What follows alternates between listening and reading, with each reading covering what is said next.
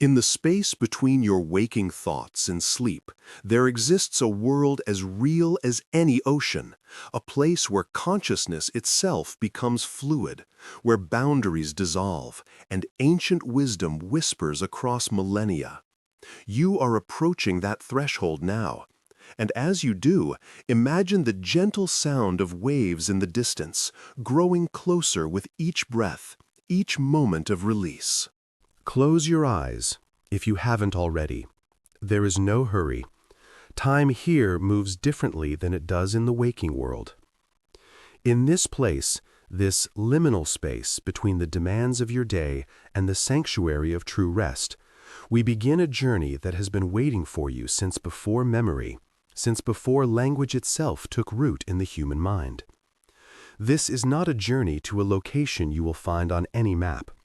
Rather, it is a descent into the geography of consciousness itself, a voyage through the depths of mind where the ancient past and the eternal present merge into something far more meaningful than either alone.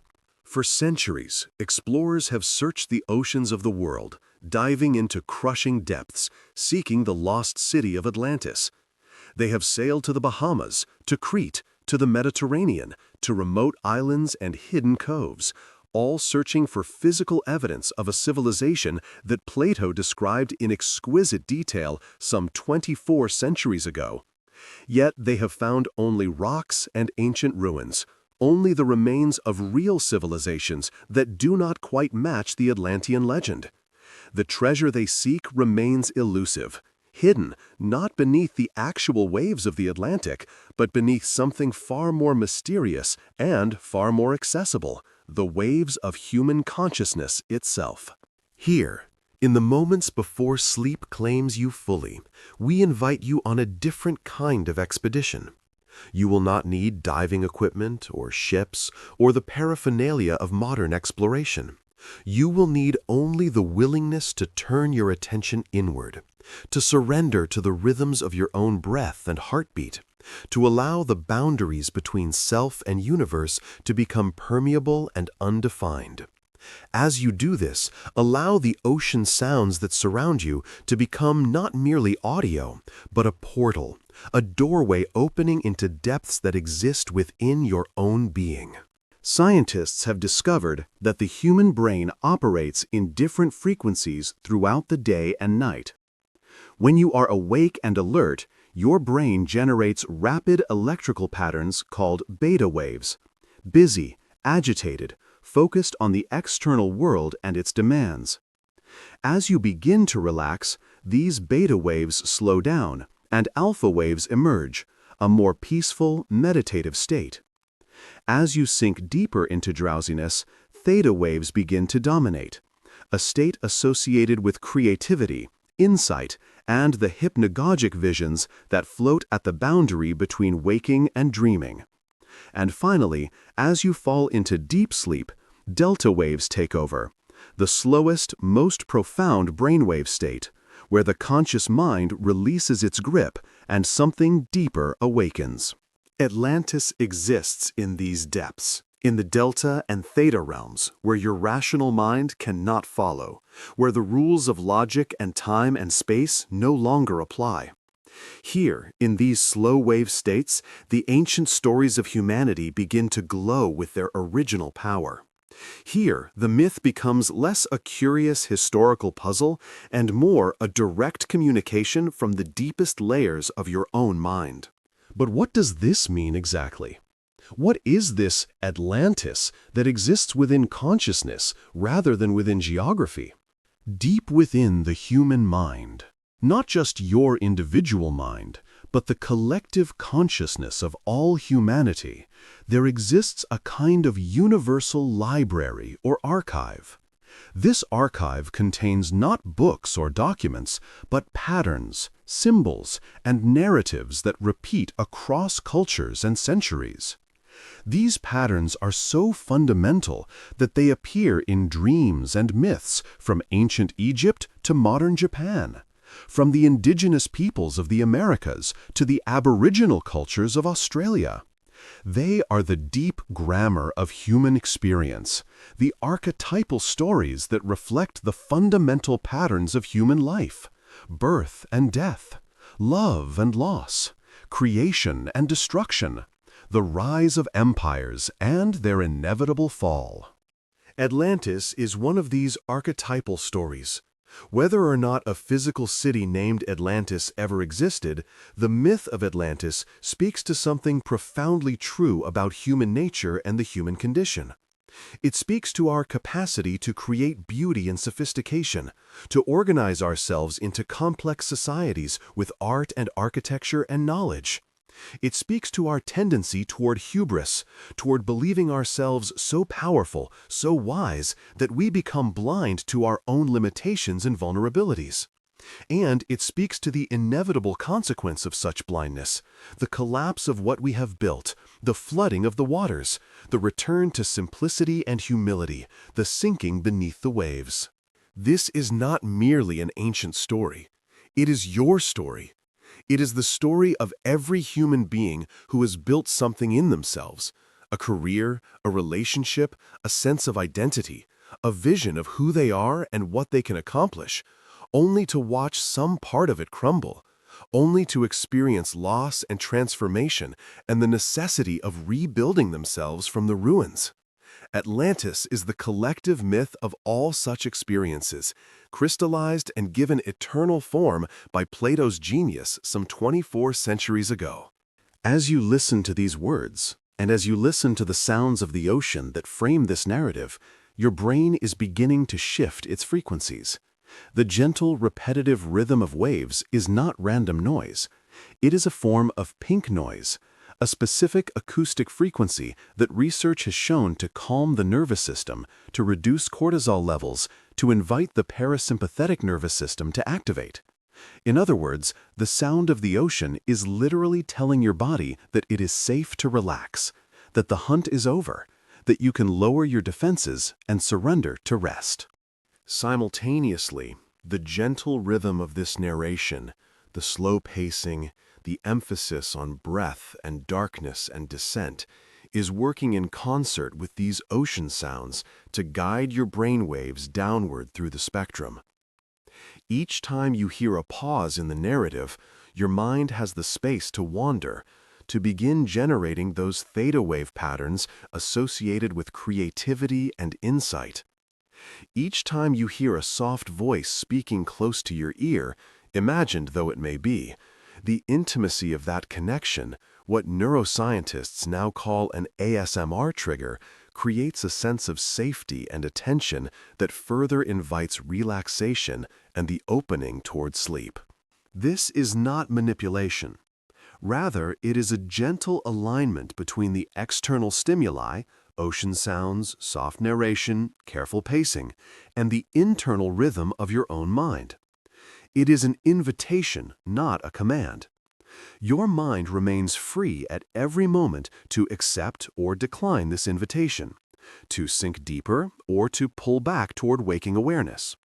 But if you have chosen to remain here, listening, then we can assume that some part of you, the wiser part perhaps, the part that knows what you truly need, has made a choice to journey deeper. What awaits you in these depths? Stories. Always. Stories. The human mind thinks in narratives. We do not process the raw data of experience. We organize that data into stories with beginnings and middles and ends, with heroes and obstacles and transformations. The narrative structures we create from experience are not mere decoration or after-the-fact interpretation.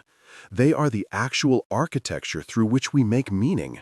And when we sleep, when the rational, analytical mind steps aside, narrative becomes even more powerful. In dreams, we think in story form.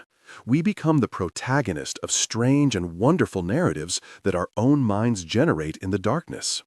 Atlantis is a master narrative, a story so powerful and so archetypal that it has survived 24 centuries of skepticism, reinterpretation, and scientific debunking. This is not because Atlantis was a real historical place, though that remains one possibility among many. Rather, it survives because the story speaks to something eternal and unchanging in human consciousness. It speaks to the inevitability of change, the transience of all things we build, the way that pride precedes a fall, the way that advanced civilizations can collapse, the way that what we have lost can become precious precisely because we have lost it. In the liminal space where you now find yourself, this threshold between waking and sleep, Atlantis becomes more real than any historical fact could make it. Here, in this place where the boundaries between inner and outer blur, the lost civilization emerges not as an archaeological puzzle, but as a living presence within your own mind. It becomes a place you can explore, a realm you can visit, a source of wisdom that speaks directly to the deepest parts of yourself. As you continue to breathe, as you continue to listen to the gentle rhythm of waves and words, allow your mind to begin its descent. There is no effort required. In fact, effort would only keep you in the beta wave consciousness of the waking world. Instead, simply allow. Allow the tiredness to come if it comes. Allow the sensation of heaviness or lightness, whatever your body wishes to experience. Allow your mind to wander, to drift, to make connections that the rational mind would dismiss. Allow the boundaries of self to become softer, less defined, less important. Behind your eyes, colors and shapes may begin to dance. These are the hypnagogic visions, the visual experience that emerges in the threshold state between waking and sleeping. They are not hallucinations or signs of anything wrong. Rather, they are the normal operation of your visual cortex when the rational mind's editing function has stepped aside. They are messages from the deeper layers of your mind, speaking in the language of image and symbol rather than words and logic. And as these visions come, as the ocean sounds continue their eternal rhythm, as this voice continues its gentle, relentless descent through the narrative, you are already beginning your journey to Atlantis. You are already sinking through layers of consciousness, descending through time itself, moving toward that place where myth and mind merge into something indescribable and true. The city awaits. The ruins sleep. The ancient wisdom preserves itself in the depths, waiting for someone, for you, to arrive with an open heart and a quiet mind, willing to listen to what has been preserved in the crystallized amber of human memory and myth. In the next moments of this journey, we will venture further back in time, back to the source of the Atlantis legend itself, to the philosopher Plato and his reasons for crafting this eternal story. We will examine the genius of his vision, the purpose of his allegory, and the way his words have echoed across centuries, calling to seekers and dreamers and researchers, each one convinced that Atlantis holds some key to understanding our own nature and destiny. But for now, in this threshold space, simply rest, simply listen, simply allow yourself to begin the descent. The ocean's rhythm continues. The waves lap at the shores of consciousness. And somewhere in the depths, in a place that exists in all times and all places at once, Atlantis waits for you to arrive. Long before Atlantis captured the imaginations of dreamers and explorers, long before it became the subject of obsessive quests and fantastical theories, it existed in the mind of a single philosopher in ancient Athens. This philosopher was Plato, and he was not writing history. He was not attempting to describe an actual place that he had visited or whose ruins he had studied. Rather, he was crafting a philosophical allegory, a carefully constructed narrative designed to communicate profound truths about the nature of power, the corrupting influence of hubris, the inevitable consequences of moral decline, and the proper ordering of society. To understand this, we must journey back more than 2,000 years, to ancient Greece, to a moment when the world was different in almost every conceivable way. There were no nations as we know them. There were city-states, Athens, Sparta, Thebes, and dozens of others, each one a miniature civilization unto itself, ruled by oligarchs or democrats or tyrants, each one constantly at war or in tension with its neighbors. Trade routes connected the Mediterranean basin, but travel was slow and dangerous. Writing existed, but literacy was not universal. The great temples and sculptures that we now associate with ancient Greece were just being created, or in many cases had not yet been imagined. Into this world came Plato, born around 428 BCE in Athens, member of an aristocratic family, witness to the trial and execution of his teacher Socrates, and eventually the founder of the Academy, the first institution of higher learning in Western history. Plato lived through a time of profound change and instability in Athens. He saw the glorious age of Pericles give way to the tragic Peloponnesian War. He witnessed the brief experiment with democratic self-governance, followed by the tyranny of the 30 tyrants, followed by democracy again.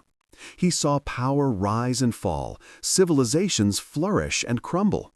And he began to ask fundamental questions. What is justice?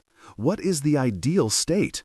How should a civilization be organized to maximize human flourishing? What causes a civilization to decline and fall?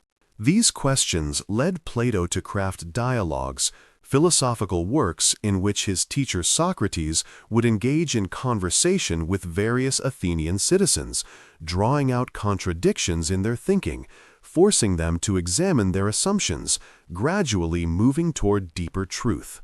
Some of these dialogues dealt with metaphysical questions. What is beauty? What is courage? Others dealt with political and ethical questions. And in two of his later dialogues, the Timaeus and the Critias, Plato introduced the story of Atlantis. But here is the crucial point. Even in the ancient world, scholars understood that Plato was not describing history. The story of Atlantis was presented as a kind of philosophical parable, a carefully constructed thought experiment designed to illustrate specific principles about the rise and fall of civilizations. The narrative, as Plato presented it, traced back through an unbroken chain of storytellers. Socrates had heard it from Critias the Younger, who had heard it from his grandfather Critias the Elder, who had heard it from Solon, the great Athenian statesman and poet. And Solon, according to the story, had heard it from Egyptian priests during his travels to Egypt, where the priests had preserved records of this ancient civilization that had existed thousands of years before even the Egypt of the pharaohs. This genealogy of the story, this chain of transmission from ancient Egypt to Solon to Critias to Socrates to Plato to us, is itself a kind of literary device, a method of giving the story the weight of ancient authority. It creates the impression of a deep historical pedigree, a sense that this knowledge has been carefully preserved and passed down through generations. Whether or not Plato actually believed this chain of transmission existed, or whether he was simply employing a narrative technique to make his allegory more compelling, remains a matter of scholarly debate. But what matters for our purposes is not the historical accuracy of Plato's genealogy, but rather the purpose that the Atlantis story served in his philosophical vision.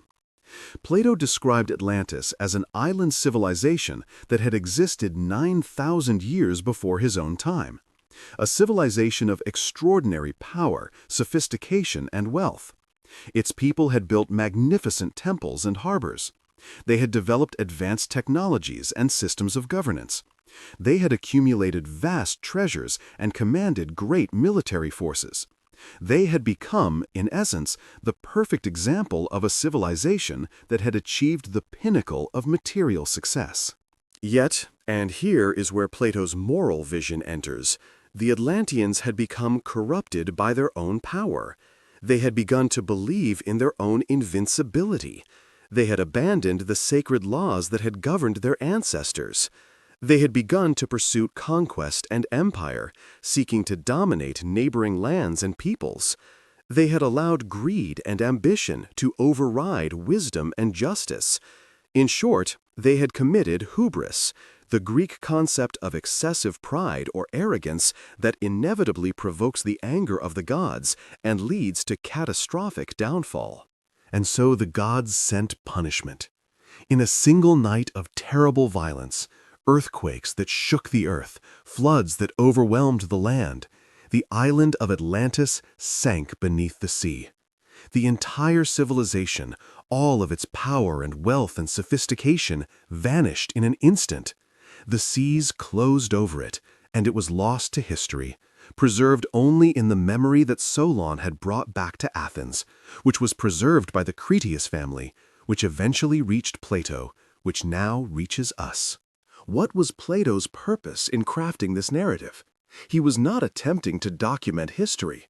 Rather, he was creating a kind of philosophical mirror, a reflection of the dangers that he saw threatening Athens itself. Athens, too, had become a great power. Athens, too, had grown wealthy and sophisticated.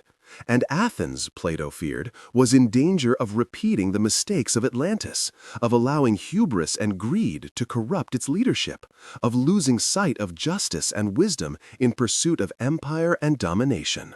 By placing the Atlantis story in the distant past, by presenting it as a historical fact that had been preserved by wise priests and transmitted through the generations, Plato gave his warning a kind of mythic weight. He was saying, this has happened before. This is not a new danger that Athens faces. It is an ancient pattern, and if you ignore it, if you allow yourselves to become corrupted by power just as the Atlanteans did, then your civilization too will sink beneath the waves. You too will disappear from history. This is the genius of Plato's allegory. He took a timeless warning about the nature of power and corruption, and he embedded it in the form of a historical narrative. He made it feel true, feel ancient, feel as if it were conveying actual knowledge that had been preserved from a remote past. And in doing so, he created a story so powerful that it has resonated for 24 centuries, continuing to call to us even now, even though we know, or believe we know, that Atlantis never literally existed as a place. But here is where our journey becomes even more interesting. What if Plato was not inventing this story entirely, but rather drawing upon something real? Not a physical civilization necessarily, but a collective memory or archetypal pattern that existed in the human consciousness. What if the story of a great civilization destroyed by its own hubris was so universal, so deeply rooted in human experience, that it emerged spontaneously in cultures across the globe? Indeed, when we examine world mythology, we find versions of this story everywhere. In ancient Mesopotamia, there is the story of the flood that destroyed the world, preserved in the Epic of Gilgamesh. In ancient Hindu literature, there is the concept of the yugas, vast cosmic cycles in which civilizations rise to great heights and then collapse into chaos, only to rise again.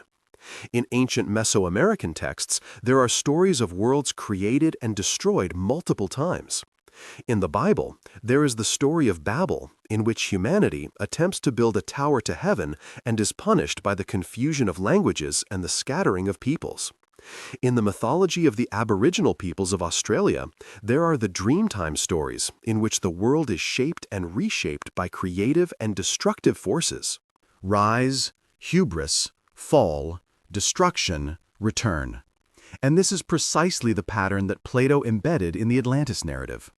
Whether or not he was drawing consciously from earlier sources, and there is some evidence that he may have been influenced by Mesopotamian flood myths and perhaps Egyptian accounts of the eruption of Thera, which destroyed the Minoan civilization, he was certainly tapping into something archetypal, something fundamental to human consciousness.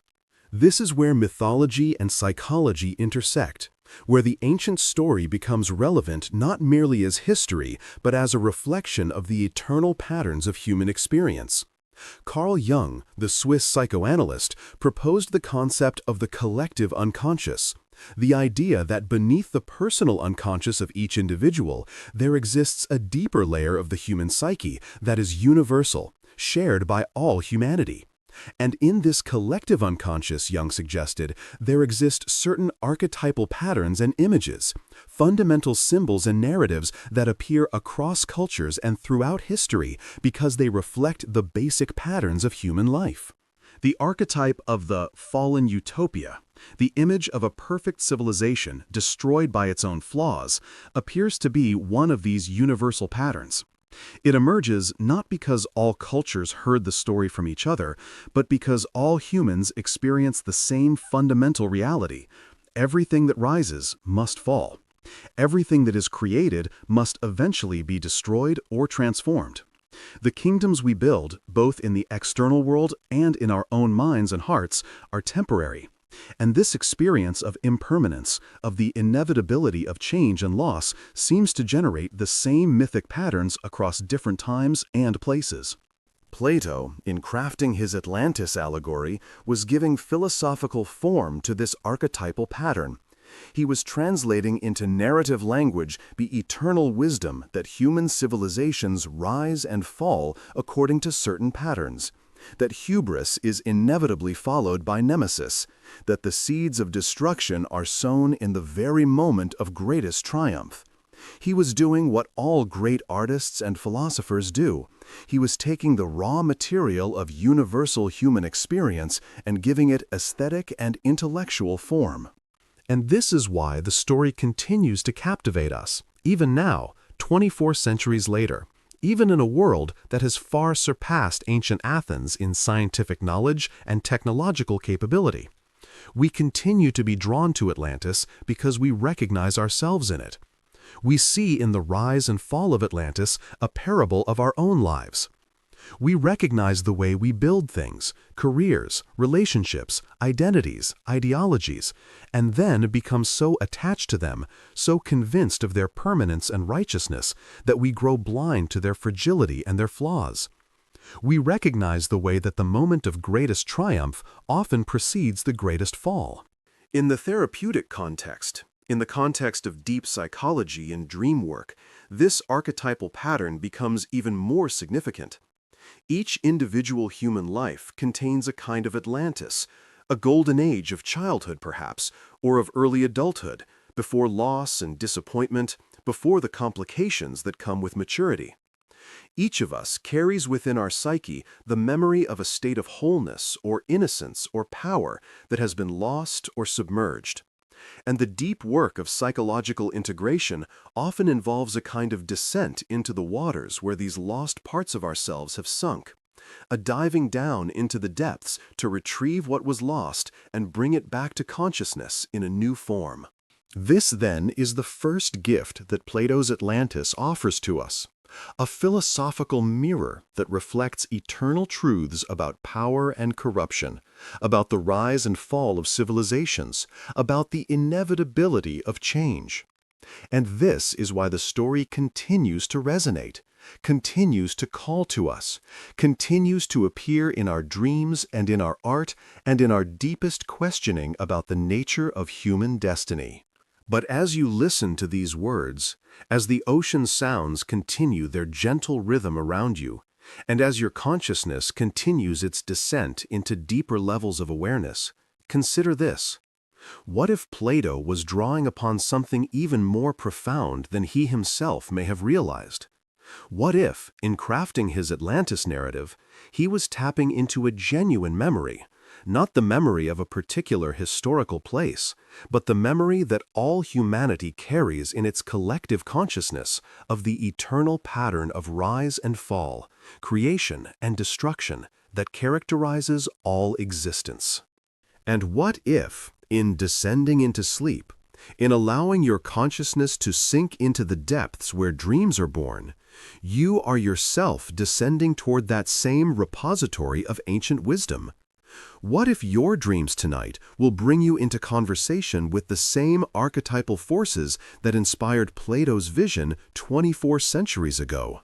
The philosopher did not merely craft a story, he opened a door. And you, in listening to these words, in allowing yourself to drift into the twilight state between waking and sleeping, are now passing through that door, beginning to descend toward the place where Atlantis eternally dwells, not on any map, but in the depths of human consciousness itself, in the realm where all myths and all dreams find their source and their meaning. Beyond the known world, beyond the boundaries that ancient cartographers marked with the warning, "Here be dragons." Beyond the Strait of Gibraltar, that narrow passage where the Mediterranean Sea meets the Atlantic Ocean, where two vast bodies of water embrace and then separate, there existed in the ancient imagination a threshold, a boundary between the realm of the known and the realm of mystery. This boundary was marked, in classical literature and mythology, by two great pillars, the Pillars of Hercules. And beyond these pillars lay the unknown Atlantic, the endless ocean, the space where civilization gave way to wilderness and myth. The Pillars of Hercules, in ancient understanding, were the two promontories that flanked the Strait of Gibraltar, the Rock of Gibraltar on the European side, and Mount Jebel Musa on the African side. According to the mythology, these pillars had been set in place by Hercules himself, the greatest of the Greek heroes, as a permanent marker of how far human knowledge and authority extended. Beyond them, the ancients believed, lay waters that were too dangerous to navigate, too vast to cross, too filled with unknown terrors to venture into. Yet it was precisely beyond these pillars, in the mythological geography of the ancient world, that Plato placed Atlantis. He situated the lost civilization in the Atlantic Ocean, beyond the Pillars of Hercules, at a distance of some thousands of miles from the Mediterranean. In doing so, Plato was using geography as a kind of philosophical language. He was saying, Atlantis exists in the realm of the unknown. It exists beyond the boundaries of ordinary human experience, beyond the limits of our comfortable, familiar world. To find it, one must pass beyond the pillars that mark the edge of civilization, venture into waters that are uncharted and perilous, and navigate by means other than maps and instruments. This geographical positioning was, of course, profoundly significant for the allegorical meaning of the narrative. The Atlantic, vast, deep, mysterious, storm-tossed, represented the realm of the unconscious, the unknown, the dangerous and transformative forces that lie beyond the orderly structures of civilization. To speak of Atlantis as existing in the Atlantic was to speak of something that had been lost, something that could only be reached by surrendering to the vastness and the depths, by abandoning the safety of charted territory. In the centuries after Plato, as European knowledge of geography expanded, the Strait of Gibraltar became less a mysterious boundary and more a well-mapped channel. But the Atlantic Ocean itself, vast as it is, continued to represent mystery and danger. Medieval cartographers drew fantastic images in the Atlantic, sea serpents and whirlpools and islands that did not appear on any rational map. Explorers feared the Atlantic. It took until the age of Columbus for European civilization to develop the courage and the technology to venture across it in significant numbers. And yet, the Atlantic continued to call to explorers and seekers, particularly those looking for evidence of lost civilizations. In the 19th and 20th centuries, when the Atlantis legend had been thoroughly discredited by scholars but continued to captivate the popular imagination, various explorers and theorists proposed locations for Atlantis. The Bahamas, where underwater formations seemed to hint at an ancient city. The Mediterranean coast near Santorini, the Azores, the Caribbean, even the coast of Spain. Each of these theories attempted to place Atlantis in a real geographical location, to suggest that what Plato had described as a far distant legend might actually have been based on a real place that could be discovered, excavated, studied. But we must ask ourselves, If the entire point of Plato's geographical positioning was to place Atlantis beyond the boundaries of the known world, beyond the Pillars of Hercules, in the mysterious and unknowable Atlantic, then perhaps the failure to find a physical location for Atlantis is not a failure at all. Perhaps it is precisely the point. Perhaps Plato was deliberately placing Atlantis in a location that could never be found on any map, because the location he was describing was not geographical, but psychological, not external, but internal. The Atlantic, in this understanding, becomes a symbol of the unconscious mind itself. It is vast, deeper than any human measurement can fathom, filled with life and intelligence that operates according to principles alien to the surface world.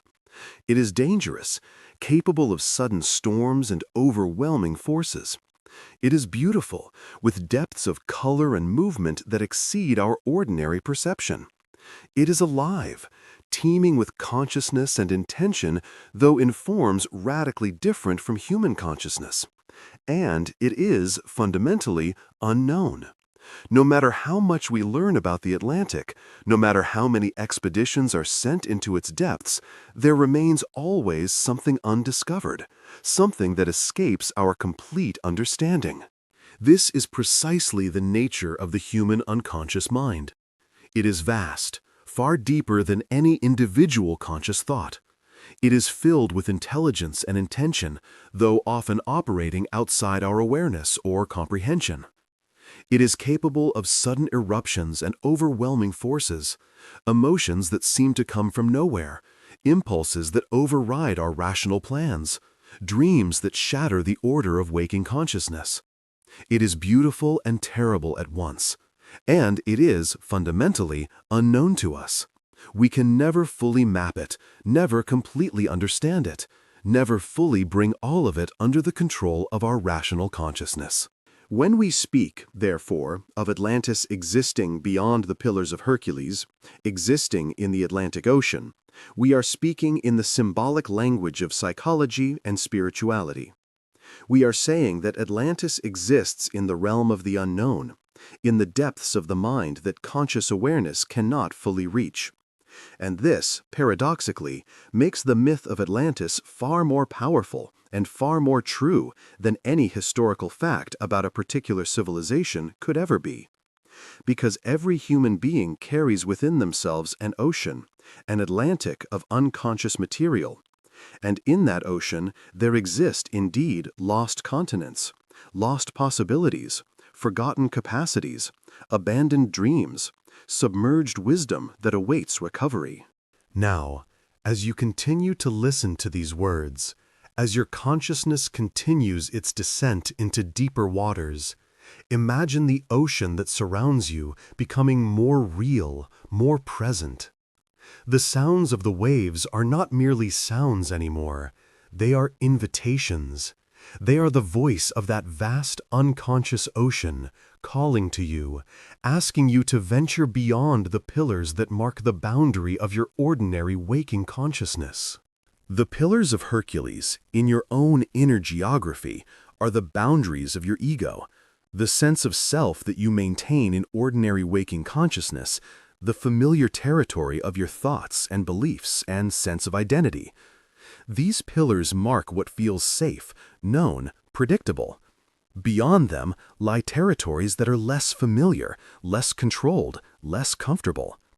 Yet it is precisely beyond these pillars that growth occurs, that transformation becomes possible, that the hidden wisdom of your deeper self becomes accessible.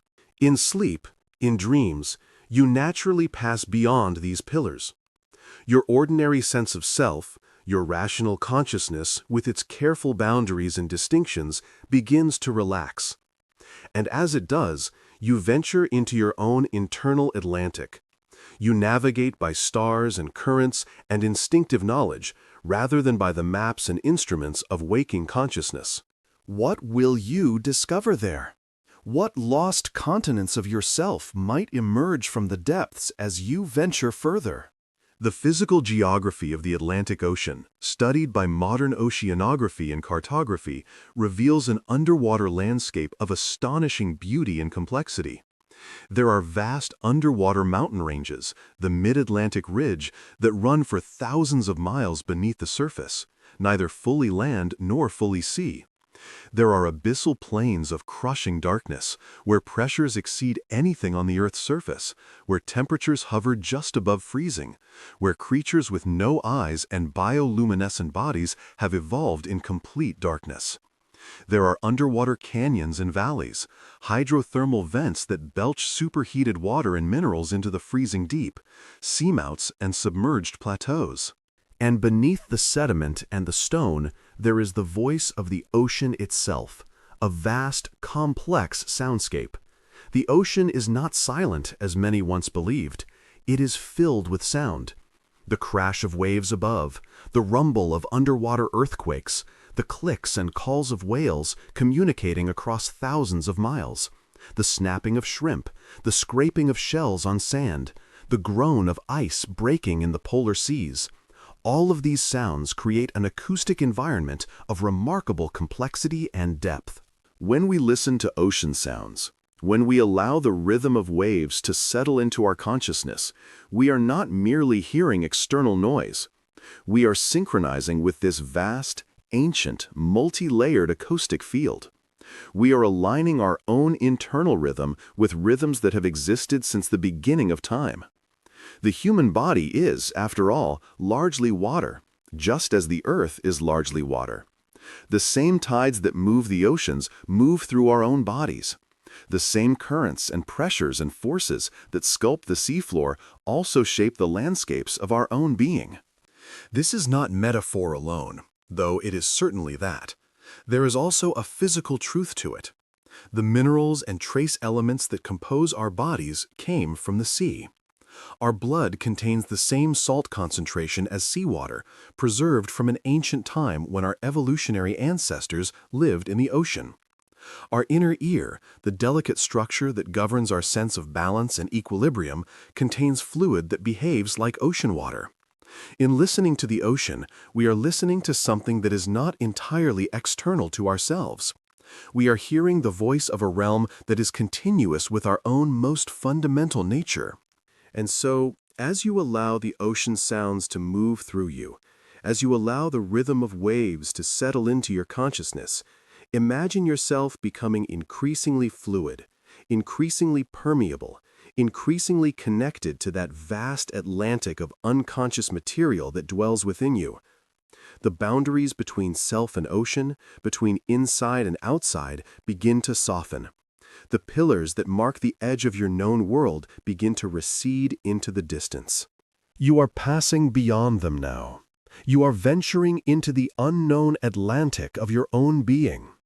And somewhere ahead, in waters uncharted and mysterious, the lost continent of Atlantis awaits. Not as a geographical location that can be marked on a map, not as ruins that can be photographed and preserved in museums, but as a living presence, an inner continent, a land of lost possibilities and forgotten wisdom that exists in the depths of your own consciousness. The journey is becoming deeper. The waters are becoming darker. The pressure of the depths is increasing, but you need not fear it. You have always known how to navigate these waters. You have always carried within you the capacity to descend into depths and return again. This is not a journey into danger, but a journey into home, a return to the source from which all consciousness flows. The pillars of Hercules have been passed. The boundary of the known world has been crossed. You are now entering the realm of the Atlantic, the realm of the unknown, the realm where Atlantis dwells in eternal mystery and eternal beauty. Close your eyes now and allow an image to form in the deepest chambers of your mind. You are descending through the waters of the Atlantic, moving deeper and deeper, passing through layers of blue that gradually darken into emerald, then indigo, then the deep black of the abyss. And as you descend, you begin to perceive a light beneath you, a glow that seems to emanate from the very water itself. It grows brighter as you descend, gradually resolving into a vision of such beauty and perfection that your breath catches in your throat. There, spread out beneath you in concentric rings of impossible geometry, lies the lost city of Atlantis. Imagine, if you can, a civilization that had mastered the principles of perfect order and harmony. Imagine architects and engineers of genius who understood the sacred mathematics of proportion and symmetry. Imagine a culture that had combined scientific knowledge with spiritual wisdom, creating a city that was not merely functional, but that embodied the principles of cosmic order itself. Atlantis, according to Plato's description, was laid out in concentric rings, rings within rings within rings, each one separated by channels of water and land in a pattern of perfect symmetry. The outermost ring was a vast barrier, a wall of stone and metal that protected the inner city from the external world. Within this outer wall lay cultivated land, farms and gardens that fed the population, arranged in geometric patterns of extraordinary precision. Moving inward, one would cross a channel of water, passing through gates of magnificent design, and enter the second ring. Here lay the buildings of the common people, dwellings of stone and wood arranged in orderly streets, each building situated precisely in relation to the others, creating a sense of harmony and rightness. The architecture was practical, but even this practical architecture embodied aesthetic principles that pleased the eye and calmed the mind. Continuing inward, one would cross another channel, pass through another set of gates, and enter the third ring. Here the buildings grew more impressive. Here lay the meeting places of government, the schools and libraries where knowledge was preserved and transmitted, the workshops where artisans created works of extraordinary beauty. The stone here was more precious, the decorations more intricate. The very air seemed to vibrate with human intelligence and creativity. And continuing inward still, one would cross another channel, pass through the most ornate gates, and enter the central ring, the innermost sanctum of the city. Here, at the very heart of Atlantis, was the Temple of Poseidon. This temple was the jewel of civilization. Its architecture was not merely grand, but transcendent. Plato described it as being constructed of white, black, and red stone, the colors arranged in patterns that created a visual rhythm of extraordinary beauty. The dimensions of the temple were enormous. It was said to be impossible to capture its full proportions within the human field of vision. As one approached it, the eye could focus on details, carved reliefs depicting scenes of the gods and the ancient kings, intricate colonnades that seemed to stretch into infinity, doorways so perfectly proportioned that they seemed to be gateways into another dimension of reality. Within the temple lay a golden altar, and above the altar a statue of Poseidon himself, standing in his chariot, driving horses that were wrought from precious metals and seemed almost alive with captured motion. Around the statue were arranged golden representations of the 10 ancient kings of Atlantis, the descendants of Poseidon and Clito, the founders of the civilization. These were not merely decorative sculptures, but sacred objects that embodied the spiritual connection between the human rulers and the divine source of their authority. The metals and materials used in Atlantean construction included not only gold and stone, but also a mysterious substance that Plato called orichalcum. What was orichalcum? Plato described it as a metal which is found in Atlantis and which was known by name only to the ancients. It was, according to his description, precious and brilliant, used for coating the walls and roofs of buildings throughout the city, particularly the Temple of Poseidon. Some have speculated that orichalcum might have been an alloy, perhaps a combination of copper and tin, creating a material similar to bronze, or perhaps something more exotic entirely. Its true composition remains unknown, existing only in the pages of Plato's text, lost with the civilization that once produced it. The water channels that separated the rings were not mere practical necessities, though they served that function, enabling irrigation, transportation, defense. They were also expressions of beauty. The channels were lined with stone walls that rose gracefully above the water level, creating a sense of separation and sanctuary within each ring. Bridges, both functional and ornamental, crossed these channels at regular intervals, allowing passage while maintaining the integrity of the concentric design. Some of these bridges were said to have been great feats of engineering, spanning distances that seemed impossible, supported by hidden mechanisms and mathematical principles that the common people could not fully comprehend. And the harbors. The harbor of Atlantis was described as a marvel of engineering and beauty. The outer harbor could accommodate vast fleets of merchant vessels, their masts creating a forest of timber and sail, their hulls painted in bright colors that reflected in the blue water. The middle harbor, smaller but more protected, housed the naval warships of Atlantis, powerful vessels of war that had never known defeat, that had allowed Atlantean power to spread across the known world. And the inner harbor, accessible only to the highest of the priesthood and the royal family, was used for ceremonial purposes, its waters so calm and perfect that they seemed like liquid glass. The water systems of Atlantis displayed an engineering sophistication that would not be matched in the real world until the Roman aqueducts were constructed thousands of years later. Fresh water was brought from the mountains and channeled into the city through elaborate systems of pipes and conduits. Drainage systems kept the city dry during the frequent rains. The water in the concentric channels was maintained at consistent levels through a sophisticated system of locks and gates. Water was used not merely for drinking and agriculture, but also for ritual and aesthetic purposes. Fountains and pools throughout the city provided both practical and decorative functions. The streets of Atlantis were arranged with geometric precision. The main streets ran perfectly straight from the outer walls toward the central temple. The smaller streets branched off at right angles, creating a grid pattern that facilitated navigation and defense. Some streets were shaded by covered colonnades, providing protection from the sun.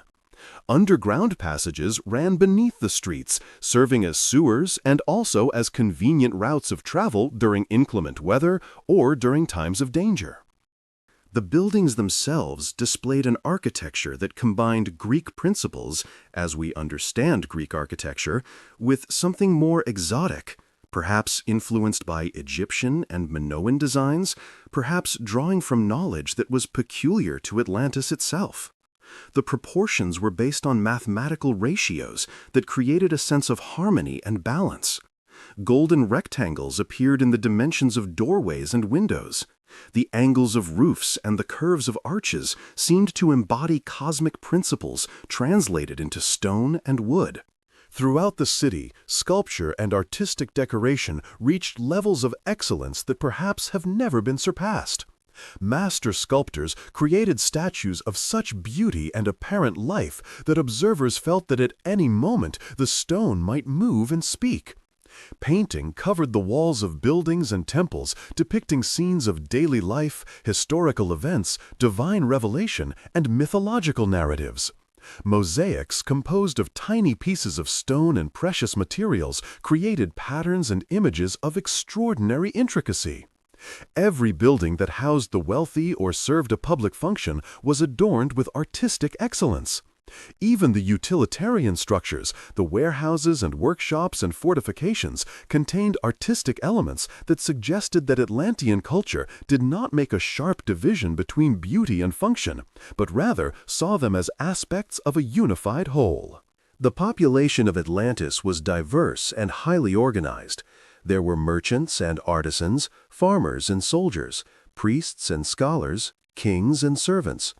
Each class had its place in the hierarchy, yet the society seemed to function with a kind of harmony that suggested that each person understood their role and accepted it, not out of coercion, but out of genuine conviction that this order was just and necessary.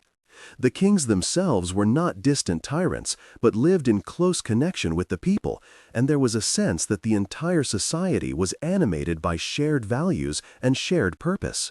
The achievements of Atlantean civilization extended beyond the physical structures of the city itself. The Atlanteans had developed sophisticated systems of government and law.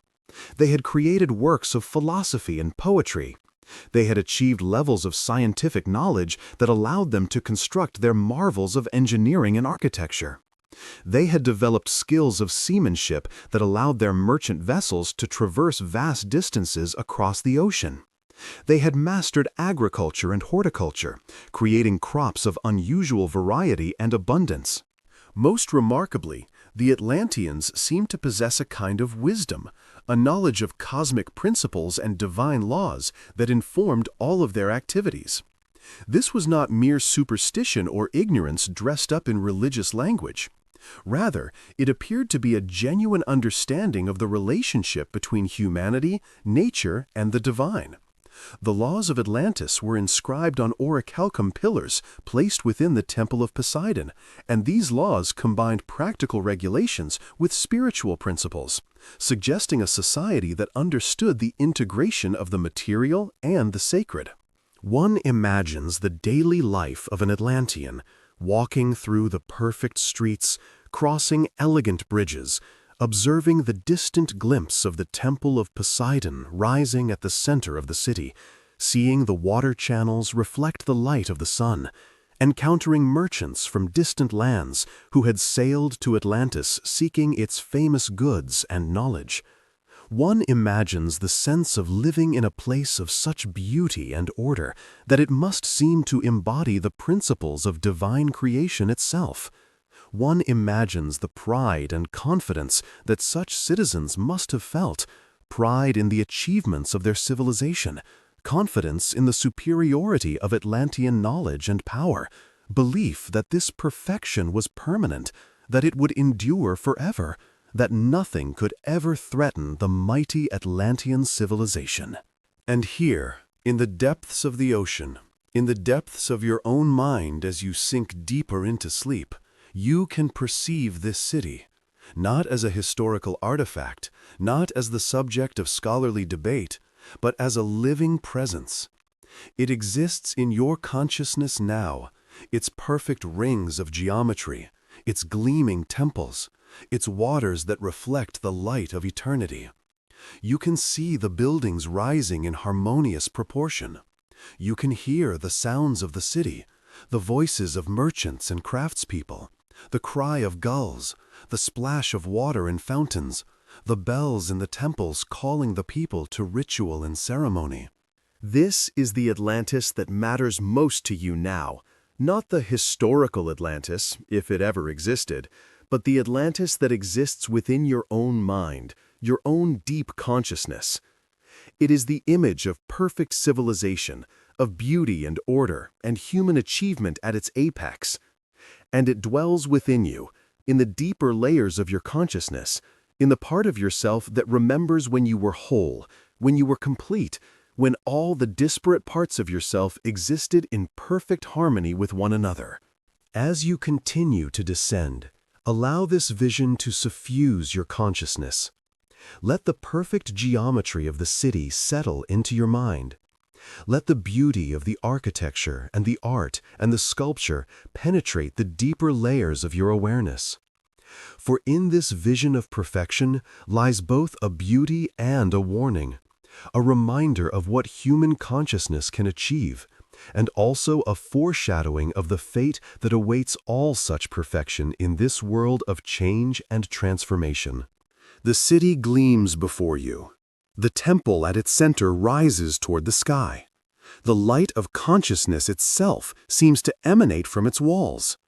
And yet, even as you perceive this beauty, even as you find yourself moved by the perfection and the order and the achievement that it represents, there is a whisper from somewhere in the depths, a hint that this beauty is not eternal, that something is approaching, that the perfection you behold is about to be tested as it has never been tested before.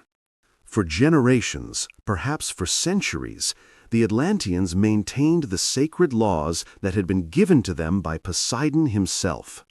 These laws were inscribed upon pillars of aurichalcum that stood in the temple of Poseidon, preserved as eternal reminders of the covenant between the gods and the people. The laws taught the importance of justice, of wisdom, of restraint, of seeing wealth not as an end in itself, but as a means to the flourishing of the society as a whole. They taught that power was a trust, that it carried responsibility, that those who possessed it were accountable to something greater than themselves.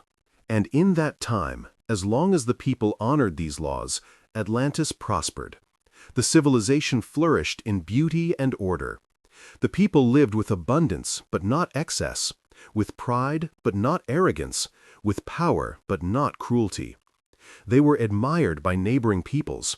They were sought out for their wisdom. Merchants came from distant lands to trade with them and to learn from them. Their naval ships sailed to every corner of the known world, bringing back treasures and knowledge, establishing Atlantean outposts and colonies in distant lands. But gradually, almost imperceptibly, something began to change. It began, perhaps, with success itself. The more successful the civilization became, the easier it was for its people to attribute this success to their own superiority, their own wisdom, their own inherent rightness. The more wealth the civilization accumulated, the easier it was for that wealth to concentrate in the hands of a smaller and smaller portion of the population. The more power Atlantis wielded in the world, the easier it was to forget the humility that must always accompany power if power is not to become tyranny.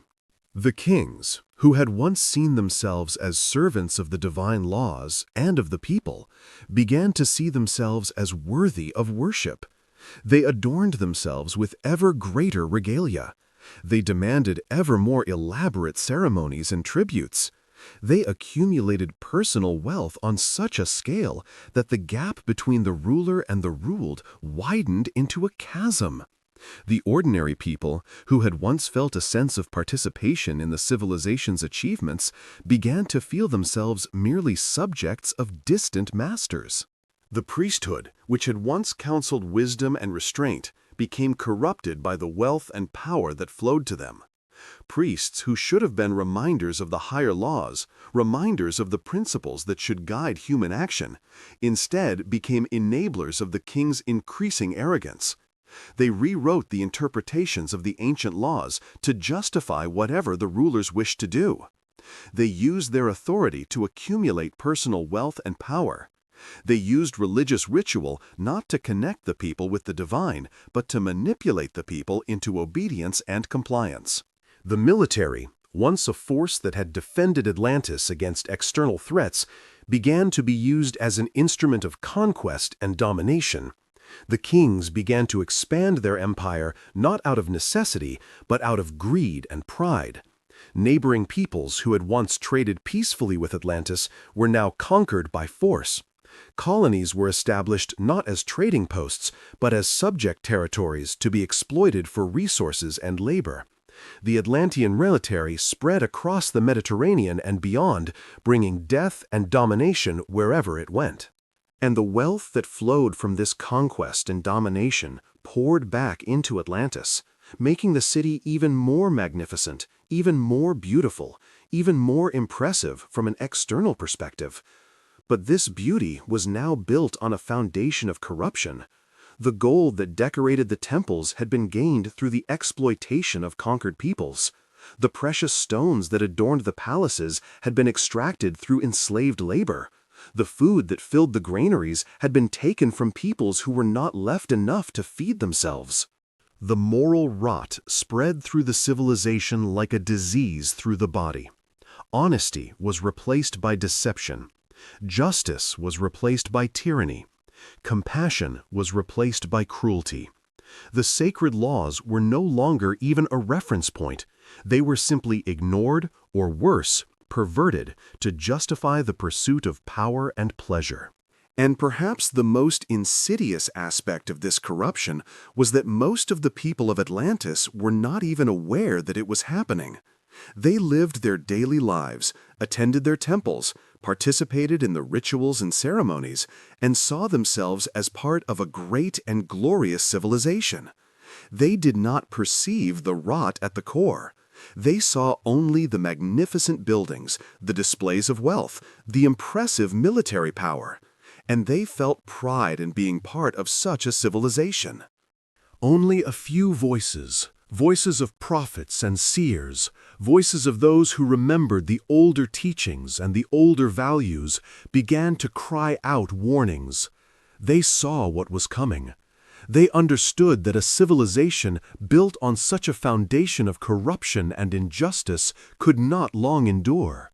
They knew that the universe has a kind of justice built into its very structure, that certain laws operate beyond the laws that humans write, that transgression inevitably brings consequence, that hubris inevitably brings nemesis. But these voices were not heeded. Those who spoke the warnings were silenced or driven into exile. The people did not want to hear messages that contradicted their comfortable sense of Atlantean superiority and righteousness. The rulers, intoxicated by their own power, refused to even acknowledge the warnings. And so the civilization continued on its trajectory, like a great ship that has begun to sink, slowly but inexorably toward its doom. In psychological terms, this is the pattern of hubris, the Greek concept of excessive pride and arrogance that inevitably provokes divine punishment. The ancient Greeks understood something profound, that human consciousness has a tendency toward inflation, toward believing itself to be greater than it actually is, toward losing the capacity for objective self-assessment. When a society or an individual begins to believe that they are exempt from the rules that apply to others, when they begin to believe that they can transgress against justice and suffer no consequences, when they begin to see themselves as more deserving than others, they have crossed into the realm of hubris. And hubris brings nemesis, not as punishment imposed from outside, but as consequence that flows naturally from the transgressive action itself. A civilization that is built on injustice creates the conditions for revolution and collapse from within. A ruler who transgresses against justice creates enemies, both external and internal. A society that abandons its foundational values loses the social cohesion that holds it together. The very pride that seems to strengthen such a society actually weakens it, because it prevents people from seeing problems clearly and adapting intelligently to challenges. This is not mystical or supernatural. It is observable throughout history and in the personal lives of individuals. The corporation that becomes arrogant about its market dominance loses the capacity to innovate and adapt, and eventually a competitor emerges to challenge it. The individual who becomes intoxicated by their own success and power becomes blind to their own flaws, alienates people around them, and eventually finds themselves isolated and vulnerable. The political movement that becomes convinced of its own righteousness and superiority becomes incapable of genuine dialogue, becomes extreme and dogmatic, and eventually provokes a backlash that destroys it. The Atlanteans, in their corruption and their hubris, created the conditions for their own destruction. They accumulated the resources and the power, but they also accumulated the seeds of their own downfall. They sowed injustice and transgression, and they would inevitably reap the consequences. But there is also a deeper psychological meaning to this story. Each of us contains within ourselves potential for hubris, potential for corruption, potential for moral decline. Each of us has experienced moments where we felt the pull toward arrogance and the self-deception that arrogance brings. Each of us has felt the temptation to see ourselves as exceptions to the rules, to believe that we deserve more than others, to justify questionable actions in the service of our desires. In sleep, in dreams, the unconscious mind often presents us with stories that reflect these psychological patterns. We may find ourselves cast in the role of a person who is becoming arrogant, who is failing to see a danger that is obvious to others, who is about to experience a fall. And these dream narratives often have a therapeutic function. They are ways that the deeper wisdom of our psyche attempts to communicate with us, to warn us, to keep us from becoming inflated in our own waking lives. The story of Atlantis's moral decline is, in this sense, a mirror that each of us should hold up to ourselves. It asks the question, where in my own life am I experiencing inflation of ego? Where am I beginning to believe myself exempt from rule? These are uncomfortable questions. The ego does not like to be questioned. The ego prefers to believe in its own righteousness. The ego would prefer to distract us with external concerns rather than to direct our attention inward toward our own flaws and limitations. But as you sink deeper into sleep, as the demands of the ego begin to recede, as the deeper layers of your consciousness begin to speak through the language of image and symbol and narrative, these questions become unavoidable. And the story of Atlantis, the story of a civilization that rose to magnificent heights and then fell to destruction because of its own moral corruption, becomes a story about you, about the choices you are making, about the direction your own life is taking, about the values that are animating your actions. The question hovers in the darkness. Will you heed the warnings? Will you see the signs of moral erosion in your own life? Will you resist the pull toward hubris and arrogance? Or will you, like the Atlanteans, continue on the trajectory toward your own inevitable fall, blind to the danger until it is too late? The night is growing darker, the waters are growing deeper, and the time of reckoning approaches. Something is stirring in the depths, something that has been waiting, patient and inexorable, something that will not be denied much longer. Around 1600 BCE, in the middle of the Bronze Age, when civilizations were flourishing across the Mediterranean, Egypt in its new kingdom, the Minoan civilization at its height in Crete, the early Mycenaean Greeks establishing their power on the Greek mainland, there occurred one of the most catastrophic natural events in human recorded history. Beneath the island of Thera in the Aegean Sea, roughly 120 kilometers north of Crete, a massive chamber of magma began to build. For years, perhaps for decades, the pressure accumulated. The earth rumbled. Earthquakes shook the region. Small eruptions occurred, venting some of the pressure, but not enough to prevent what was to come. And then, at some point, the precise date is a matter of scholarly debate, but it occurred sometime around 1600 BCE, possibly earlier. The accumulated pressure became unbearable. The magma rose through the crust with irresistible force. The eruption that followed was so violent that it has been compared to the most powerful nuclear explosion ever detonated. The island of Thera was, quite literally, blown apart. The entire central portion of the island collapsed inward, creating a vast caldera, a depression in the earth that is now filled with seawater, surrounded by the remnants of the island rising as steep cliffs on all sides. The Minoan eruption, as it is now known to volcanologists, was what is classified as a Plinian eruption, the most violent category of volcanic explosion. The eruption column rose into the sky to a height estimated at anywhere from 40 to 100 kilometers, creating a pillar of ash and pumice and gases that spread across the entire region. The ash fell like snow across the Mediterranean, darkening the sky in the middle of the day, creating a twilight that lasted for days or even weeks across the inhabited regions. But the ash was only part of the catastrophe. The eruption generated massive tsunamis, waves of water displaced by the violent collapse of the island, waves that rose to heights of perhaps 50 meters or more. These tsunamis spread across the Aegean Sea at the speed of the fastest wave trains, reaching the island of Crete within perhaps 20 or 30 minutes, reaching the coast of Asia Minor and Greece in less than an hour. The waves struck the coasts of these lands with apocalyptic force, destroying harbors and settlements, sweeping boats far inland, drowning countless people in their sudden fury. The immediate destructive impact was catastrophic, but the effects of the eruption persisted long after the initial explosion. The ash that had been blown into the upper atmosphere gradually settled back to Earth, falling in layers across the Mediterranean and beyond, creating a visible archaeological marker that allows modern researchers to date the eruption with some precision. The ash blocked sunlight, causing a period of volcanic winter in which temperatures dropped and crops failed.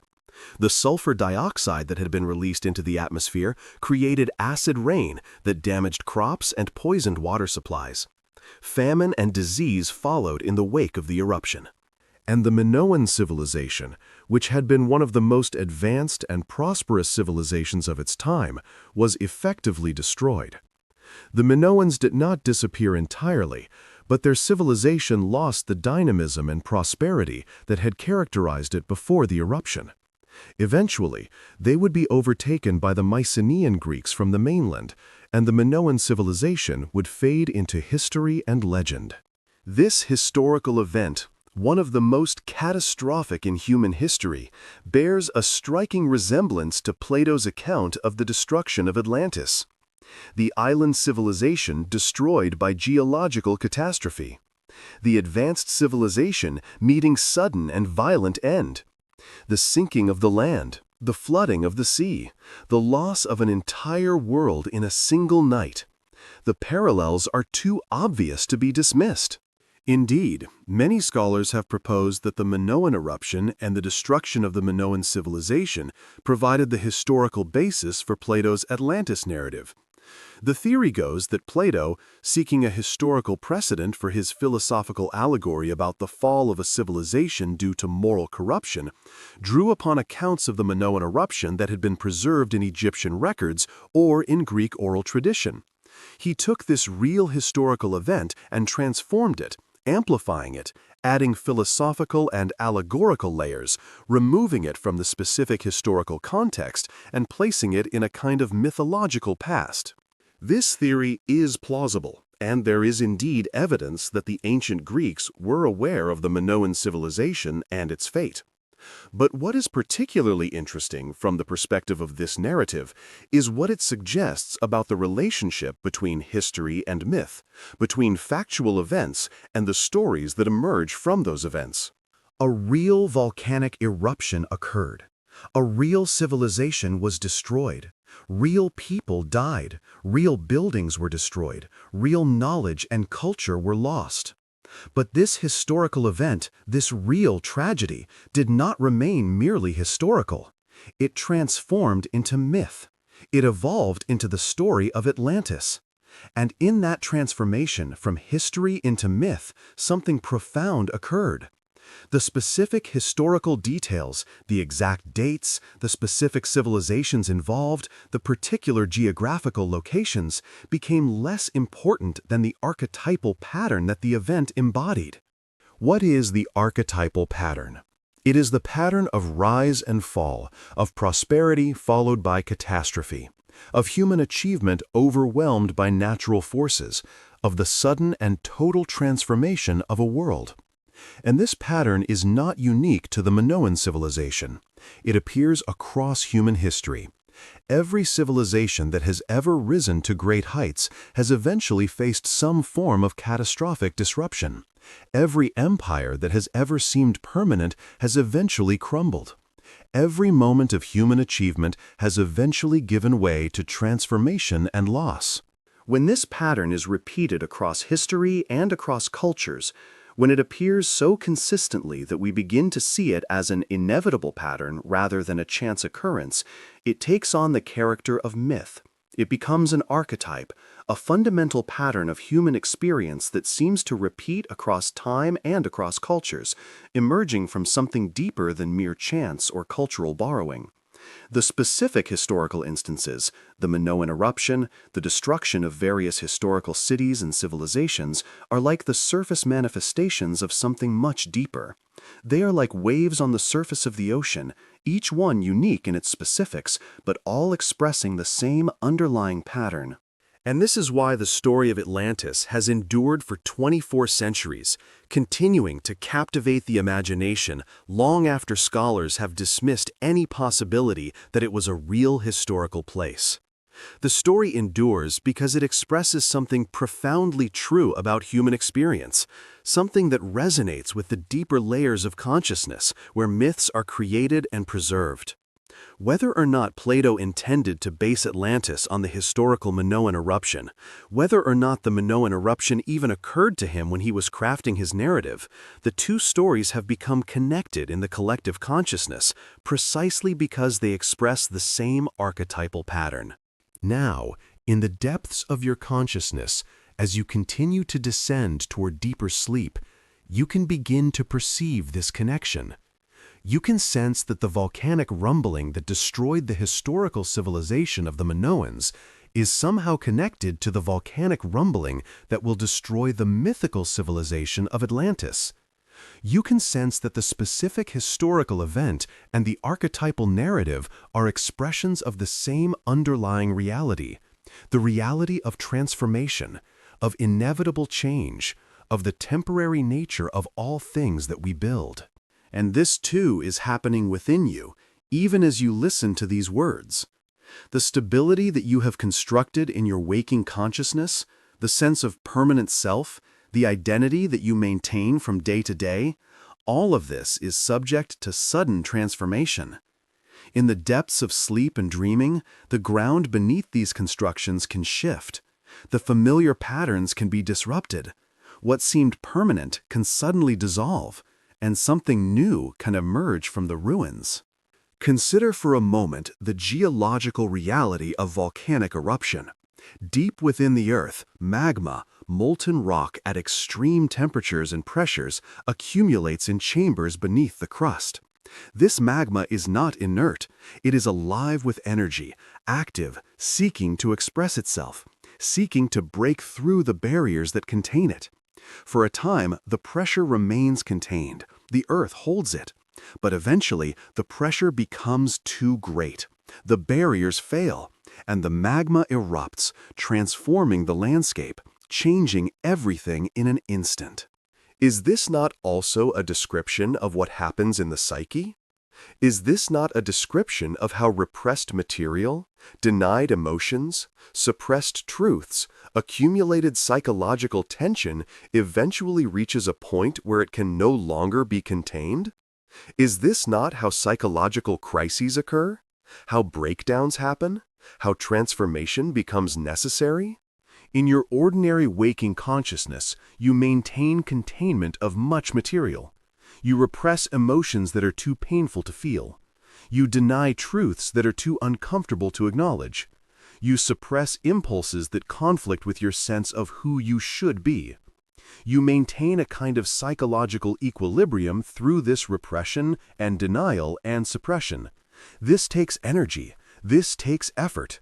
This is why maintaining your conscious identity from day to day is so exhausting. But at night, in sleep, the barriers weaken, the effort of maintenance decreases, and what has been repressed can begin to surface. This is what dreams are for.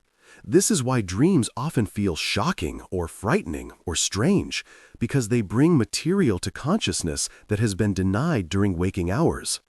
And sometimes this eruption of material is not gentle or gradual. Sometimes it is sudden and violent. Sometimes it destroys the psychological equilibrium that has been maintained, forcing a reorganization of consciousness, forcing integration of material that cannot be repressed anymore.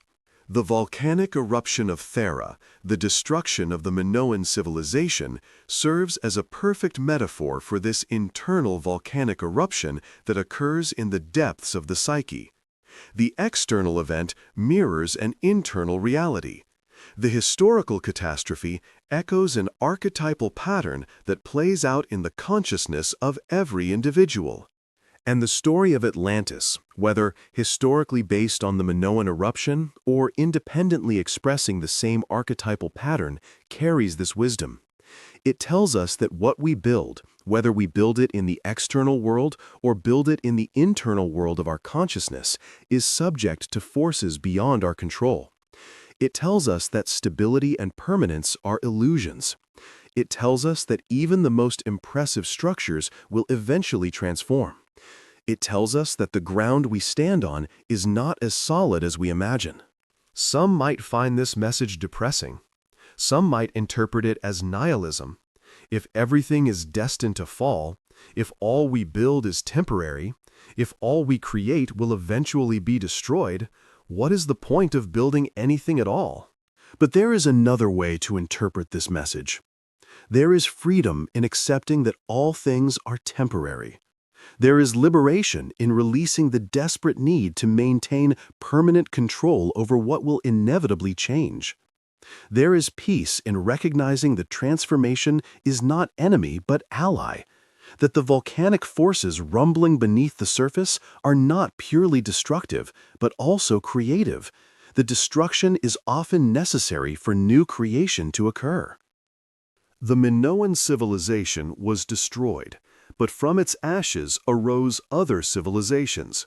The Mycenaean Greeks flourished in the aftermath of the Minoan collapse. Human civilization continued. Loss and transformation were not the end of the story. They were transitions, passages through which new forms of life and consciousness emerged. As you drift deeper into sleep, as the boundaries of your ordinary consciousness begin to dissolve, allow yourself to sense the volcanic energies at work beneath the surface of your psyche. Allow yourself to feel the pressure of what has been repressed, the accumulation of what has been denied, the creative force that is building beneath the orderly structures of your waking mind. There is no need to fear this force. It is not enemy. It is the engine of transformation. It is what allows consciousness to evolve, to deepen, to become more whole. The eruption approaches. The ground is already beginning to shake. The ash is already beginning to fall. But this is not destruction that should be resisted. This is transformation that should be welcomed, that should be integrated, that should be allowed to reshape you into something new and more authentic. The island shakes, the sea rises, and everything changes. In the beginning, according to the mythology that surrounded Atlantis, there was Poseidon, the god of the sea, the god of earthquakes, the god of the forces that could not be controlled by human will or human civilization. Poseidon was one of the great Olympian gods, brother to Zeus and Hades, wielder of power that exceeded human comprehension. His domain was the ocean, that vast and mysterious realm that existed beyond the boundaries of the known world. His symbol was the trident, a three-pronged spear that he wielded with terrible authority. Poseidon was not solely a god of destruction, though destruction was certainly within his realm. He was also a god of creation, fertility, and nurturing. He caused the earth to shake, but also caused springs of water to emerge. He could calm the seas, but also raise up terrible storms. He was a god of paradox, capable of both creation and destruction, both blessing and curse, expressing the dual nature of the natural forces that his domain embodied. According to the mythological narrative that Plato preserved, Poseidon had chosen the island of Atlantis as his special domain. He had fallen in love with a mortal woman named Cleito, and on the island of Atlantis he had created a place of beauty and perfection for her. He had placed her on a mountain at the center of the island and surrounded that mountain with concentric rings of water and land, creating a fortress of beauty and protection. And together, Poseidon and Cleito had borne children, 10 sons who would become the kings of Atlantis and the founders of the civilization. The eldest of these sons was named Atlas, and from him the civilization took its name, and he took his name from the civilization. Atlas was the first and greatest king of Atlantis, and from him descended all the subsequent rulers. The 10 sons were divided the island among themselves, each ruling his own portion, but recognizing the supreme authority of Atlas and maintaining the unified civilization of Atlantis. These kings were not merely human rulers, they were semi-divine, descended from both Poseidon and the mortal Clito, carrying within themselves both human and divine nature. This divine heritage manifested in their wisdom, their power, and their capacity to govern with an understanding that transcended ordinary human consciousness. The laws that they established were not merely pragmatic rules. They were sacred law, expressions of divine wisdom rooted in the cosmic principles that governed existence. These sacred laws were inscribed upon orichalcum pillars that stood in the temple of Poseidon at the center of the city. According to the narrative, these laws established the proper relationship between the rulers and the ruled, between humanity and nature, between the material and the spiritual dimensions of existence. The laws taught that power was sacred trust, that it must be exercised with justice and wisdom, that the ruler was accountable not merely to the people, but to the gods themselves, that the laws of nature and the laws of the divine could not be transgressed without consequence. For a long time, generations, perhaps centuries, the Atlantean kings honored these sacred laws. They understood themselves as stewards of a divine gift. They ruled with wisdom and justice. They maintained the balance between the material prosperity of the civilization and the spiritual principles upon which it was founded. And Poseidon, pleased with his worshippers, continued to bless the civilization. The seas were calm when Atlantean ships needed to sail. The rains came in proper season for the crops. The earth did not shake with destructive earthquakes. The god and the civilization existed in a state of blessing and mutual respect. But gradually, as we have already explored, the Atlantean rulers began to deviate from the sacred laws. They began to interpret the laws in ways that suited their desires, rather than in accordance with their true meaning. They began to see their divine heritage not as a responsibility, but as a privilege that set them above ordinary morality. They began to believe that their power was their own possession rather than a sacred trust. They began to use their authority not to serve the common good, but to accumulate personal wealth and power. In mythological terms, this deviation is described as impiety, the failure to honor the gods and to maintain proper respect for the divine order. The Atlantean rulers became impious. They began to neglect the sacred rituals. They began to pursue their own ambitions in defiance of cosmic law. They began to see themselves as exempt from the principles that governed ordinary existence. And as the Atlantean rulers grew more impious, more arrogant, more corrupted by their own power, they inevitably provoked the wrath of the gods. This is not punishment administered from without, in the sense of a vindictive god seeking revenge. Rather, it is the natural consequence of transgression against cosmic law. In the same way that if you break the laws of physics, you will fall if you step off a cliff, so too, if you break the laws of cosmic order, you will experience the consequences that inevitably follow from such transgression. Poseidon, who had once blessed Atlantis, now observed with growing dismay the corruption and impiety that had overtaken the civilization. The god who had created Atlantis as a place of beauty and divine wisdom now saw it becoming a place of arrogance and exploitation. The god who had entrusted his semi-divine sons with the governance of the civilization now saw them abusing that trust for selfish ends. And Poseidon's love for Atlantis was transformed into righteous anger. This too is a paradox inherent in divine nature. Love and wrath are not opposites in the divine realm. Wrath arises precisely because of love. The God who loves his creation most deeply is also the God who is most offended when that creation transgresses against its own nature and purpose. And so Poseidon determined that Atlantis must be destroyed, not out of mere vindictiveness, but out of cosmic justice. The civilization that had betrayed the sacred laws, that had become corrupted and impious, could not be allowed to continue. It had to be brought to an end so that the cosmic order could be restored, so that other civilizations could learn the lesson that Atlantis was about to teach.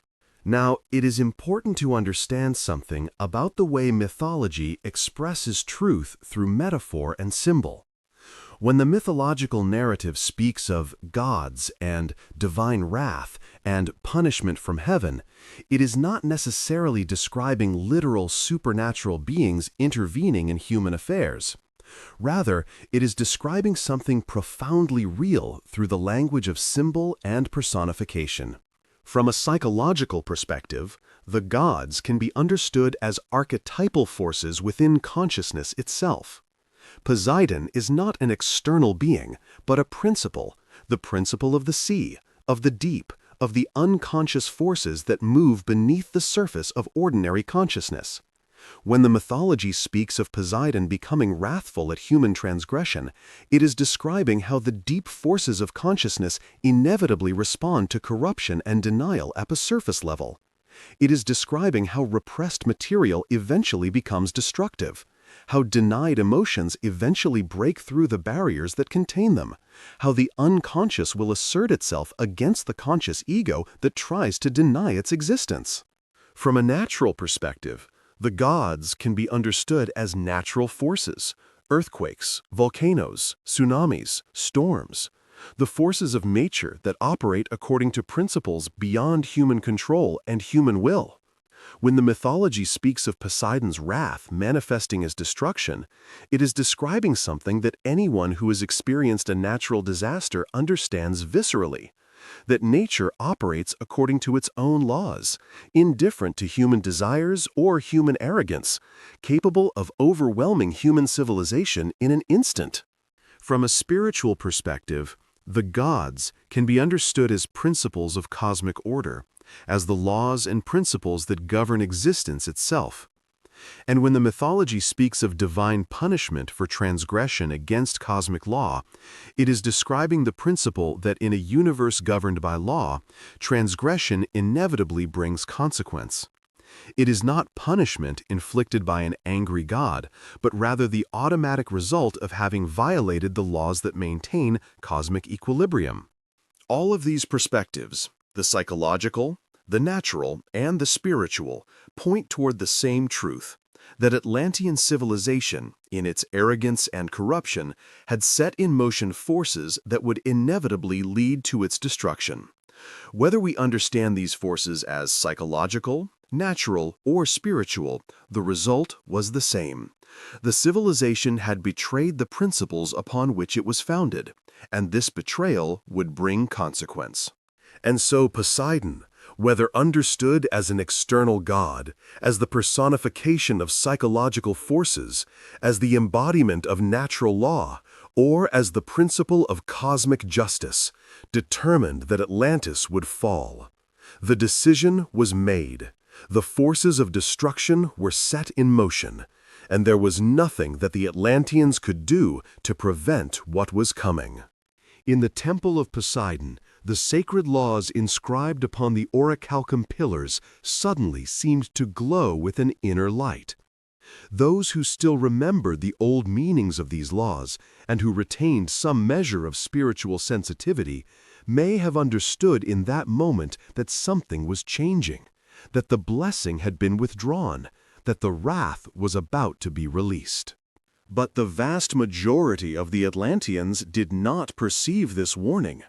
They went about their daily lives, engaged in their pursuits of wealth and power and pleasure, completely unaware of what was about to occur. Their arrogance and corruption had blinded them to the reality of their situation. They could not perceive the approaching danger because they had lost the capacity for genuine perception. They had become lost in their own delusions of grandeur. The night approaches. The god prepares his terrible response. The forces of nature begin to gather their energy. Beneath the island, the magma is stirring. The tectonic plates are beginning to shift. The pressure is building. And soon, in a moment that will seem to come from nowhere, in a moment that will transform everything, the terrible consequences of Atlantean transgression will manifest. Poseidon waits. The ocean waits. The earth waits. And in the deepest levels of consciousness, in the realm where dreams are born, you are beginning to perceive the gathering storm. You can sense it even as you drift deeper into sleep. You can feel it in the trembling of the depths. You can hear it in the changing rhythm of the waves. The gods are stirring. The ancient forces are awakening. And change is coming. Terrible, unavoidable change. The sacred laws have been transgressed. The cosmic order has been violated. And now, as inevitably as a wave must break upon the shore, as inevitably as the tide must flow with the moon, the consequences will manifest. The night of reckoning is at hand. Every night, when you close your eyes and surrender to sleep, your brain embarks on a journey as complex and mysterious as any voyage across ancient seas. The human brain, that 3-pound organ composed of roughly 86 billion neurons arranged in patterns of unimaginable intricacy, does not simply switch off when you sleep. Rather, it transitions into different modes of operation, cycling through states of consciousness that are as distinct and complex as the various ecosystems of the planet. Scientists have mapped these sleep stages through the use of electroencephalography, machines that measure the electrical activity of the brain, recording the patterns of neural oscillation that characterize different states of consciousness. When you are awake and alert, focused on external stimuli, your brain generates rapid, high-frequency waves called beta waves, oscillating at frequencies of roughly 12 to 30 cycles per second. These are the brain waves of active cognition, of problem-solving, of engagement with the external world. As you begin to relax, as your attention turns inward, as you prepare for sleep, your brain begins to generate slower waves called alpha waves, oscillating at 8 to 12 cycles per second. This is the state of relaxed wakefulness, of meditation, of creative daydreaming.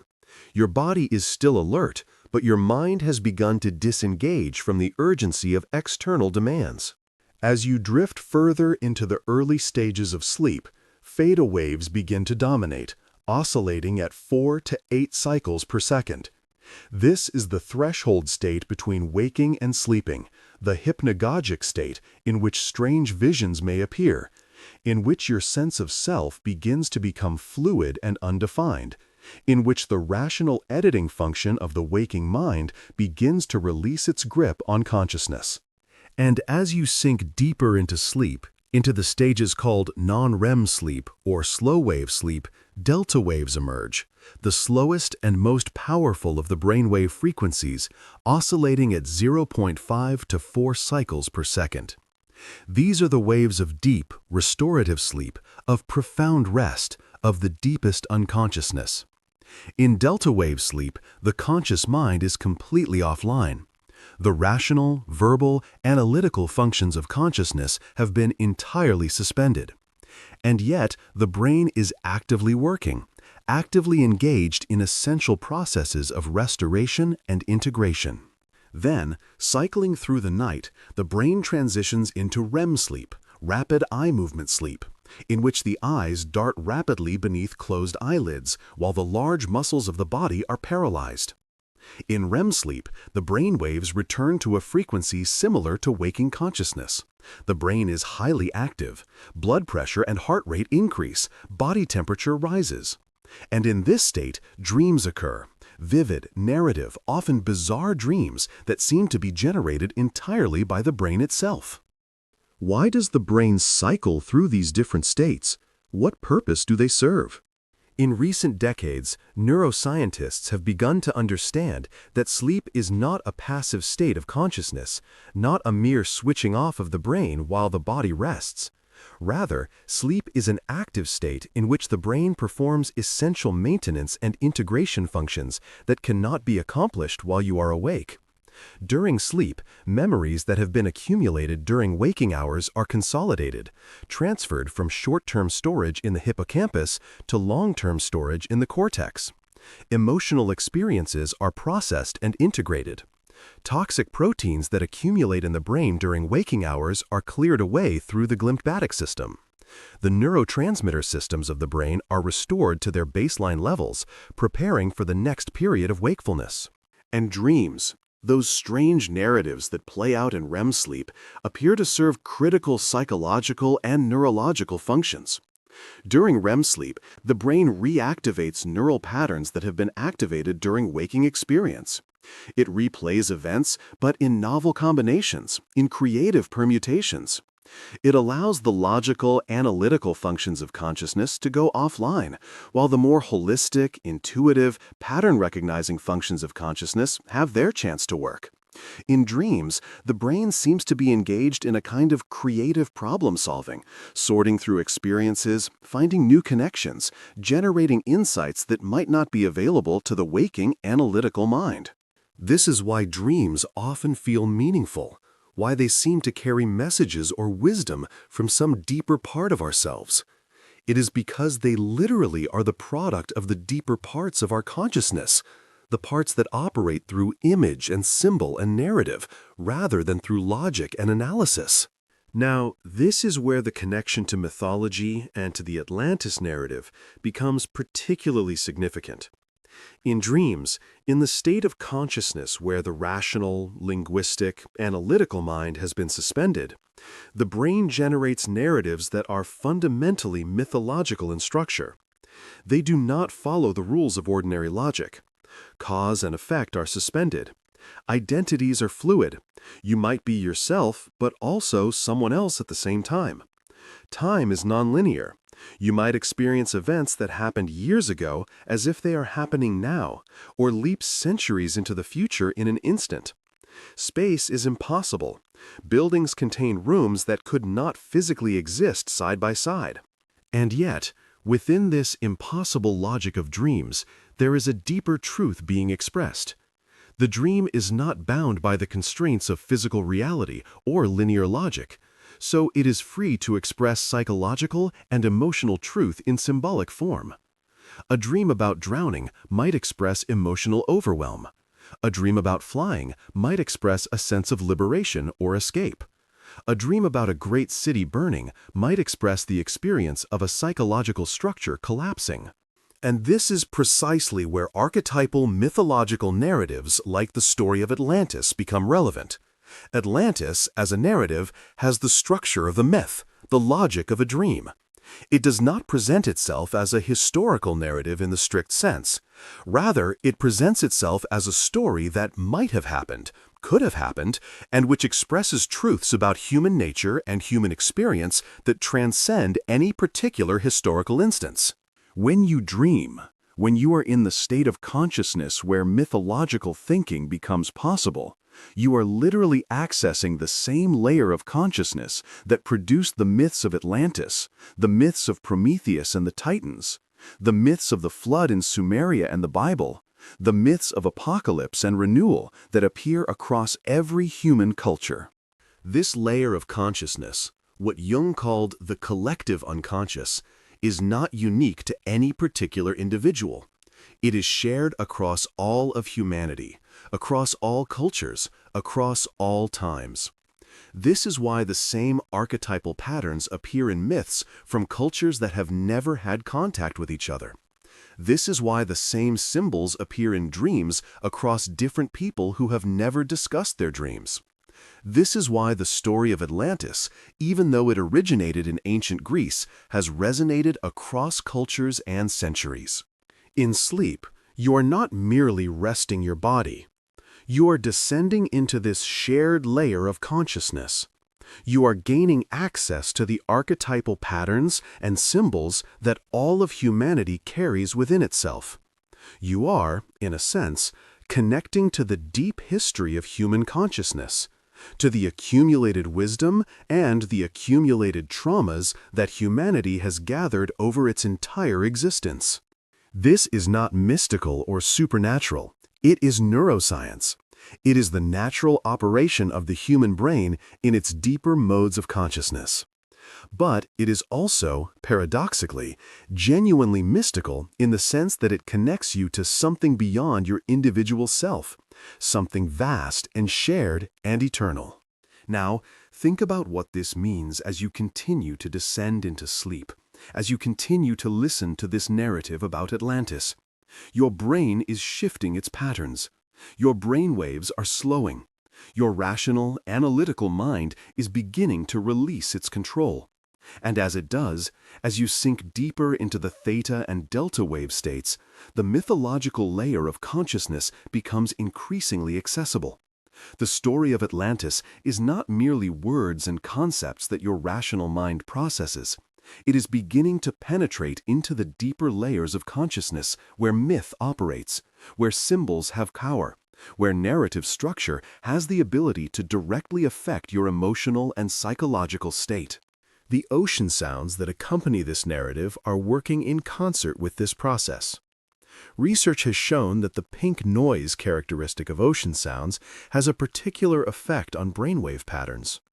When humans are exposed to these sounds, there is a measurable increase in theta wave activity and a facilitation of the transition into deeper sleep states. The rhythm of the waves, that ancient, universal rhythm that has been constant throughout human history, synchronizes with your own internal rhythms. Your heartbeat begins to synchronize with the rhythm of the waves. Your breathing begins to synchronize. Your neural oscillations begin to synchronize. You are, quite literally, being entrained into a state of consciousness that is conducive to deep sleep and vivid dreaming. And as this entrainment occurs, the boundary between you and the narrative becomes increasingly permeable. You are not merely hearing about Atlantis as an external story. You are beginning to experience it from the inside. You are becoming a participant in the narrative rather than merely an observer of it. This is the gift that deep sleep and vivid dreaming offer. They offer a way to experience story and meaning at a level that goes beyond intellectual understanding. They offer direct access to the archetypal patterns that myths embody.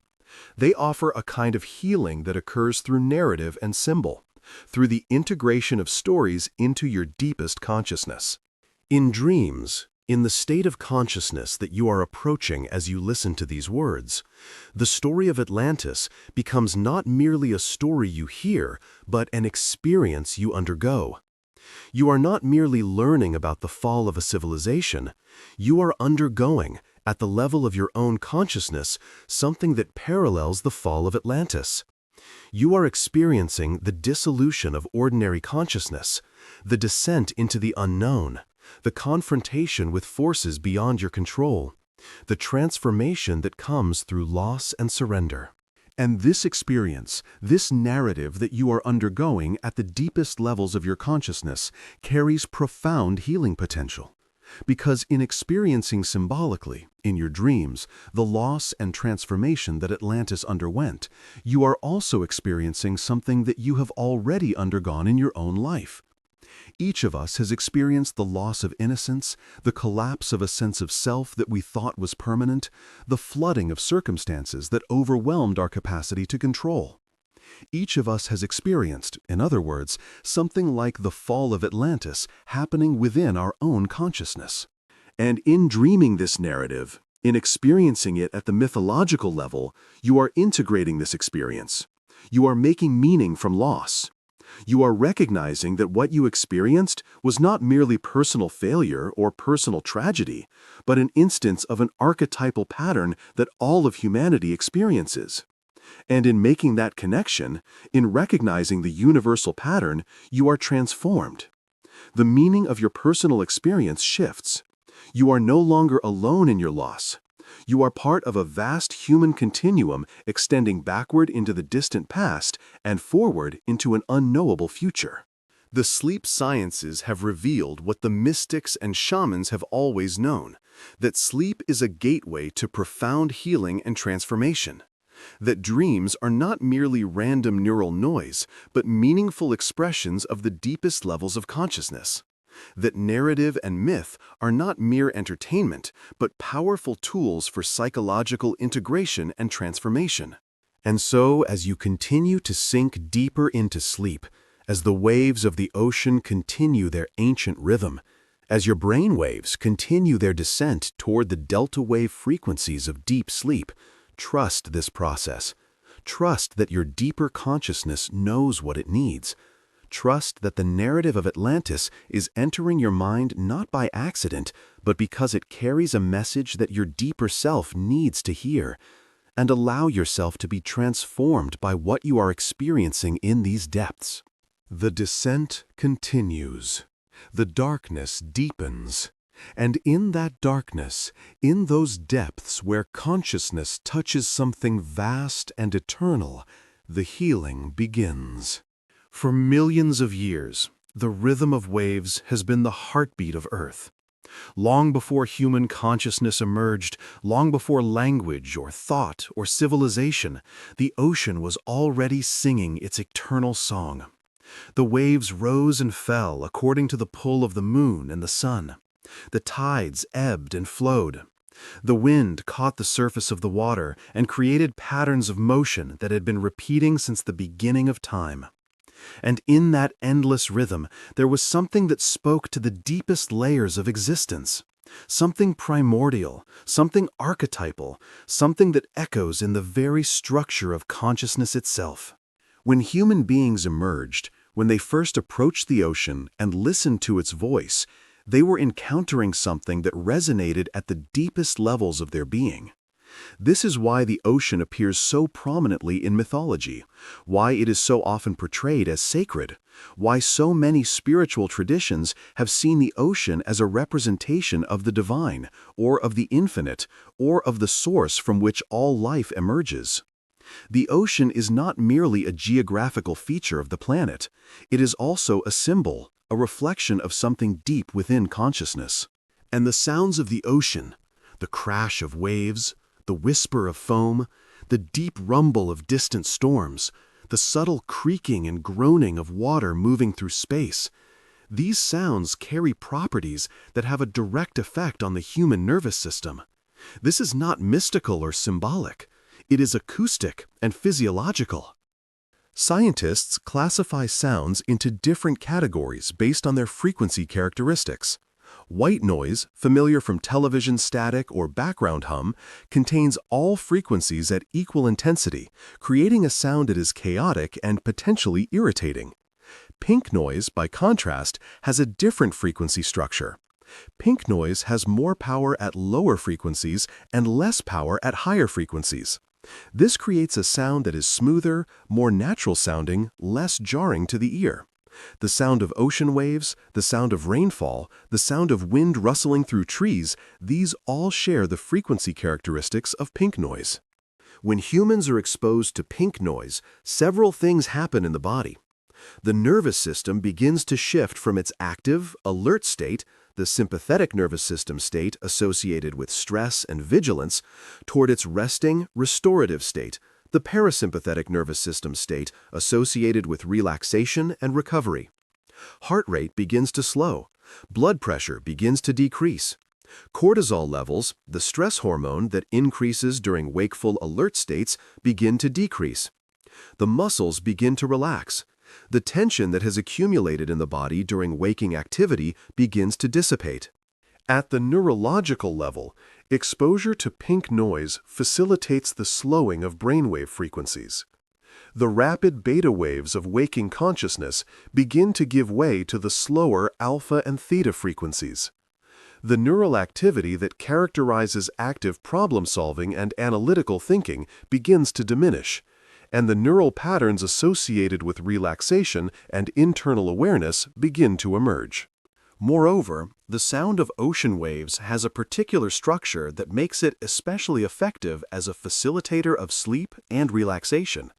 The sound rises and falls in a rhythm that approximates the natural rhythm of human breathing when relaxed. The crash of a wave has a sudden onset, but a gradual decay. The sound rises sharply, but then fades away slowly. This asymmetrical pattern is found to be particularly pleasant to the ear and particularly conducive to relaxation. The brain seems to find something reassuring in this pattern, something that feels natural and safe. There is also something fundamentally reassuring about the constancy of ocean sounds. The waves have been crashing on shores for billions of years. They will continue to crash on shores for billions of years into the future. There is something that speaks to a deep human need to connect with something that is vaster than ourselves, something that will outlast us, something that continues with or without human existence. In listening to the ocean, we are reminded that our personal problems and anxieties, while real and significant to us, are part of a larger context of existence that is incomprehensibly vast and ancient. From an evolutionary perspective, this may make sense. For most of human history, humans lived in close proximity to water. Many early human populations lived in coastal areas or near rivers and lakes. The sound of water was a constant presence, a fundamental part of the soundscape of human existence.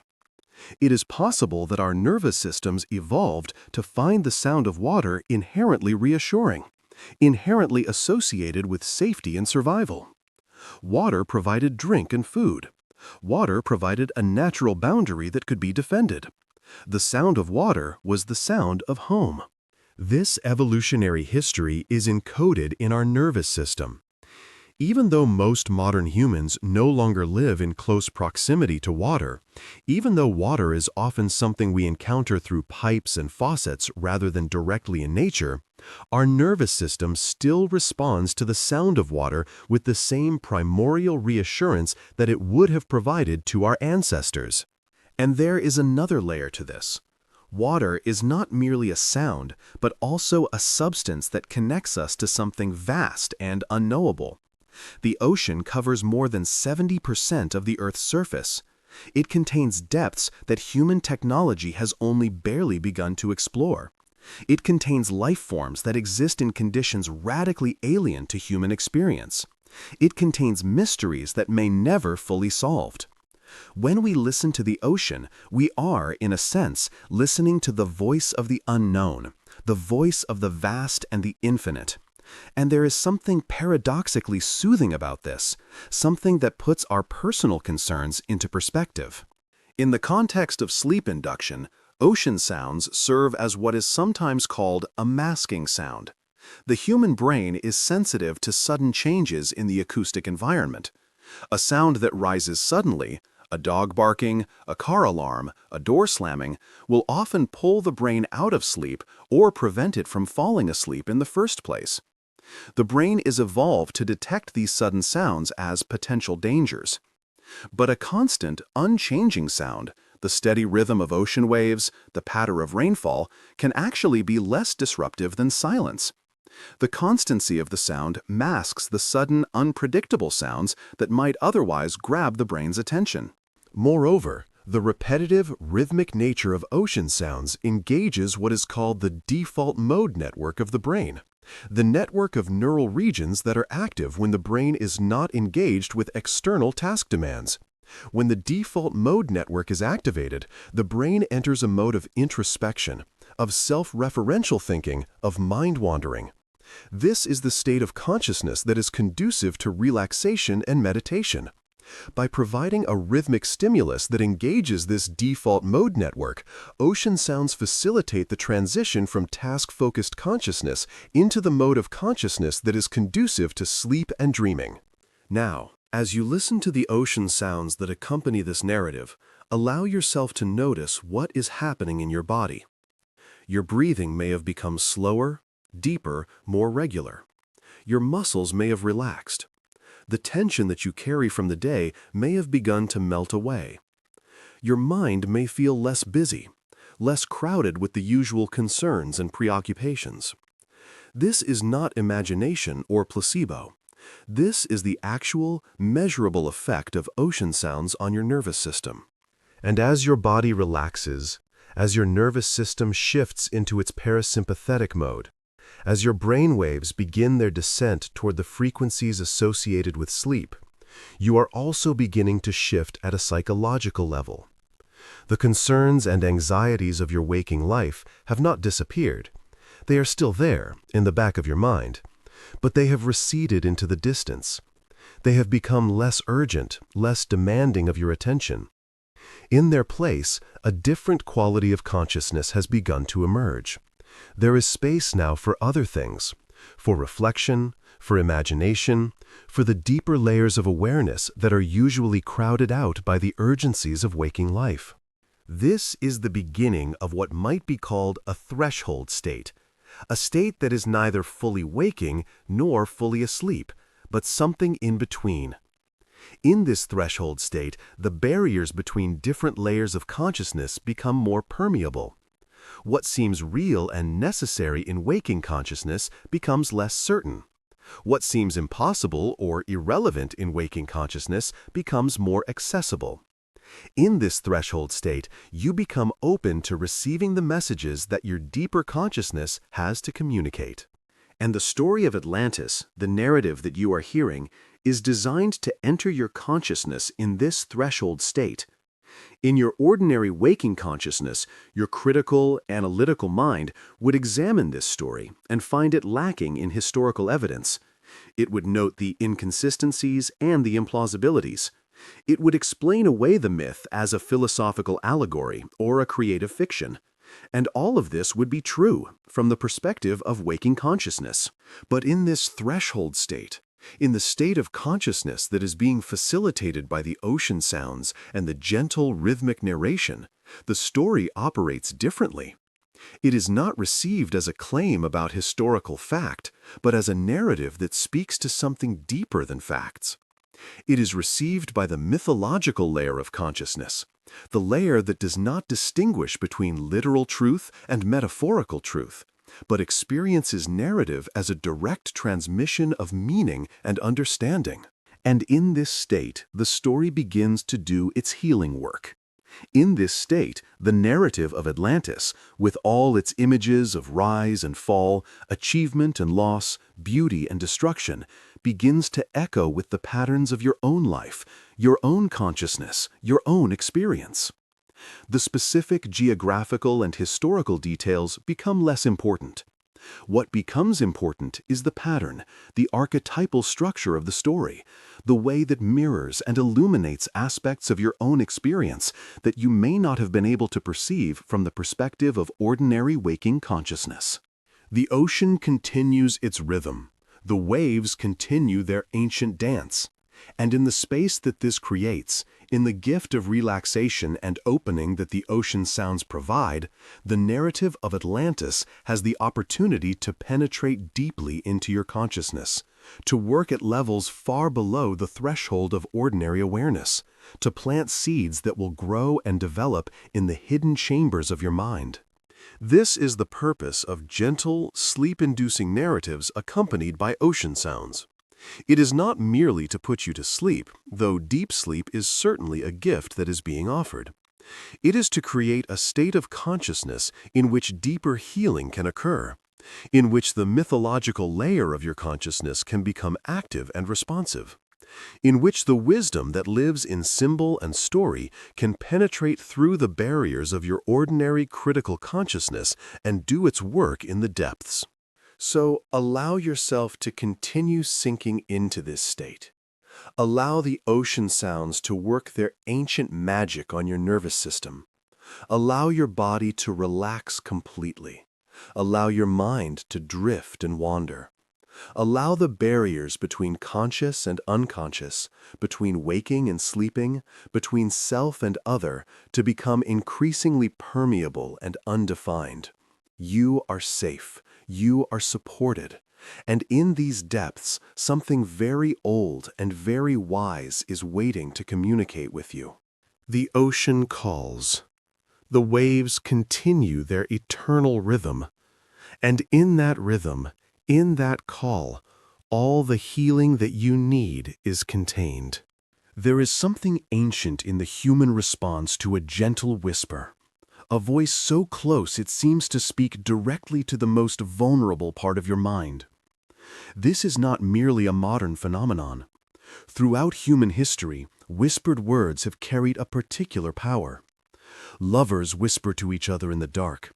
Parents whisper to crying children to calm them. Priests whisper sacred words in temples. Shamans whisper healing words to the sick. The whisper is associated with intimacy, with safety, with something that cannot be shared with the public world, something that is reserved for those who are trusted and loved. In recent years, researchers have begun to study a phenomenon that has emerged with the rise of Internet audio content, ASMR, or Autonomous Sensory Meridian Response.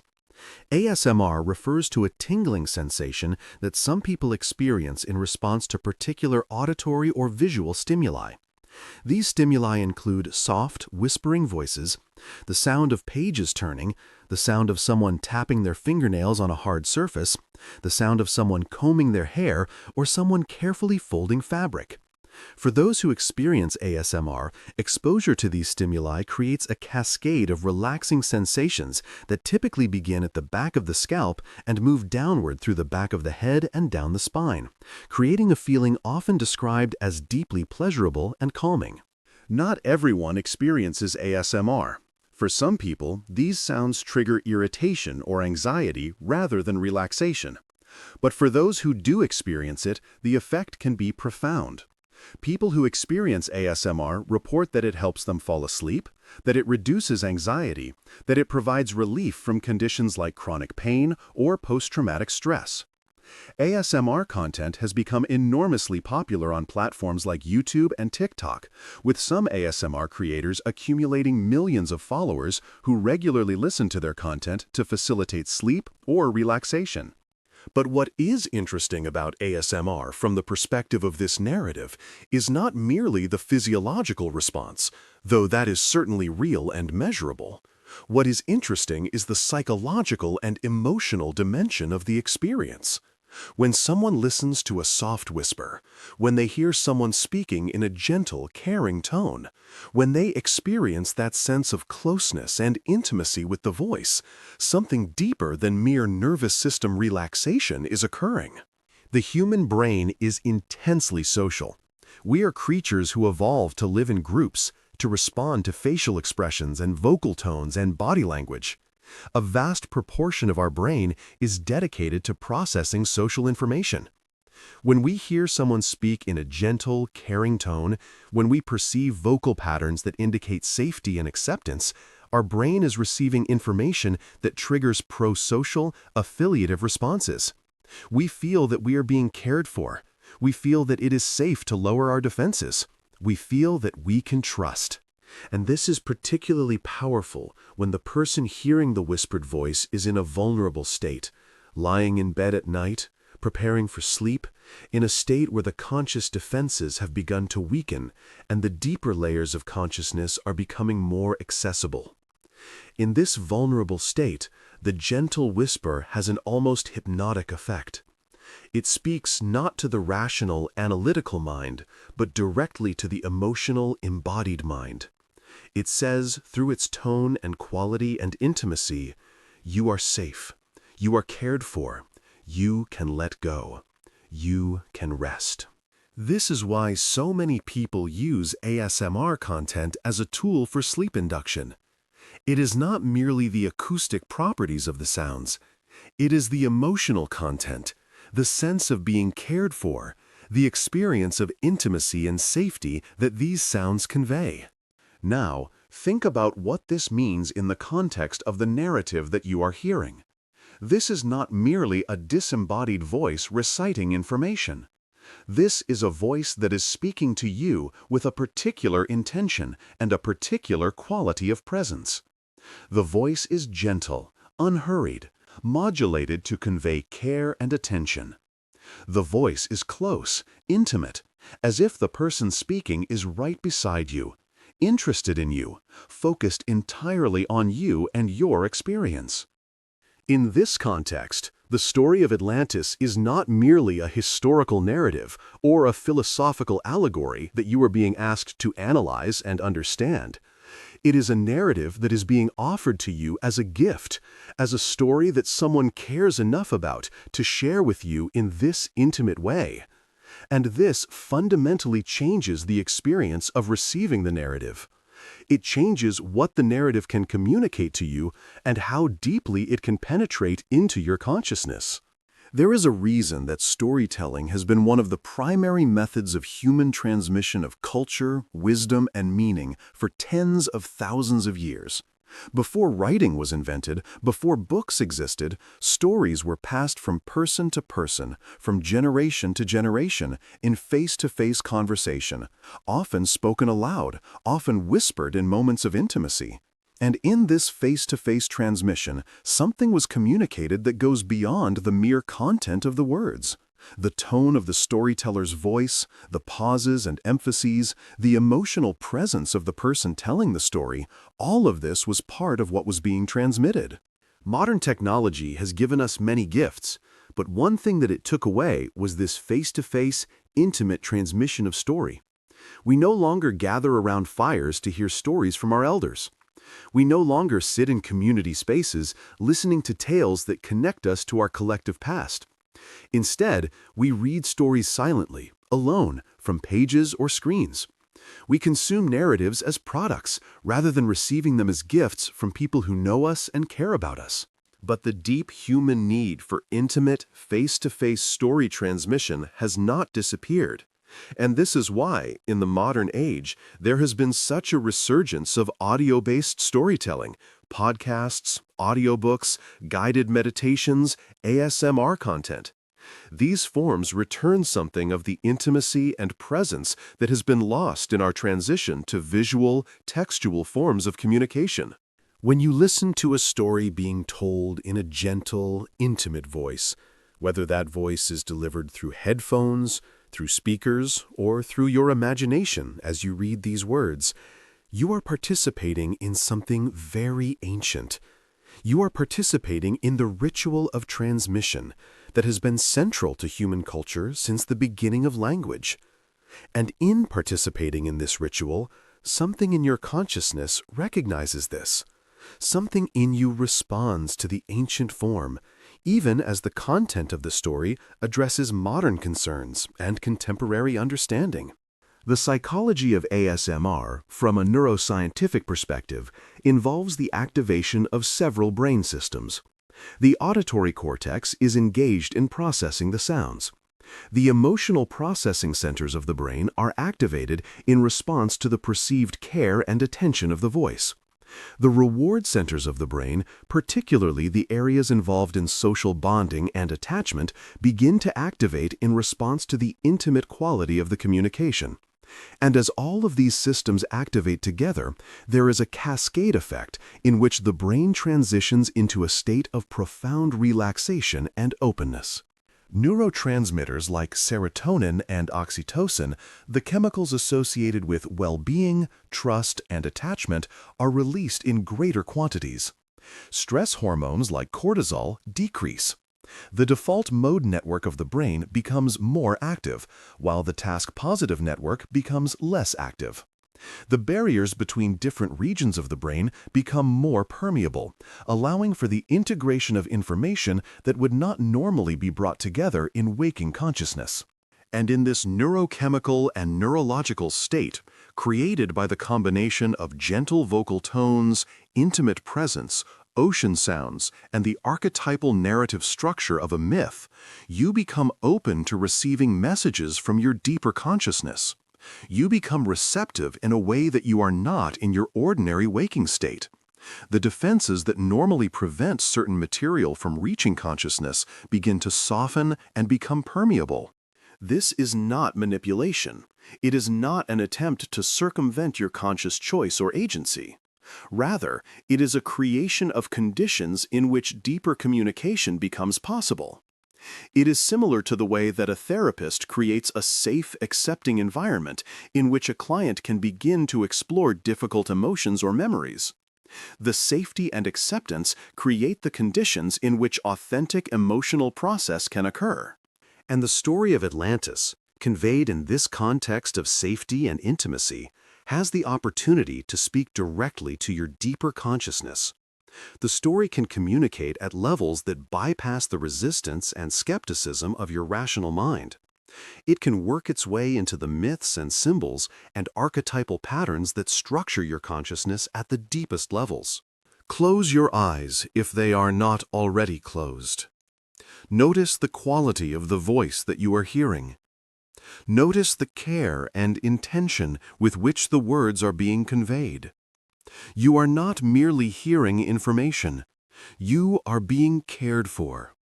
Someone, whether that someone is a human being speaking to you or your own deeper consciousness speaking to itself through the medium of this narrative, is attending to you with genuine care and concern for your well-being. Allow yourself to receive this care. Allow yourself to rest in the sense of safety that it provides. Allow the gentle, intimate quality of this transmission to penetrate through your defenses and reach the deeper layers of your being. You are safe. You are accepted. You are cared for. And in this safety, you are free to receive the messages that your deeper consciousness has to communicate. And in that whisper, in that soft voice, speaking so close, so intimately, the ancient wisdom of the myth continues to make its way into the deepest chambers of your mind, where it can do its healing work, where it can help you integrate the eternal patterns that structure your existence. Your brain moves in waves, not metaphorically, but literally. The neurons of your brain generate electrical activity that oscillates in rhythmic patterns. These patterns can be measured and recorded, and when they are displayed on a screen, they appear as waves, undulating lines that rise and fall at different frequencies depending on the state of consciousness you are in. And here is something remarkable. These brainwave frequencies can be influenced by external stimuli. The brain has a tendency to synchronize with rhythmic stimuli in the external environment. If you are exposed to a sound or a light that is pulsing at a particular frequency, your brainwaves will gradually begin to oscillate at that same frequency. This phenomenon is called brainwave entrainment, and it has become a subject of intense research in neuroscience and psychology. Binaural beats are a particular form of brainwave entrainment stimulus. A binaural beat is created when two slightly different frequencies are played simultaneously, one into each ear. For example, you might have a frequency of 100 Hz played into the left ear and 106 Hz played into the right ear. Your brain perceives the difference between these two frequencies, the 6 Hz difference, and generates neural activity that oscillates at this difference frequency. This 6 Hz frequency would fall into the theta wave range, which is associated with deep relaxation and the hypnagogic state between waking and sleeping. Research has shown that exposure to binaural beats in specific frequency ranges can facilitate the transition into particular states of consciousness. Delta wave frequencies, 0.5 to 4 Hz, are associated with deep, dreamless sleep. Theta wave frequencies, 4 to 8 Hz, are associated with meditation, creativity, and the hypnagogic and hypnopompic states, the states between waking and sleeping, both when falling asleep and when waking up. Alpha wave frequencies, 8 to 12 Hz, are associated with relaxation and a state sometimes called flow. And beta wave frequencies, 12 to 30 Hz, are associated with active, focused consciousness. When someone is exposed to binaural beats in the delta wave range, say 2 Hz binaural beats, the brain begins to generate more delta wave activity. People exposed to these frequencies report that they fall asleep more easily and experience deeper sleep. When someone is exposed to binaural beats in the theta wave range, say 6 Hz binaural beats, the brain begins to generate more theta wave activity. People exposed to these frequencies report increased relaxation, increased vividness of imagination, and sometimes the experience of hypnagogic visions as they approach sleep. Now, you might ask, does this actually work? Is there real scientific evidence that binaural beats can influence brainwaves and consciousness? The answer is yes, but with some important caveats. Binaural beats definitely do produce measurable changes in brainwave patterns. If you record someone's EEG, electroencephalogram, before, during, and after exposure to binaural beats, you will see changes in the frequency distribution of their brainwaves. The brain does entrain to the binaural beat frequency. However, the effect is not universal. Some people are more sensitive to binaural beats than others. Some people do not respond to them at all. The effect is also influenced by expectation. People who expect that binaural beats will help them relax often find that they do, while people who are skeptical may not experience the effect, even if their brainwaves are being influenced. And while binaural beats can facilitate the transition into deeper states of consciousness, they are not a magic solution. They work best when combined with other factors that facilitate relaxation: a safe, comfortable environment, freedom from distractions, a genuine intention to relax or to sleep. But for those who do respond to them, binaural beats can be quite effective. And there is a reason for this. The human brain is tuned to respond to rhythmic stimuli. For most of human evolutionary history, humans lived in environments rich with natural rhythms. The rhythm of day and night, the rhythm of the seasons, the rhythm of the heartbeat, the rhythm of breathing, the rhythm of walking or running. All of these natural rhythms are inherently pulsing, oscillating, creating waves of activity and rest. Your brain evolved to detect and synchronize with these natural rhythms. This is part of your circadian system, the biological system that regulates sleep-wake cycles and many other physiological processes. Your brain is constantly scanning the environment for rhythmic stimuli and synchronizing your own internal rhythms with them. In the modern world, we have largely removed ourselves from natural rhythms. We live in artificial environments with artificial lighting that does not follow the natural rhythm of day and night. We create work schedules that do not align with our natural sleep-wake cycles. We are constantly exposed to stimuli that are not rhythmic, digital screens that flicker at rates too fast for conscious perception, random sounds from traffic and urban environments, information coming at us constantly without any natural rhythm or pacing. This mismatch between our evolved nature and our modern environment creates a kind of dysrhythmia, a disconnection between our internal rhythms and the rhythms of our environment. And this dysrhythmia contributes to many modern problems: insomnia, anxiety, difficulty concentrating, a sense of being constantly frazzled and out of sync. Binaural beats, in this context, offer a way to restore rhythm to the environment. By providing a steady, consistent frequency that the brain can synchronize with, binaural beats provide the environment with a structure that the brain evolved to resonate with. They provide the external rhythm that can help entrain the internal rhythms back into a state of health and balance. And when you combine binaural beats with other rhythmic stimuli, the rhythm of ocean waves, the rhythm of your own breathing, the rhythm of the gentle narration, the effect is multiplicative. Multiple rhythmic stimuli, all operating at frequencies that are designed to facilitate relaxation and sleep, create a kind of symphony of rhythm that the brain naturally falls into synchronization with. Your mind is like a musical instrument. Different frequencies of stimuli are like different notes being played. When all of these notes are in harmony, when they are all working together in a coordinated rhythm, the result is something beautiful and pleasing. The instrument resonates. Energy is transferred from the external rhythmic stimuli into the internal rhythms of your consciousness, and the result is a state of harmonious oscillation. This is not mystical. It is physics. It is neuroscience.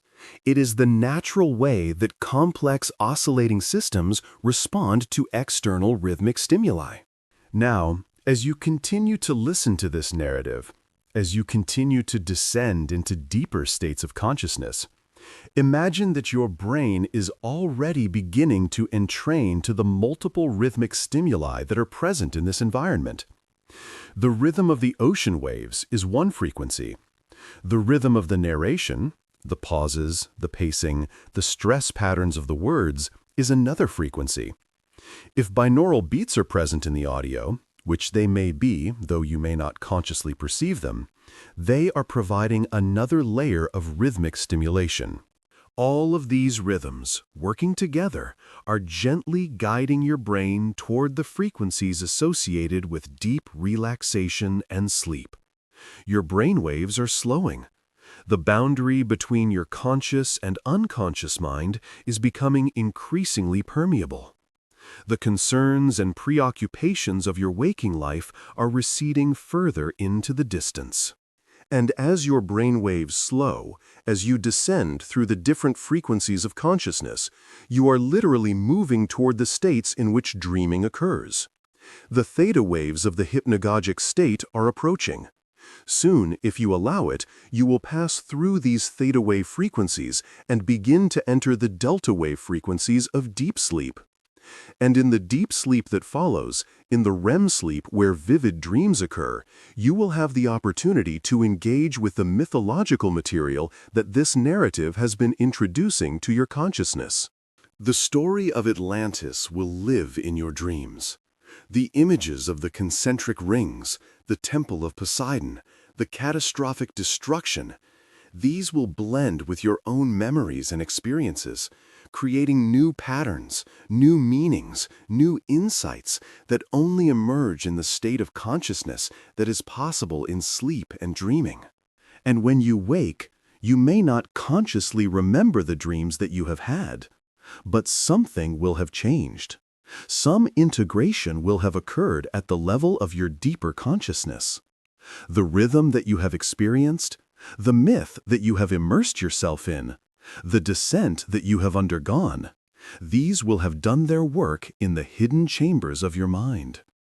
So, as your brainwaves continue to slow, as the different frequencies of this environment continue to work together to entrain you toward the states of deep relaxation and sleep, trust the process. Trust that your brain knows how to do this. Trust that the rhythms are doing their work. Trust that you are moving exactly where you need to move. The descent continues. The waves of consciousness are shifting, and in the depths where the different frequencies of experience merge and blend, something profound and healing is occurring. You are being prepared. You are being invited deeper. And the ancient wisdom of the myth of Atlantis is waiting for you there in the depths, ready to speak to you in the language that only dreams can speak. Deep within the human mind, deeper than any individual memory, deeper than any personal experience, there exists a layer of consciousness that Carl Jung called the collective unconscious. This is not the personal unconscious, the reservoir of memories and experiences that each individual accumulates throughout their lifetime, the personal history that shapes the individual psyche. Rather, the collective unconscious is something universal, something shared across all of humanity, something that transcends individual biography and personal history. What is preserved in this collective unconscious? Jung proposed that it contains archetypal images and patterns, fundamental symbols and narratives that appear repeatedly across human cultures and throughout human history. These archetypes are not learned. They are not transmitted through culture or teaching. Rather, they seem to arise spontaneously whenever humans attempt to make sense of their experience and express that sense through art, myth, religion, or dream. The archetype of the hero appears everywhere. in Sumerian epics, in Greek mythology, in the tales of indigenous peoples across the world. The archetype of the shadow, the repressed or denied aspects of the self, appears in stories of monsters and demons and dark forces. The archetype of the wise old man or woman, the figure who possesses knowledge and wisdom, appears across cultures. The archetype of the feminine, encompassing both nurturing and terrible aspects, appears in the figures of goddesses and demons. The archetype of the threshold or gateway, the place between worlds, the passage from one state of being to another, appears consistently across mythologies.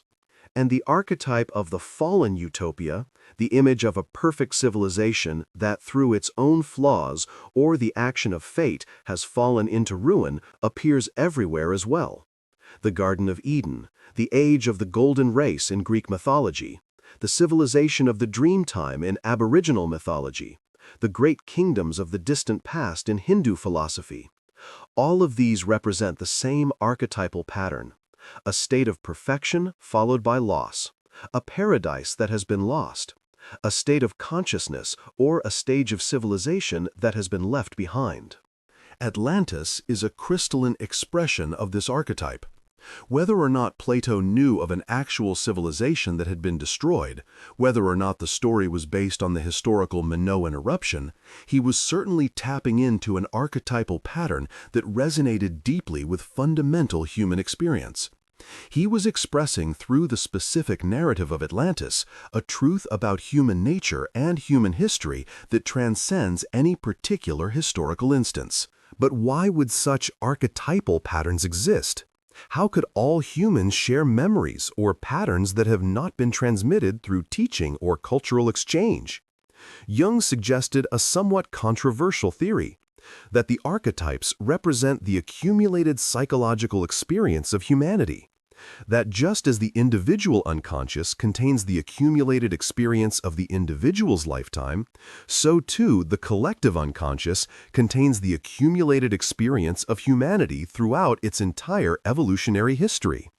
That the patterns of behavior, the challenges, the victories, and the defeats that all humans face are so fundamental and so consistent that they have left imprints in the structure of consciousness itself. Modern neuroscience has begun to provide some biological plausibility to Jung's ideas, though not in the form of literal inherited memories. Rather, what appears to be inherited is a predisposition, an evolved structure of the brain that tends to generate certain patterns of thought and behavior in response to fundamental human challenges. Every human child, throughout history, has needed to separate from parents and become independent. This fundamental developmental challenge seems to generate similar psychological patterns and narratives across cultures. Every human faces mortality and the need to find meaning in the face of death. This fundamental challenge generates similar spiritual and philosophical patterns across cultures.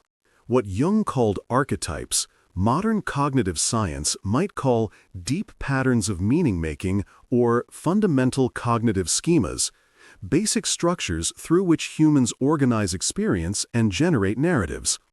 But whether we call them archetypes or schemas or something else, the fundamental observation remains.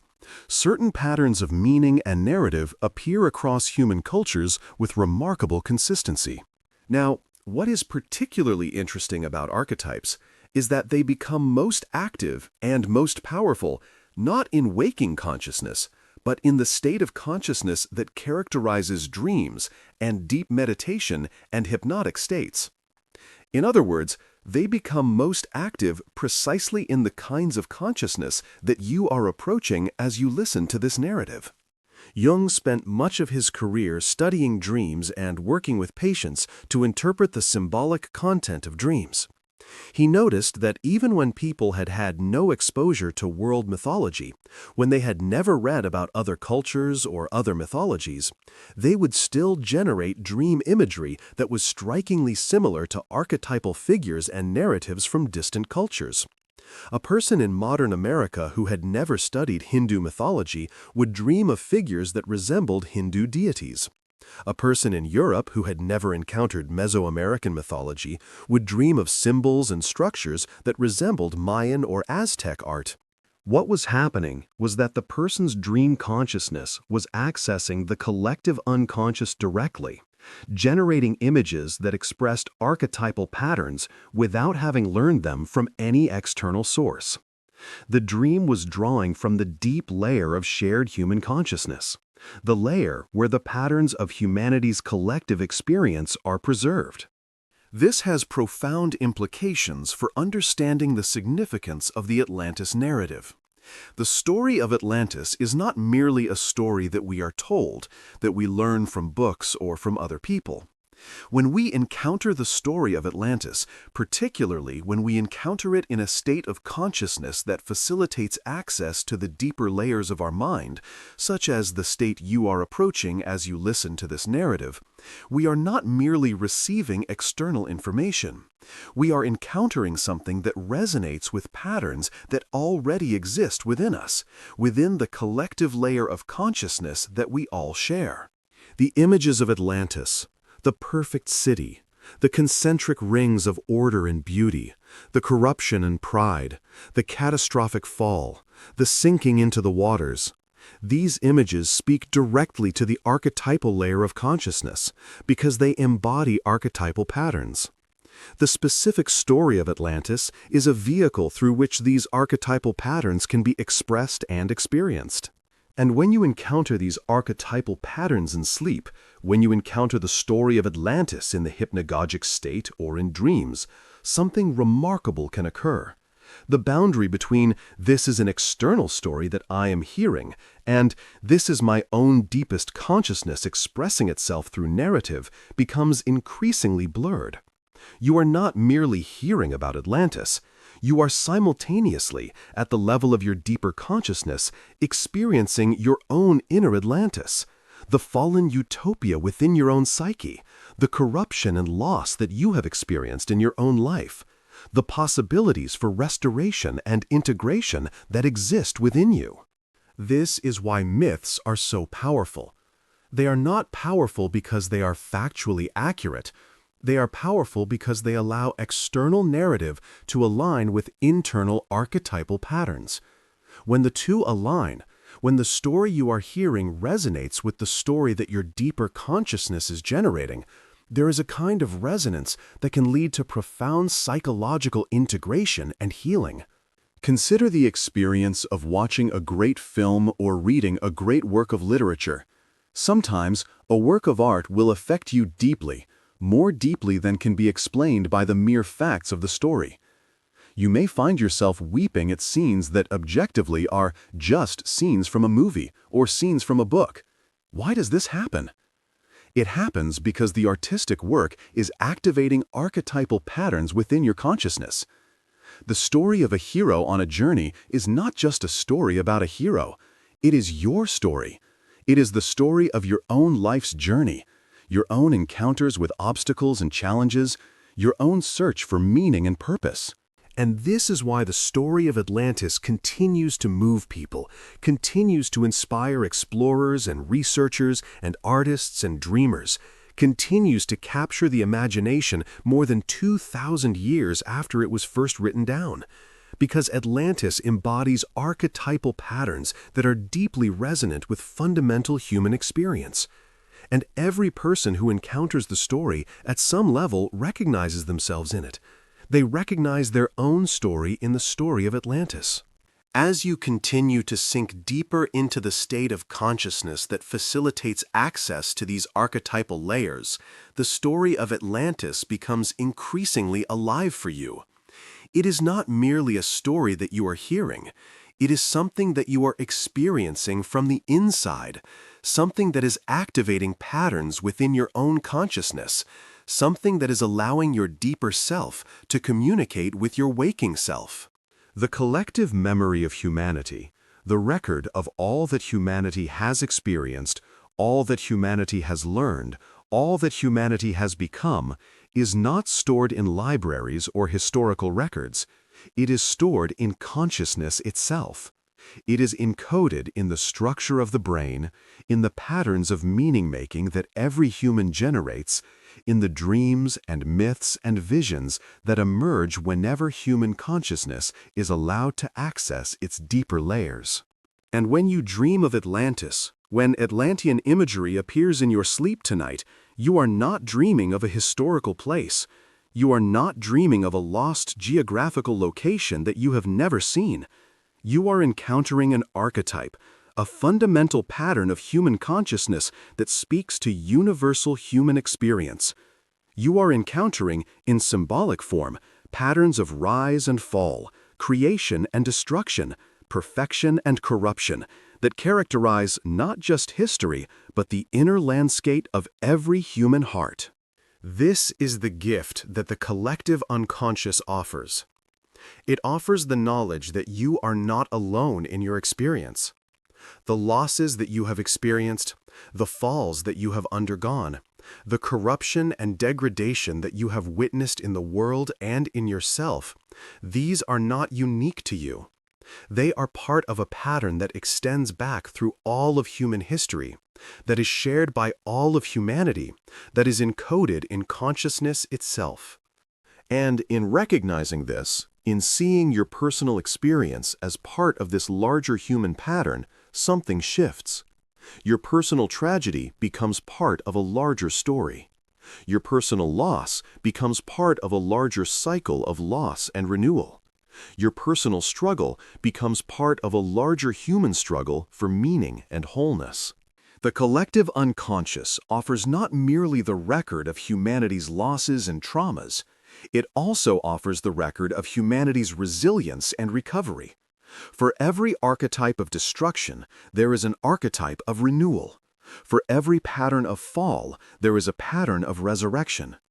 The deeper layers of consciousness contain not just the memory of what has been destroyed, but also the knowledge of how to rebuild, how to renew, how to integrate loss into a larger process of growth and transformation. So as you continue to descend into the state of consciousness where these archetypal patterns become active, trust that you are not going into danger or darkness alone. You are entering a realm that is shared with all of humanity, a realm in which the wisdom and the experience of the entire human species is available to you. You are accessing the collective memory, the collective intelligence, the collective wisdom that is stored in the deepest layers of consciousness. And in that realm, in that state of shared human consciousness, the story of Atlantis continues to echo. It echoes in your dreams. It speaks to your deepest self. It offers you a mirror in which you can see your own inner landscape, your own fallen utopias, your own possibilities for restoration and renewal. The descent continues. The layers of consciousness open. And in the depths where individual consciousness meets the collective consciousness of humanity, something ancient and wise and eternally true is waiting to speak to you. Every hero must journey into the unknown. This is not merely a narrative trope, a literary device used to make stories more interesting. Rather, it is a fundamental pattern that reflects something deep about the human experience and the human journey toward consciousness and wholeness. Whether we examine myths from ancient cultures, or the narratives of spiritual traditions, or the personal life journeys of real people, the same pattern emerges again and again. The hero receives a call to adventure.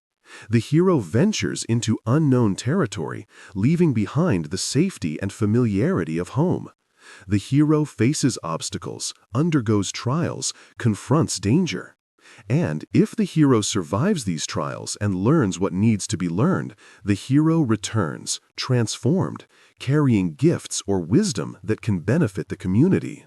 This pattern, described comprehensively by the scholar Joseph Campbell in his work The Hero's Journey, appears across human mythology and literature with remarkable consistency. And it appears not because all cultures learned this pattern from each other, but because this pattern reflects something fundamental about the structure of human psychological development and spiritual growth. The hero's journey is, at one level, a narrative about external adventure, a physical journey to distant lands, a quest to retrieve a magical object, a mission to rescue someone or something. But at a deeper level, the hero's journey is always an internal journey, a journey through the landscape of consciousness, a descent into the depths of the self, an encounter with the deepest and most authentic dimensions of one's own being. And the quest for Atlantis is, in this sense, a perfect example of the hero's journey. The seeker of Atlantis leaves behind the known world, passes beyond the Pillars of Hercules, ventures into waters that are uncharted and dangerous, driven by a desire to discover a lost civilization, to uncover buried wisdom, to find something that has been lost. This is the external narrative of the quest. But at the deeper level, the quest for Atlantis is a quest for lost wholeness. It is a quest to recover capacities and potentials that have been submerged or forgotten. It is a descent into the depths of consciousness in search of wisdom and integration. It is, in other words, the archetypal hero's journey translated into the language of the Atlantis myth. And what is true of the mythological quest is true of your own journey as well. Every time you venture into unknown territory, whether that territory is external or internal, you are undertaking a hero's journey. Every time you face a challenge that requires you to grow beyond what you thought were your limits, you are undergoing the trials of the hero. Every time you integrate a difficult experience, learn from it, and return to your ordinary life transformed, you are completing the hero's journey. Now, consider the specific circumstances in which you are undertaking this particular hero's journey. You have left behind the ordinary waking world. You have crossed the threshold into sleep. You have begun to descend into the unknown territories of the unconscious mind. You are venturing into deep waters, guided by the ancient story of Atlantis, by the rhythm of ocean waves, by the gentle whisper of a voice in the darkness. This is your hero's journey. This is your quest for Atlantis. The obstacles that the archetypal hero must overcome include not merely external dangers, but internal obstacles as well. The hero must overcome fear. The fear of the unknown, the fear of losing the familiar identity, the fear of encountering forces that are stronger than the self. The hero must overcome doubt. The doubt that the quest is worth undertaking. The doubt that the hero has what it takes to succeed. The doubt that the wisdom being sought actually exists. The hero must overcome temptation. The temptation to turn back, to return to safety, to abandon the quest and settle for less than what could be achieved. As you descend deeper into this narrative, as you sink deeper into sleep, you may begin to encounter these obstacles in your own consciousness. You may feel fear, the fear of letting go of control, the fear of descending into depths where you cannot see, the fear of what you might discover about yourself in those depths. You may feel doubt about whether this process is real or meaningful, doubt about whether you truly need to undertake this inner journey. You may feel temptation, the temptation to pull back, to wake up, to return to the safety of ordinary consciousness. But the hero's journey requires that these obstacles be faced and overcome. The hero does not avoid fear, but moves through it. The hero does not deny doubt, but acts in the face of it. The hero does not resist temptation, but chooses the larger quest over the small comfort. And so the invitation here is to continue the descent, to continue moving deeper into the unknown, to trust that you are undergoing a genuine journey, that this quest for Atlantis is worth pursuing, that the wisdom that awaits in the depths is real and valuable.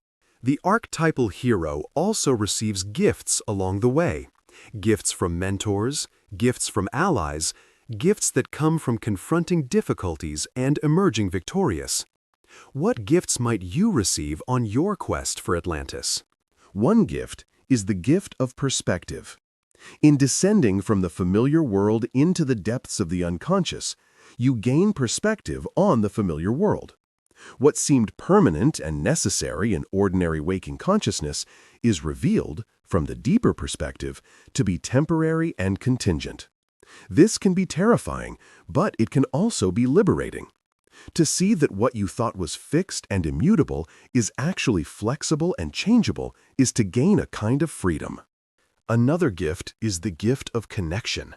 As you descend into the collective layers of consciousness, as you encounter archetypal patterns and symbols that are shared across all of humanity, you become aware that you are part of something larger than yourself. The personal struggles that seem to isolate you are revealed to be part of a universal human pattern. The losses you have experienced are recognized as part of a larger cycle that all humans experience. This recognition can alleviate the sense of isolation and alienation that often accompanies individual suffering. A third gift is the gift of healing. In the depths of consciousness, where the symbols and narratives that structure meaning are generated, there is a kind of healing that cannot occur at the level of rational, analytical consciousness. When you encounter the story of Atlantis, the rise of a great civilization, its corruption and hubris, its catastrophic fall, the submersion into waters and darkness, you are encountering a narrative that mirrors patterns in your own life and your own consciousness. And in encountering this narrative in a state of deep consciousness, you are creating the opportunity for integration and healing of these patterns at the deepest levels of your being. A fourth gift is the gift of wisdom. The quest for Atlantis is a quest for lost wisdom, knowledge that has been preserved beneath the waves of ordinary consciousness, knowledge that has been forgotten or denied in the pursuit of surface-level power and achievement. In descending to seek this knowledge, you may discover that the wisdom you are seeking has been within you all along, preserved in the deepest layers of your consciousness, waiting to be brought to the surface. The hero's journey does not end with the acquisition of these gifts. Rather, the journey is completed when the hero returns from the depths to the surface, returns from the unknown to the familiar, returns from the transformed state of consciousness to ordinary waking consciousness. And when the hero makes this return, the hero is changed. The gifts that have been acquired, the perspective, the connection, the healing, the wisdom, these are integrated into the hero's being. The hero is more whole, more complete, more authentic than before. This return is where the real work of integration occurs. It is one thing to have an experience of deep consciousness, to touch the archetypal layers of meaning, to encounter the wisdom that dwells in the depths. It is another thing entirely to bring that experience back into ordinary waking consciousness and allow it to transform the way you live your daily life. And so, as you prepare for the deepest stages of this journey, as you prepare to sink into the profound sleep and vivid dreams that await, remember that you will eventually return. You will not remain in the depths forever. Eventually, consciousness will shift, sleep will end, and you will return to waking awareness. And when you do return, the journey you have undertaken will not be forgotten. The encounters you have had with the deep patterns of consciousness, the connections you have made with the collective wisdom of humanity, the encounters with your own inner Atlantis, these will have left imprints in your consciousness that will continue to unfold and reveal their meaning. The hero's journey is not a journey toward some external destination. It is a journey toward wholeness, toward authenticity, toward a fuller realization of what it means to be human. And you are undertaking this journey now, in these depths, in this darkness, guided by the ancient story of a lost civilization that speaks to truths deeper than history, to patterns more fundamental than facts, to wisdom that has been preserved in the collective consciousness of humanity since the beginning of time. The quest continues. The hero descends deeper. And in the absolute darkness of the depths, something magnificent and terrible and beautiful is waiting to be revealed. Something that has slept beneath the waves, waiting for you to arrive. something ancient and wise that has been calling to you all along through dreams and myths and the deep knowledge of your own soul. The journey continues, and you are ready for what comes next. Sigmund Freud, the founder of psychoanalysis, once described dreams as the royal road to the unconscious. What he meant by this was that dreams provide direct access to material that the conscious mind represses or denies during waking hours. In dreams, the barriers that normally prevent unconscious material from reaching consciousness are lowered. The censoring function of the ego, the part of the mind that maintains our sense of identity and protects us from material that feels threatening or unacceptable, becomes less active. And as a result, the deeper layers of consciousness have the opportunity to express themselves in narrative form. Freud's theory of dreams was that they are expressions of wish fulfillment, that the unconscious mind during sleep generates narratives that fulfill desires that cannot be fulfilled in waking life. A person who is afraid of flying might dream of soaring through the air with perfect confidence. A person who is constrained by social norms might dream of doing things that would be forbidden in waking life. These dreams, Freud suggested, are the unconscious mind's way of fulfilling desires and working through conflicts that cannot be resolved in waking consciousness. Later psychologists and neuroscientists have expanded and modified Freud's theory. Carl Jung, while acknowledging the value of Freud's insights, proposed that dreams are not merely expressions of repressed wishes, but are also expressions of the deeper self attempting to communicate with the conscious ego. Jung saw dreams as potentially healing and integrative. The unconscious mind in dreams attempting to bring the person toward greater wholeness and consciousness. Modern neuroscience has added another layer of understanding. We now know that dreams occur primarily during REM, rapid eye movement sleep, a stage of sleep in which the brain is highly active, more active in some respects than during waking consciousness. During REM sleep, the regions of the brain associated with imagination, emotion, and memory are intensely active. Meanwhile, the regions associated with logical analysis and self-awareness are relatively quiet. This explains why dreams often seem bizarre and illogical when we remember them. The parts of the brain responsible for logic are essentially offline. But what is the purpose of this strange state of consciousness? Why has evolution preserved a state of sleep in which the brain generates elaborate hallucinations that often seem disconnected from waking reality? One theory is that dreams serve a function of memory consolidation. During REM sleep, the brain reactivates neural patterns that were activated during waking experience.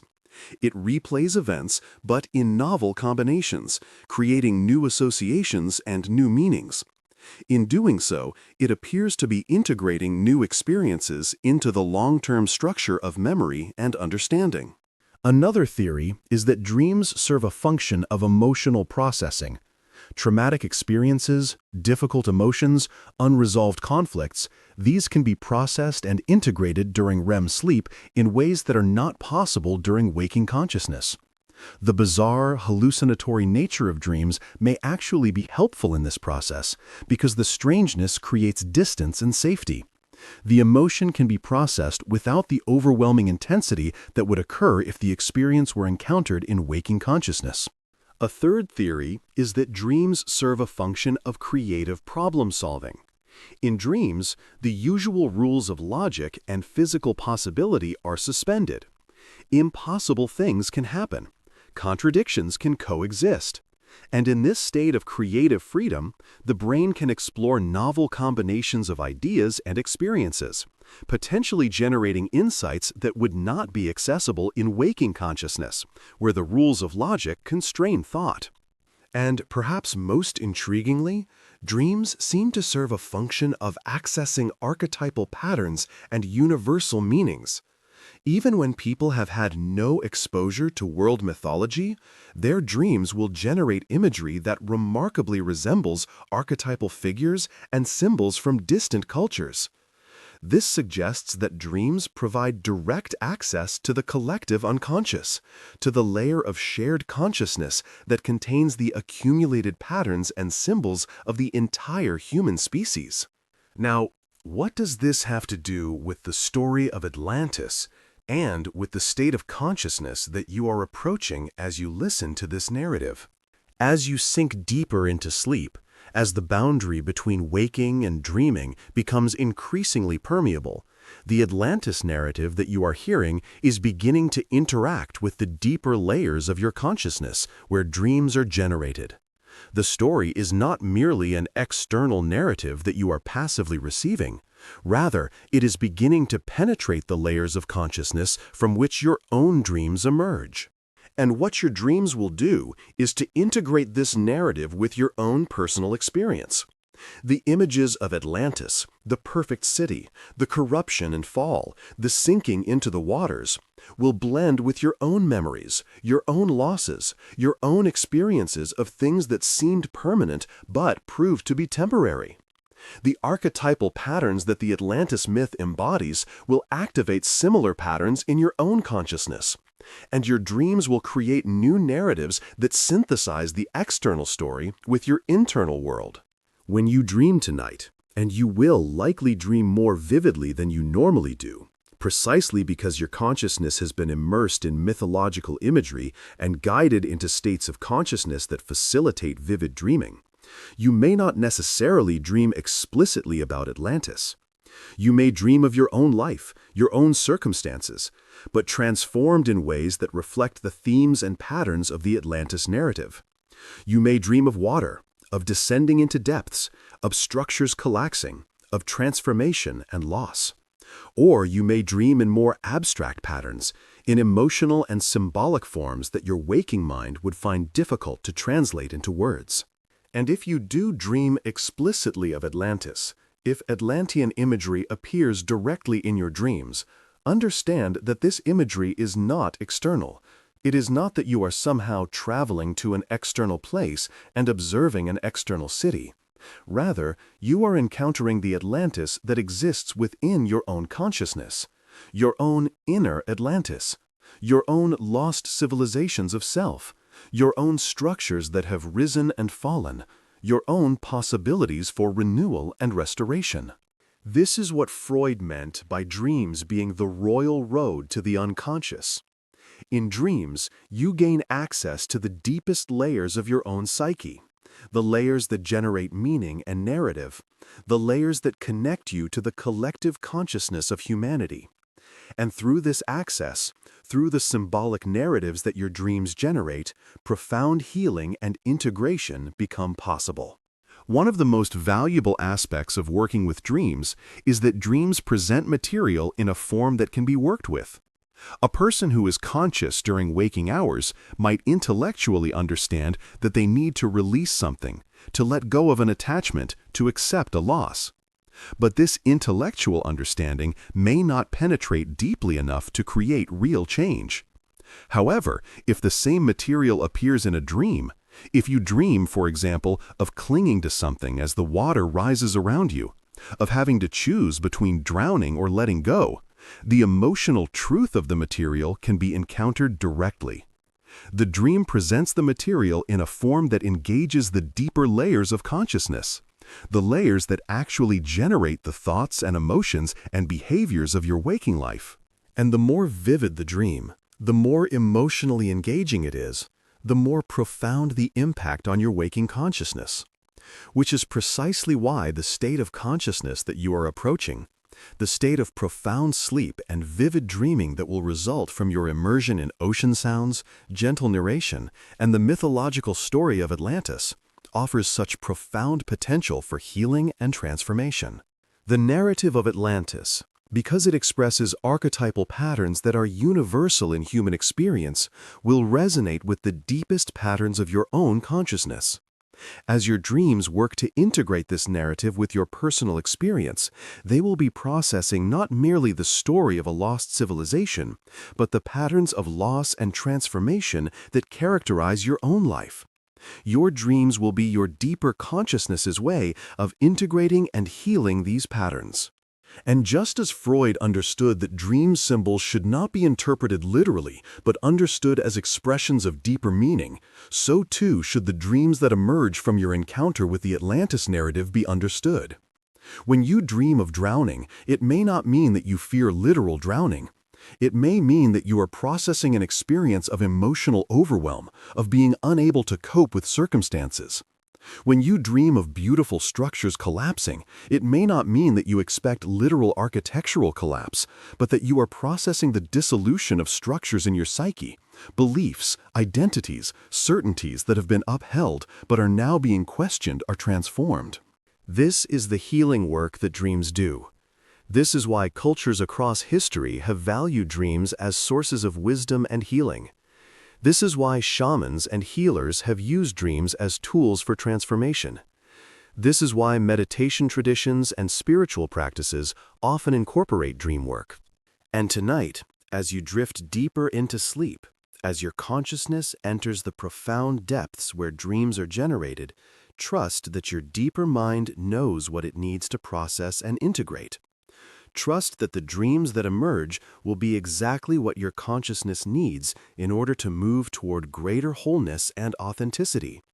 Trust that the royal road to the unconscious, the pathway that dreams open, is leading you toward the wisdom and healing that dwells in the depths. The Atlantis narrative is now moving into your dream consciousness. It is activating the archetypal patterns that generate your dreams. It is inviting your deeper consciousness to engage in the work of integration and transformation. And in this work, in this profound dreaming that is approaching, something sacred is occurring, something healing, something that will change you in ways that you may not recognize immediately, but that will unfold in the days and weeks and months to come. The royal road is open. The journey continues deeper. And in the realm of dreams, where the boundaries between inner and outer dissolve, where the personal and the universal merge, where the wisdom of humanity itself becomes accessible, the real transformation begins. As you descend into sleep, you pass through layers of consciousness, each one darker and deeper than the last. Each layer requires that you release more of your waking self, that you surrender more of your ordinary sense of identity and control. This descent is not violent or jarring. Rather, it is gradual, gentle, a slow sinking like a ship descending through the ocean, passing through zones of decreasing light, decreasing pressure, decreasing familiarity. The first layer you pass through is what sleep researchers call the state of conscious relaxation. The state in which you are aware that you are relaxing, aware that you are becoming drowsy, but still fundamentally awake. In this state, you retain your sense of self, your sense of location, your sense of time. You know that you are in a bed, or a chair, or wherever your body is located. You can still think about tomorrow, still remember yesterday, still maintain the narrative thread of your identity that persists from day to day. But as the ocean sounds continue, as your brain waves continue to slow, as the gentle narration continues to guide you deeper, you pass through a threshold. You enter the hypnagogic state, the twilight zone between waking and sleeping. In this state, the boundary between inner and outer begins to blur. Thoughts and images begin to take on a dreamlike quality. Your sense of time becomes unreliable. Seconds can seem like minutes or hours, or long periods of time can pass in what seems like seconds. Your sense of identity becomes less fixed. You may feel as though you are observing yourself from outside your body, or you may feel as though you are multiple selves simultaneously. In the hypnagogic state, you may experience what are called hypnagogic hallucinations, spontaneous visions that arise without any external stimulus. These might be geometric patterns, or faces, or scenes and landscapes. They might seem strange or frightening, or they might seem profoundly beautiful and meaningful. These visions are not the beginning of a mental illness or a sign of pathology. They are the normal operation of the visual cortex when the rational editing function of the brain has stepped aside and allowed raw sensory and imaginative material to surface. This is where many people become frightened. The loss of control, the strangeness of the experiences, the sense of the familiar self dissolving, this can feel deeply unsettling. There is a deep human instinct to maintain control, to maintain the coherence of the self, to keep things familiar and predictable. And when these are threatened, even in the benign context of falling asleep, anxiety can arise. The person may jerk awake, may fight against the descent, may consciously or unconsciously resist the loss of control that sleep requires. But if you can move through this fear, if you can accept the dissolution of ordinary consciousness without resisting it, the descent continues. You sink deeper through layers of consciousness that have no name in ordinary language, that have no clear boundaries, that form a continuum of decreasing illumination and increasing depth. In these deeper layers, the sense of self continues to dissolve. Your individual identity, which seemed so fixed and so real in waking consciousness, is revealed to be more permeable and more flexible than you thought. The boundaries between self and other, between inside and outside, between subject and object, these all become less clear. You begin to sense something vast that you are part of, something that extends beyond the limits of your individual consciousness. This is where the psychological confrontation with depth becomes most acute. Because as the ordinary sense of self dissolves, as the defenses of the ego step aside, what emerges from the depths is not always comfortable. Repressed emotions can surface. Denied truths can make themselves known. Fears that have been buried can rise toward consciousness. Sadnesses that have been pushed away can demand recognition. The deeper you descend, the more of these buried materials can make their presence known. This is why, throughout history, mystical traditions have emphasized the courage required to descend into the depths of consciousness. It is not a descent into mere relaxation or bliss. It is a descent into truth, often uncomfortable truth, often painful truth, that the conscious ego has been defending against. And yet, this confrontation with depth is necessary, because the material that surfaces in the depths is material that has been affecting your life all along, affecting your choices and your emotions and your relationships, even though you have not been consciously aware of it. The only way to move beyond this material, to integrate it, to be freed from its unconscious domination of your life, is to descend into the depths where it lives and to encounter it directly. Think of it this way. The conscious mind is like the surface of the ocean. The light reaches here. Things are visible. You can navigate with reference points and landmarks. But beneath the surface, in the darkness and pressure of the depths, there are currents and forces that you cannot see from the surface. There are underwater landscapes and geological structures that shape everything that happens at the surface, even though you cannot see them. And sometimes, things that have been pushed down to the depths will rise. They will bubble up toward the surface, demanding recognition. The only way to truly understand what is happening at the surface, the only way to be freed from the unconscious forces that shape your life from below, is to descend into the depths and confront what is there. This is what psychology calls the shadow work, the work of confronting the denied, repressed, or rejected aspects of the self. And this work is profound and necessary for genuine psychological integration and wholeness. The story of Atlantis, in this context, becomes a metaphor for this process. The ideal civilization of Atlantis, the perfect concentric rings, the beautiful temples, the order and harmony, represents the conscious ego, the self that you present to the world, the self that maintains a kind of order and coherence. But beneath this order, corruption sets in. Denied aspects of the self, greed, arrogance, the will to power, accumulate in the depths. And eventually, these repressed forces erupt with catastrophic power. The ordered consciousness collapses. The familiar self is overwhelmed. Everything sinks beneath the waves. This is the nightmare that the conscious ego fears. This is why it maintains such strong defenses, why it works so hard to keep things controlled and ordered and predictable. The ego is terrified of the catastrophic collapse that can occur when repressed material erupts from the depths. But the truth that the deeper wisdom knows, the truth that the ancient myth preserves, is that this collapse and sinking is not the end. It is a transformation. What sinks beneath the waves does not cease to exist. It transforms. It becomes what lies in the depths, material preserved, available for later retrieval and integration.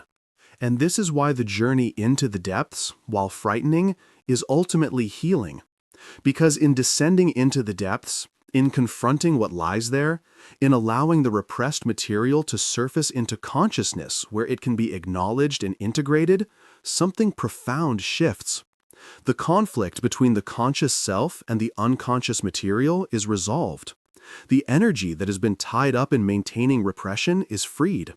The self becomes more whole, more integrated, more authentic. So, as you continue to descend, as you sink deeper into the darkness of sleep, as you approach the moment when you may begin to encounter the material that dwells in your personal depths, know that this is a sacred encounter. Know that the fear and the difficulty that may arise are not signs that something is wrong, but signs that something real and important is happening. The courage that is required to descend into the depths is not the courage to fight or to overcome.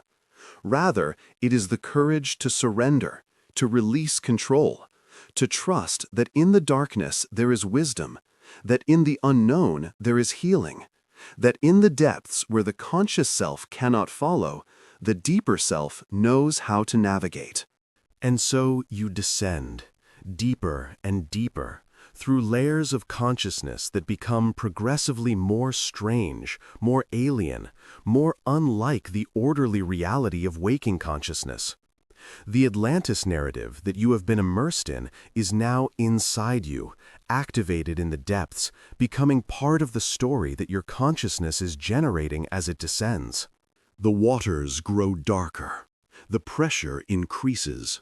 The familiar world above becomes a distant memory, and ahead, far below, in the absolute darkness, something waits. Something ancient, something true, something that has been waiting in these depths since before you were born, preserved in the collective consciousness, waiting for you to arrive with an open heart and a courageous spirit. The abyss opens before you, and in that opening, in that confrontation with depth, the real transformation is about to begin.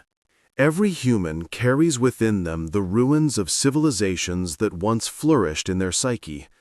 These are not metaphorical ruins, though they are certainly that as well. They are psychological structures, ways of being, capacities, and potentials that once existed in the person's consciousness, but that have been lost or abandoned or repressed. They are like buildings in an ancient city that have crumbled, leaving only fragments and foundations visible, yet containing within those fragments the memory of their former glory and functionality. Consider your own life for a moment. When you were a child, you had capacities that perhaps you no longer have as an adult. You had a capacity for wonder, a willingness to be amazed by things, an openness to experience that was uncritical and unguarded. You had a capacity for play, for unself-conscious expression, for creating without needing the creation to be productive or useful or approved by others. You had a capacity for trust, a willingness to believe in the basic goodness of people and the world. You had a capacity for direct emotional expression, an ability to feel deeply and to express those feelings without the filtering and editing that comes with adult consciousness. Where are these capacities now? For many people, these capacities have not disappeared entirely, but they have been submerged, relegated to the depths, accessed only in specific circumstances and in limited ways. The demands of adult life, the need to function effectively in a world that requires certain behaviors, certain constraints, certain presentations of self, these demands have gradually built a kind of protective structure over these tender, vulnerable capacities. They have been buried beneath layers of defense and constraint. This is not necessarily pathological. In many ways, the development of these more defended, more structured, more cautious ways of being is necessary for functioning in the adult world. The capacity for uncritical wonder would make it difficult to navigate a world that contains real dangers. The capacity for unself-conscious play would make it difficult to accomplish tasks that require focus and discipline. The capacity for complete trust would make you vulnerable to manipulation and harm. And yet, the loss of these capacities comes at a cost. The loss of wonder diminishes beauty and awe from life. The loss of play diminishes joy and spontaneity. The loss of trust diminishes intimacy and connection. The loss of direct emotional expression creates a kind of deadness or disconnection from the living reality of your experience. So, every adult carries within themselves a kind of Atlantis, a civilization of earlier capacities and potentials that has sunk beneath the waters of adaptation to adult life. And the possibility exists, just as it did for the historical Atlanteans, that in the depths where these capacities have been submerged, there remains a kind of preserved wisdom and authenticity that could be recovered and integrated. There is also the Atlantis of trauma and grief. Every person has experienced loss. Every person has had moments or periods when their sense of security, their sense of who they were, their sense of what was possible, these have been shaken or destroyed. A person experiences the loss of a loved one and a part of their identity is destroyed. A person experiences a failure or rejection and their sense of efficacy and worth is undermined. A person experiences betrayal and their capacity for trust is damaged. A person experiences a period of severe illness or physical limitation, and their sense of an invulnerable body is revealed to be an illusion. These experiences create ruptures in the self. They create losses that seem catastrophic in their totality. In the moment of loss, the person's world seems to end, just as surely as Atlantis' world seemed to end when it sank beneath the waves. The old self, the pre-loss self, is dead. It cannot be recovered. And the person must find a way to construct a new self, a post-loss self, that can continue living in a world that is now fundamentally different. But what becomes of the lost self? What becomes of the person they were before the loss, before the trauma, before the catastrophe?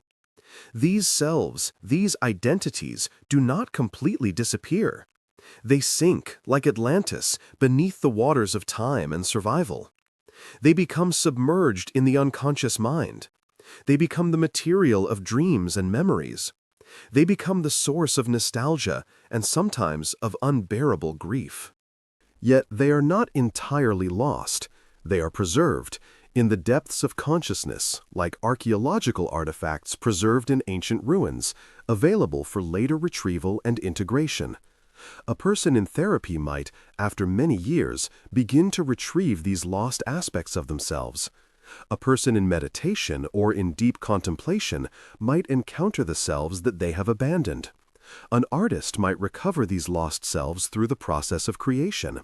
A person in dreams might encounter these lost civilizations of self in symbolic form.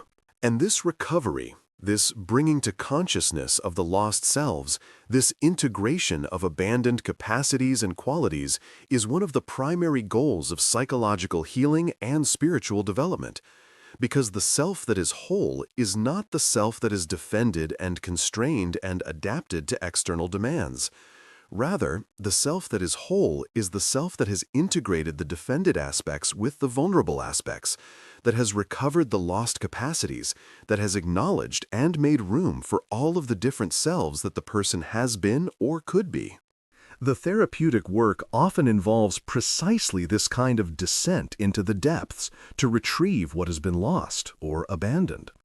A therapist might guide a person back through memories, back through time, back into the depths of their own consciousness, seeking to encounter the child self that was lost, seeking to retrieve the qualities and capacities that this child self possessed, seeking to integrate these with the adult consciousness that now exists. And this is ultimately what the story of Atlantis offers on a psychological level. It offers a map for this process of descent and recovery. It offers an acknowledgement that loss is real and that it changes us. It offers a recognition that what is lost does not simply disappear, but rather sinks into the depths where it can be preserved and potentially recovered. It offers the understanding that the recovery of what has been lost is possible, that integration is possible, that wholeness is possible, even after catastrophic loss. Consider the Atlantean kings who became corrupted. One way to interpret this is psychological. The part of the self that was wise and just and aligned with truth became corrupted. The narcissistic part of the self, the part that wanted power and domination, became inflated and took control. The authentic self was overridden by the false self. And this internal corruption, this triumph of the false self over the authentic self, is something that every human being experiences to some degree. Every person contains within themselves a part that wants to dominate and control, that is driven by greed and ambition. And every person contains within themselves a part that wants to serve truth and justice and the common good. The Atlantean tragedy is the tragedy of what happens when the dominating, ambitious part of the self completely overwhelms the authentic, truth-seeking part.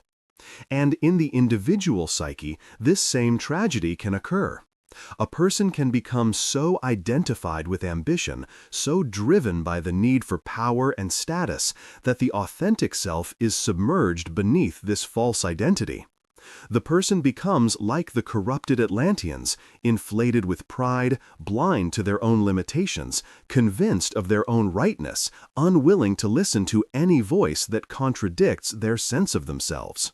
But the myth also offers the possibility of redemption, because the catastrophe that destroys the corrupted civilization also destroys the false identity. The sinking of Atlantis can be understood as the destruction of the inflated ego, the collapse of the false self. And in this collapse, in this descent into darkness and loss, there is the possibility of encountering something more authentic. In the ruins of the destroyed civilization, in the depths where what has been demolished is preserved, there is the possibility of finding the truth that the corruption had buried.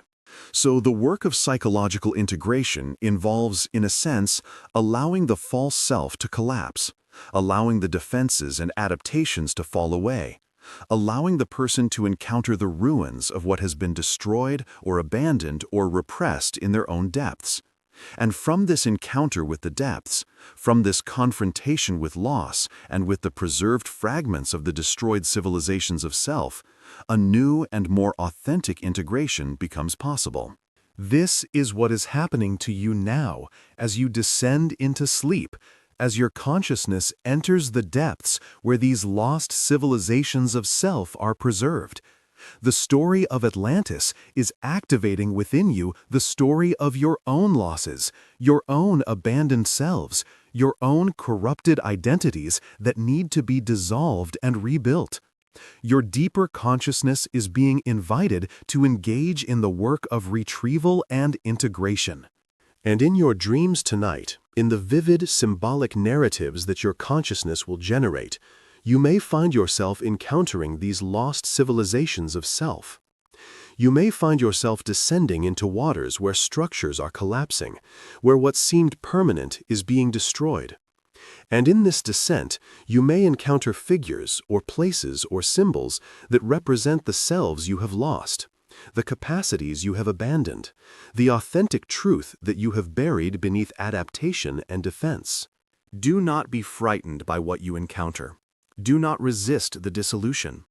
Instead, allow yourself to witness, to acknowledge, to grieve what is being lost. For in this witnessing and acknowledgement and grief, the integration begins.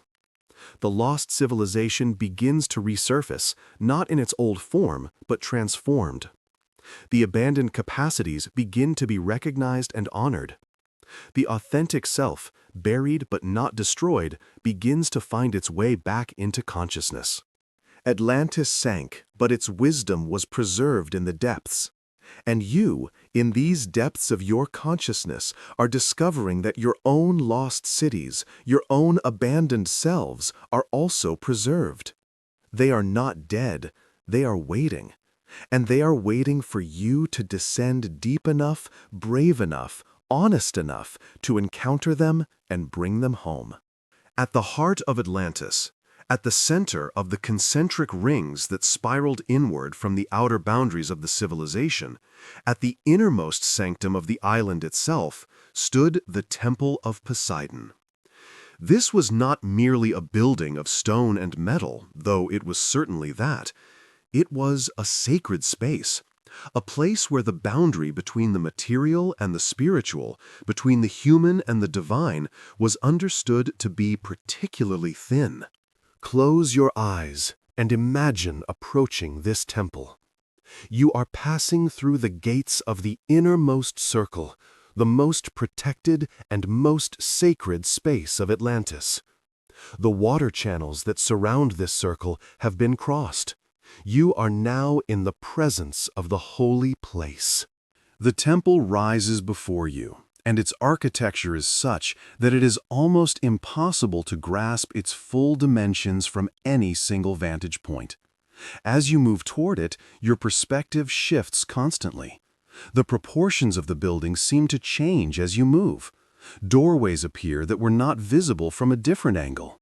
The structure seems to contain more interior space than the exterior dimensions would suggest to be possible.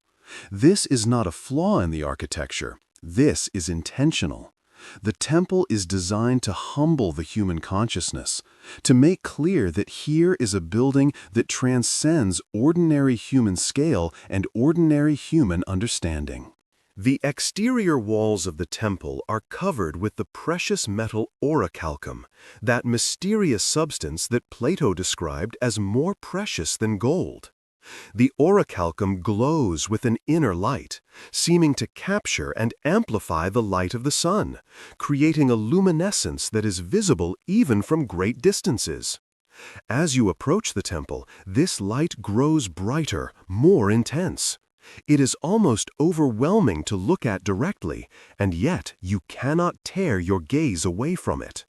The main entrance to the temple is approached through a colonnade, row after row of pillars, each one carved with intricate reliefs depicting scenes from the mythology of Poseidon, scenes of the god rising from the sea, scenes of the 10 kings of Atlantis, scenes of rituals and ceremonies that are no longer remembered in the waking world. The pillars seem to draw you inward, as if they are creating a pathway not just through space, but through time itself.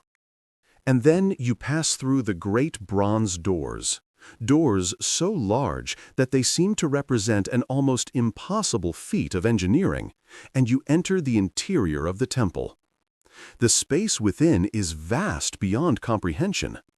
The ceiling soars upwards so high that it seems to disappear into mist or cloud. The interior is lit by light that seems to come from no particular source, as if the light is emanating from the walls themselves, from the very atmosphere of the space. And at the center of this vast interior space stands the gold statue of Poseidon. It is so large that it towers above you, yet its proportions are such that it does not seem grotesque or disproportionate. Rather, it seems perfectly right, perfectly balanced. The god stands in his chariot, drawn by horses wrought from precious metals that seem almost alive, frozen in the moment of rising from the sea. Poseidon's expression is calm, authoritative, wise. One hand holds the trident, the symbol of his power. The other hand is raised in a gesture that might be blessing or might be warning. As you stand in the presence of this statue, as you allow yourself to truly perceive it, something profound occurs in your consciousness. The distinction between looking at an object and being in communion with an intelligence begins to dissolve. The statue is not merely a representation of the god. It is, in some deep sense, a presence of the god. And as you stand before it, you feel yourself being seen, being witnessed, being known by a consciousness that is vastly greater than your own. Around the base of this great statue are arranged the golden representations of the 10 ancient kings of Atlantis, the descendants of Poseidon and Clito, who had ruled the civilization and established the sacred laws. These figures are arranged in a circle around the base of Poseidon's statue, as if they are gathered around the god, attending upon him, receiving instruction or blessing. And surrounding these central figures, around the entire interior of the temple, are the inscribed laws of Atlantis. They are written upon orichalco plates, arranged in a vast spiral that begins near the entrance and winds inward toward the center, toward the feet of Poseidon. These are the sacred laws that governed Atlantean civilization, laws that combined practical wisdom about how to organize society with spiritual principles about the right relationship between humans and nature, between humans and the divine, between individuals and the community. The laws speak of justice and wisdom. They speak of the proper use of power and the accountability of rulers. They speak of the relationship between material prosperity and spiritual development.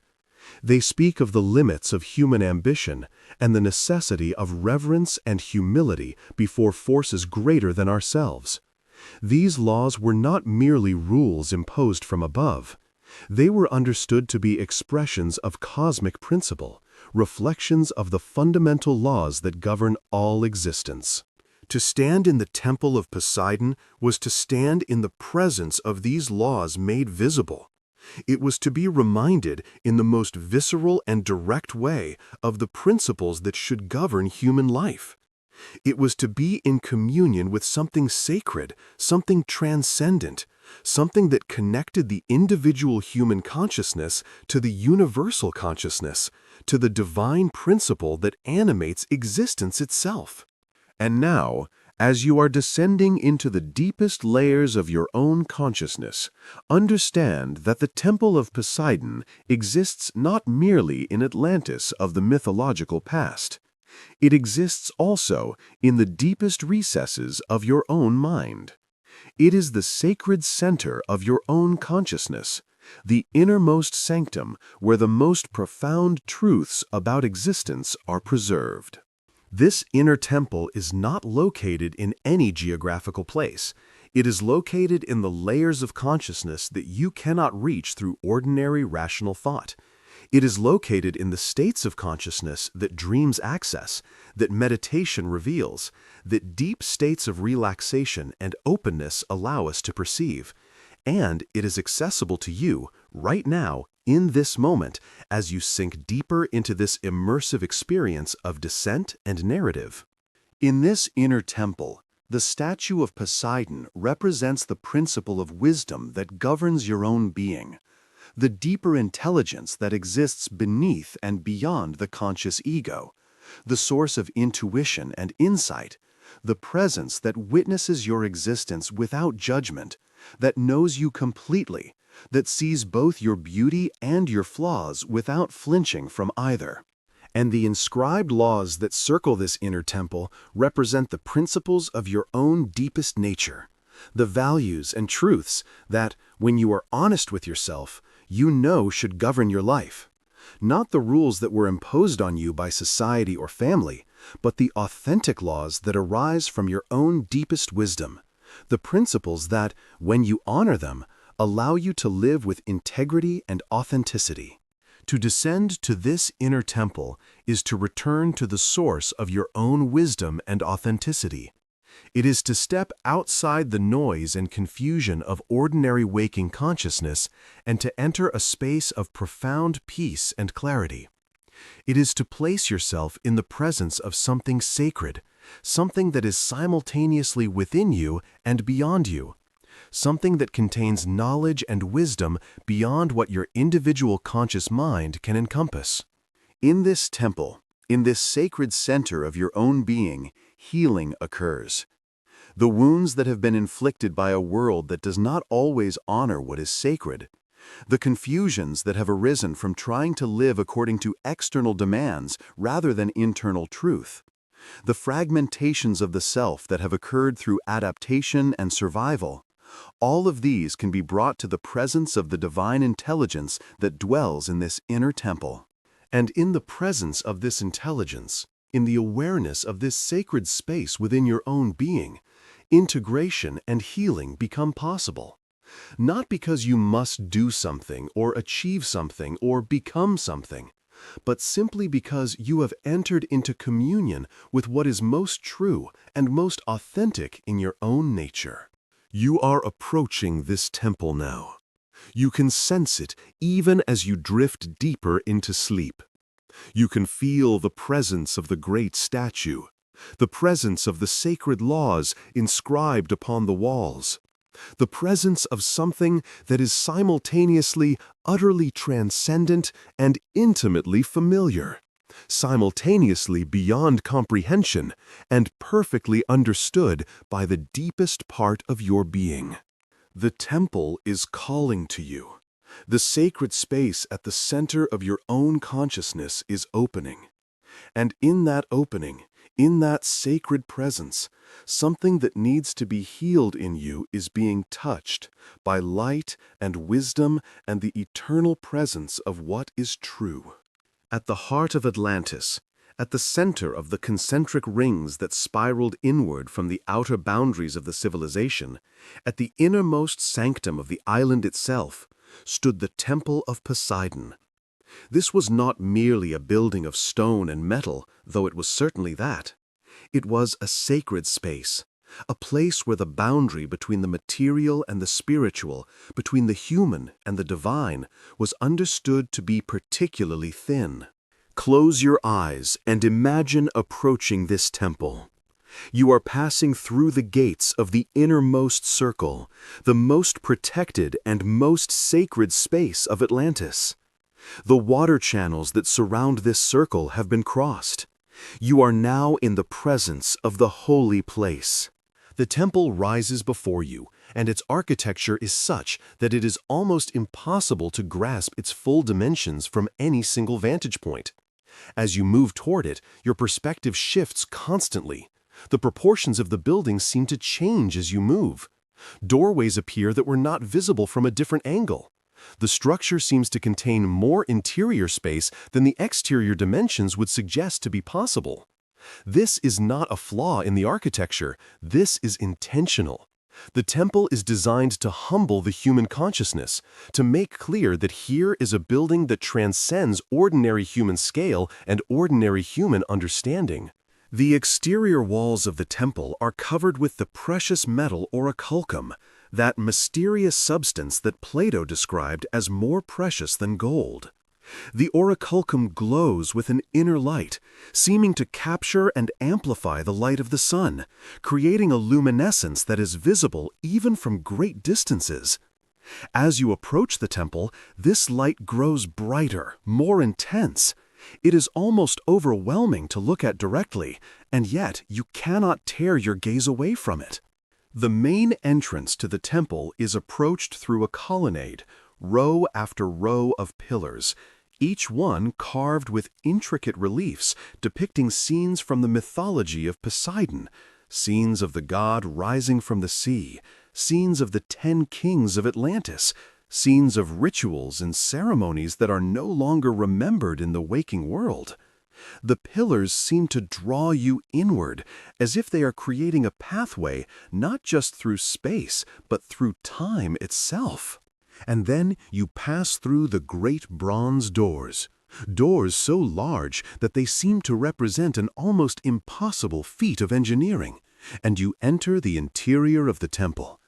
The space within is vast beyond comprehension. The ceiling soars upward so high that it seems to disappear into mist or cloud. The interior is lit by light that seems to come from no particular source, as if the light is emanating from the walls themselves, from the very atmosphere of the space. And at the center of this vast interior space stands the gold statue of Poseidon. It is so large that it towers above you, yet its proportions are such that it does not seem grotesque or disproportionate. Rather, it seems perfectly right, perfectly balanced. The god stands in his chariot, drawn by horses wrought from precious metals that seem almost alive, frozen in the moment of rising from the sea. Poseidon's expression is calm, authoritative, wise. One hand holds the trident, the symbol of his power. The other hand is raised in a gesture that might be blessing or might be warning.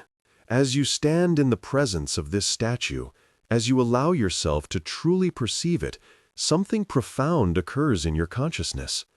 The distinction between looking at an object and being in communion with an intelligence begins to dissolve. The statue is not merely a representation of the god. It is, in some deep sense, a presence of the god. And as you stand before it, you feel yourself being seen, being witnessed, being known by a consciousness that is vastly greater than your own. Around the base of this great statue are arranged the golden representations of the 10 ancient kings of Atlantis, the descendants of Poseidon and Clito, who had ruled the civilization and established the sacred laws. These figures are arranged in a circle around the base of Poseidon's statue, as if they are gathered around the god, attending upon him, receiving instruction or blessing. And surrounding these central figures, around the entire interior of the temple, are the inscribed laws of Atlantis. They are written upon orichalcum plates, arranged in a vast spiral that begins near the entrance and winds inward toward the center, toward the feet of Poseidon. These are the sacred laws that governed Atlantean civilization, laws that combined practical wisdom about how to organize society with spiritual principles about the right relationship between humans and nature, between humans and the divine, between individuals and the community. The laws speak of justice and wisdom. They speak of the proper use of power and the accountability of rulers. They speak of the relationship between material prosperity and spiritual development. They speak of the limits of human ambition and the necessity of reverence and humility before forces greater than ourselves. These laws were not merely rules imposed from above. They were understood to be expressions of cosmic principle, reflections of the fundamental laws that govern all existence. To stand in the temple of Poseidon was to stand in the presence of these laws made visible. It was to be reminded in the most visceral and direct way of the principles that should govern human life. It was to be in communion with something sacred, something transcendent, something that connected the individual human consciousness to the universal consciousness, to the divine principle that animates existence itself. And now, as you are descending into the deepest layers of your own consciousness, understand that the Temple of Poseidon exists not merely in Atlantis of the mythological past. It exists also in the deepest recesses of your own mind. It is the sacred center of your own consciousness, the innermost sanctum where the most profound truths about existence are preserved. This inner temple is not located in any geographical place. It is located in the layers of consciousness that you cannot reach through ordinary rational thought. It is located in the states of consciousness that dreams access, that meditation reveals, that deep states of relaxation and openness allow us to perceive. And it is accessible to you right now, in this moment, as you sink deeper into this immersive experience of descent and narrative. In this inner temple, the statue of Poseidon represents the principle of wisdom that governs your own being, the deeper intelligence that exists beneath and beyond the conscious ego, the source of intuition and insight, the presence that witnesses your existence without judgment, that knows you completely, that sees both your beauty and your flaws without flinching from either. And the inscribed laws that circle this inner temple represent the principles of your own deepest nature, the values and truths that, when you are honest with yourself, you know should govern your life. Not the rules that were imposed on you by society or family, but the authentic laws that arise from your own deepest wisdom. The principles that, when you honor them, allow you to live with integrity and authenticity. To descend to this inner temple is to return to the source of your own wisdom and authenticity. It is to step outside the noise and confusion of ordinary waking consciousness and to enter a space of profound peace and clarity. It is to place yourself in the presence of something sacred, something that is simultaneously within you and beyond you, something that contains knowledge and wisdom beyond what your individual conscious mind can encompass. In this temple, in this sacred center of your own being, healing occurs. The wounds that have been inflicted by a world that does not always honor what is sacred. The confusions that have arisen from trying to live according to external demands rather than internal truth. The fragmentations of the self that have occurred through adaptation and survival. All of these can be brought to the presence of the divine intelligence that dwells in this inner temple. And in the presence of this intelligence, in the awareness of this sacred space within your own being, integration and healing become possible. Not because you must do something or achieve something or become something, but simply because you have entered into communion with what is most true and most authentic in your own nature. You are approaching this temple now. You can sense it even as you drift deeper into sleep. You can feel the presence of the great statue, the presence of the sacred laws inscribed upon the walls, the presence of something that is simultaneously utterly transcendent and intimately familiar, simultaneously beyond comprehension and perfectly understood by the deepest part of your being. The temple is calling to you. The sacred space at the center of your own consciousness is opening, and in that opening, in that sacred presence, something that needs to be healed in you is being touched by light and wisdom and the eternal presence of what is true. In a single night of unbearable fury, the earth itself rose up in rebellion. Atlantis, the mightiest civilization ever to exist, faced an enemy that it could not vanquish, time itself, and the inexorable forces of transformation that move beneath the surface of all existence. The night that is about to be described is the night that everything changed.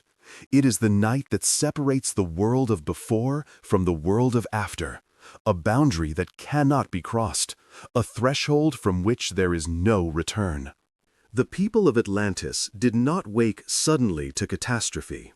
Rather, it came gradually at first, in the form of small tremors that made the temples sway slightly, that made the water in the channels ripple in unusual patterns. Those who were sensitive to the Earth's movements, those who understood the language of seismic activity, may have recognized these tremors as a warning. But the vast majority of the population slept through these early tremors, or, if they woke, they turned over and went back to sleep, telling themselves that the tremors were minor, that the city had withstood many such disturbances, that tomorrow would bring the same perfect world they had known all their lives. But the tremors grew stronger. The ground began to shake with increasing violence. The precise geometry of the perfect city was disrupted. Buildings that had stood in perfect alignment for generations began to shift slightly, their foundations cracking. The water in the concentric channels began to surge, no longer flowing smoothly through its channels, but beginning to wave and heave with an energy that was beyond ordinary weather or tidal influence. And then came the main earthquake, a violent, sustained rupture of the earth itself, so powerful that it destroyed buildings at the center of the city instantly. The Temple of Poseidon, that magnificent structure that had towered above the city for generations, began to collapse. The gold statue of Poseidon, that sacred presence at the center of the civilization's consciousness, tumbled from its base. The orichalcum-lined walls cracked and fell. In that moment, the people of Atlantis would have felt something more profound than mere physical shock. They would have felt the collapse of everything that had seemed permanent and solid. They would have felt the destruction of the very center of their civilization, the destruction of the sacred space that had embodied their deepest values and their spiritual connection to the divine. It was not merely buildings that were collapsing. It was their sense of meaning itself, their sense that the world operated according to principles that made sense, that their civilization was protected by divine favor and would endure. And as the primary shock began to ease, as people stumbled from their collapsing homes into the streets, they would have seen something that filled them with even greater terror. The ocean was acting in ways that violated everything they understood about natural processes. The water was retreating from the harbors, pulling back as if being drawn by an invisible force.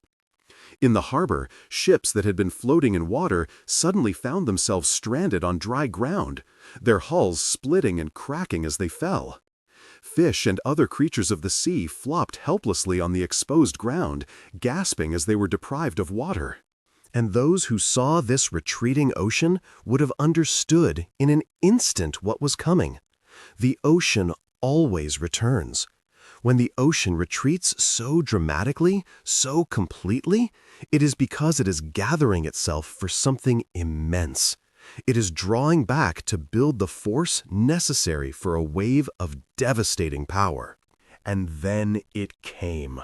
The tsunami, a wall of water that rose to a height that seemed impossible, that seemed to tower as high as the mountains themselves. This wall of water moved with the speed and the force of an invincible army, crushing everything in its path, obliterating the harbors and the fleets of ships, sweeping inland with an irresistible force that nothing could stand against. The people of Atlantis ran in blind panic. They ran toward the higher ground of the inner rings, hoping that elevation would protect them. But the tsunami was fed by the continued rupture of the earth itself. The ground beneath the city was collapsing inward, creating a depression, a vast sinkhole that was drawing the water inward, drawing Atlantis itself downward into the depths. Some people attempted to flee by sea, hoping to escape in boats and ships. But the ocean itself was churning with chaotic currents and violent waves. Boats that had been carefully constructed, ships that had sailed to distant lands and returned, were tossed about like toys, splintered by the violence of the waters. Others attempted to flee inland, to escape from the island itself, but there was no time. The catastrophe unfolded with a speed that was impossible to comprehend, that was faster than any human action or decision could respond to. What had been a city full of millions of people in the span of a few hours was transformed into chaos and death and destruction beyond measure. The perfect concentric rings, which had embodied the vision of a civilization confident in its permanence and its perfection, became a kind of death trap. The very organization that had been designed to protect and to preserve, instead became a maze that confused the fleeing population. The people ran in circles, seeking exits that no longer existed, seeking escape routes that were blocked by collapsed buildings and walls of water. And through it all, as the island sank, as the earth continued to rupture and collapse, as the sea continued to pour inward to fill the void, there was the sound of a civilization being destroyed, the crash of falling buildings, the roar of waves, the wind screaming through the destruction, the cries of people in terror and agony, the deep groaning sound of the earth itself as it collapsed and transformed. It was a sound so overwhelming that it must have seemed to the survivors as if the universe itself was screaming. And gradually, as the hours passed, as the night of catastrophe continued, the cries of the living grew fewer. The running and the struggling grew less frantic. The sounds of resistance and resistance grew quieter. The island sank deeper. The water rose higher. And eventually, what had been the greatest civilization on Earth, the city of beauty and order and achievement, the center of the world, the place where human potential had been realized to its fullest extent, was completely submerged beneath the sea. The water covered the ruins. The temple of Poseidon, crushed and broken, was buried beneath tons of sediment and water. The streets where people had walked were now the floor of the ocean. The buildings were now reefs of stone and metal and precious materials, creating a new underwater landscape, slowly being covered by the accumulation of sediment and time.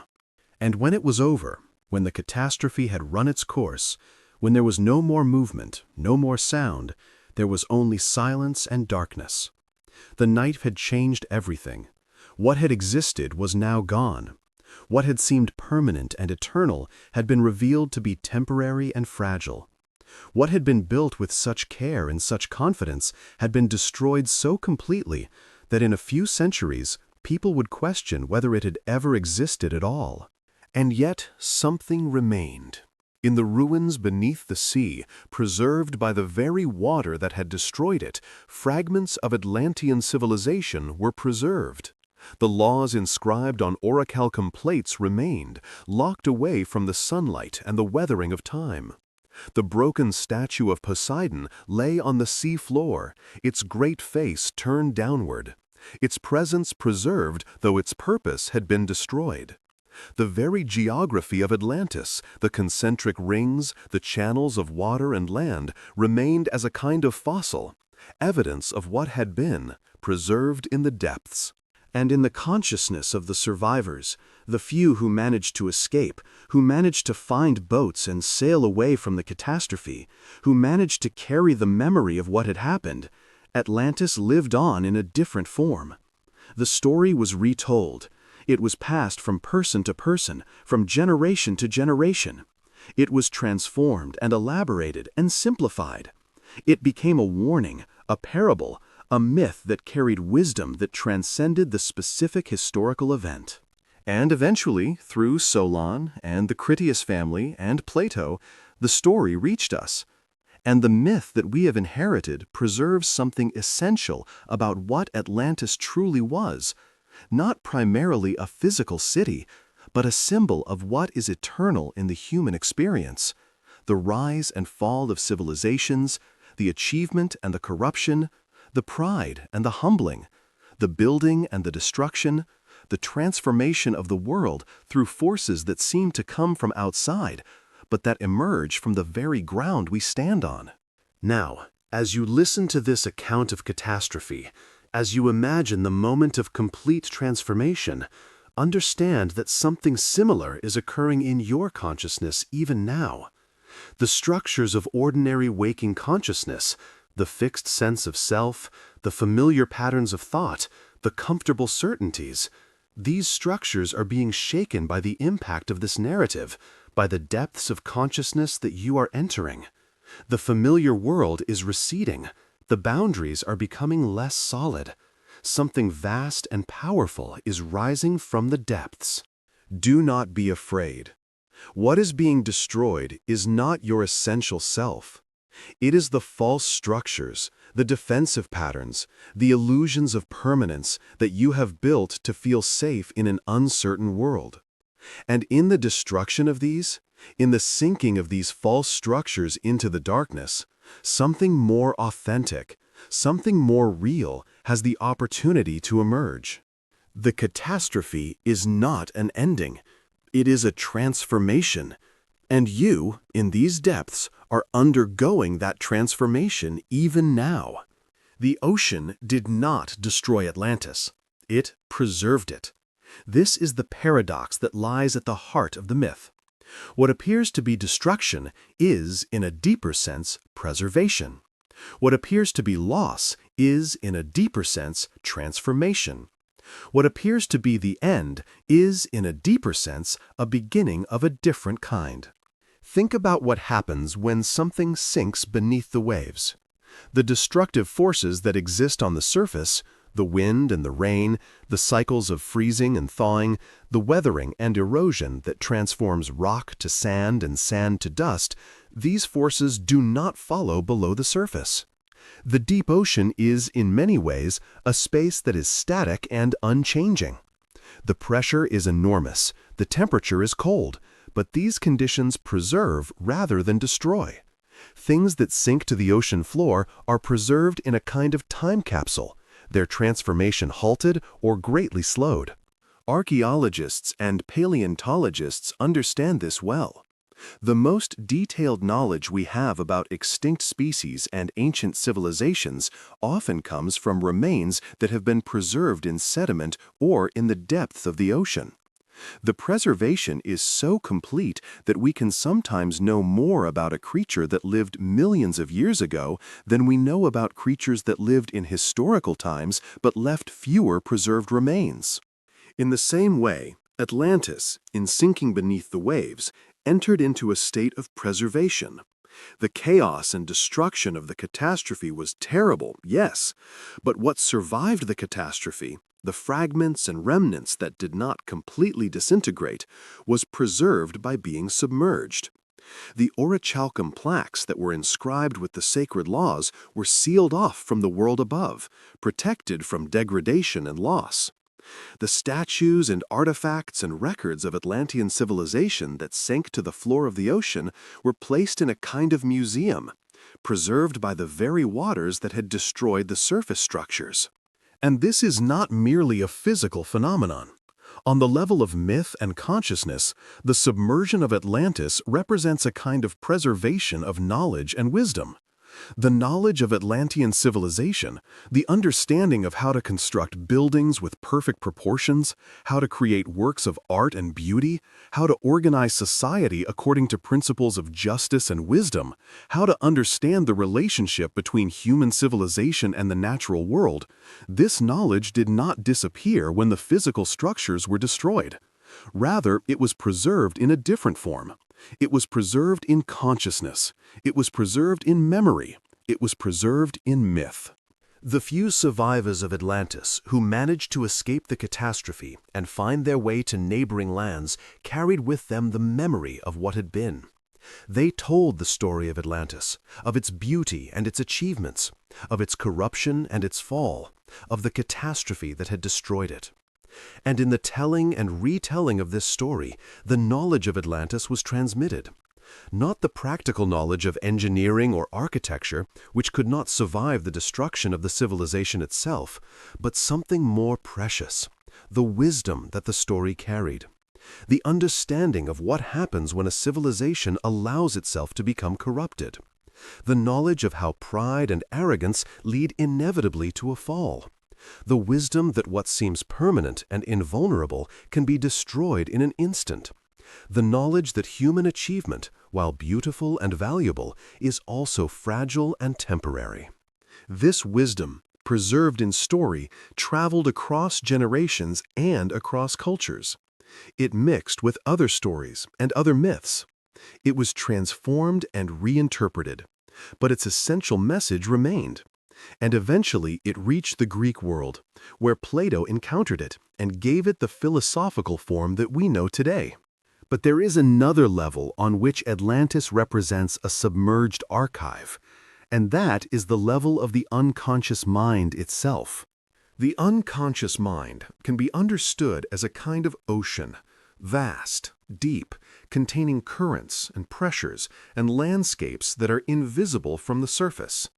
And in the depths of this unconscious ocean, there exist repositories of knowledge and memory and wisdom that have been submerged, preserved beneath the waters of ordinary consciousness.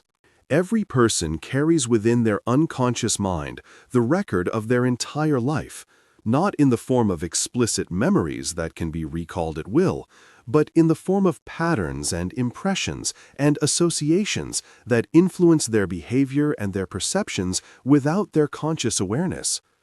A person may have forgotten a childhood event, but that event has shaped how they relate to authority, or how they approach intimate relationships, or how they respond to situations that resemble the original event. And more broadly, the human unconscious mind is understood to contain layers upon layers of accumulated experience, not just personal experience, but the accumulated experience of humanity itself, preserved in what Jung called the collective unconscious. The archetypes that Jung identified, the hero, the shadow, the wise old man, the feminine, and many others, can be understood as submerged archives of human wisdom and human experience. They are the patterns that have emerged again and again throughout human history because they reflect fundamental truths about human existence. Atlantis, as a myth preserved in consciousness, is itself a submerged archive of human wisdom. It is preserved not on any map or in any geographical location, but in the collective memory of humanity. And this myth, this submerged archive, is accessible to anyone who is willing to descend into the depths of consciousness to retrieve it. Consider a person in therapy, working to understand patterns in their life that they cannot explain through their conscious understanding.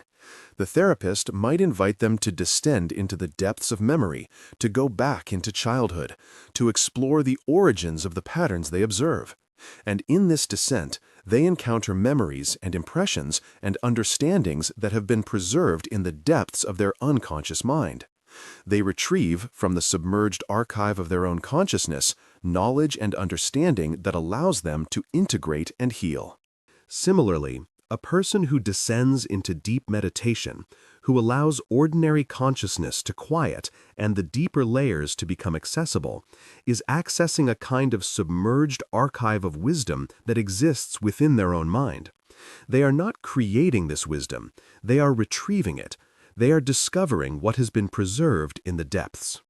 And when you listen to the story of Atlantis, when you allow this narrative to penetrate into your deeper consciousness, when you engage with it in states of sleep and dream and deep relaxation, you are descending into this submerged archive.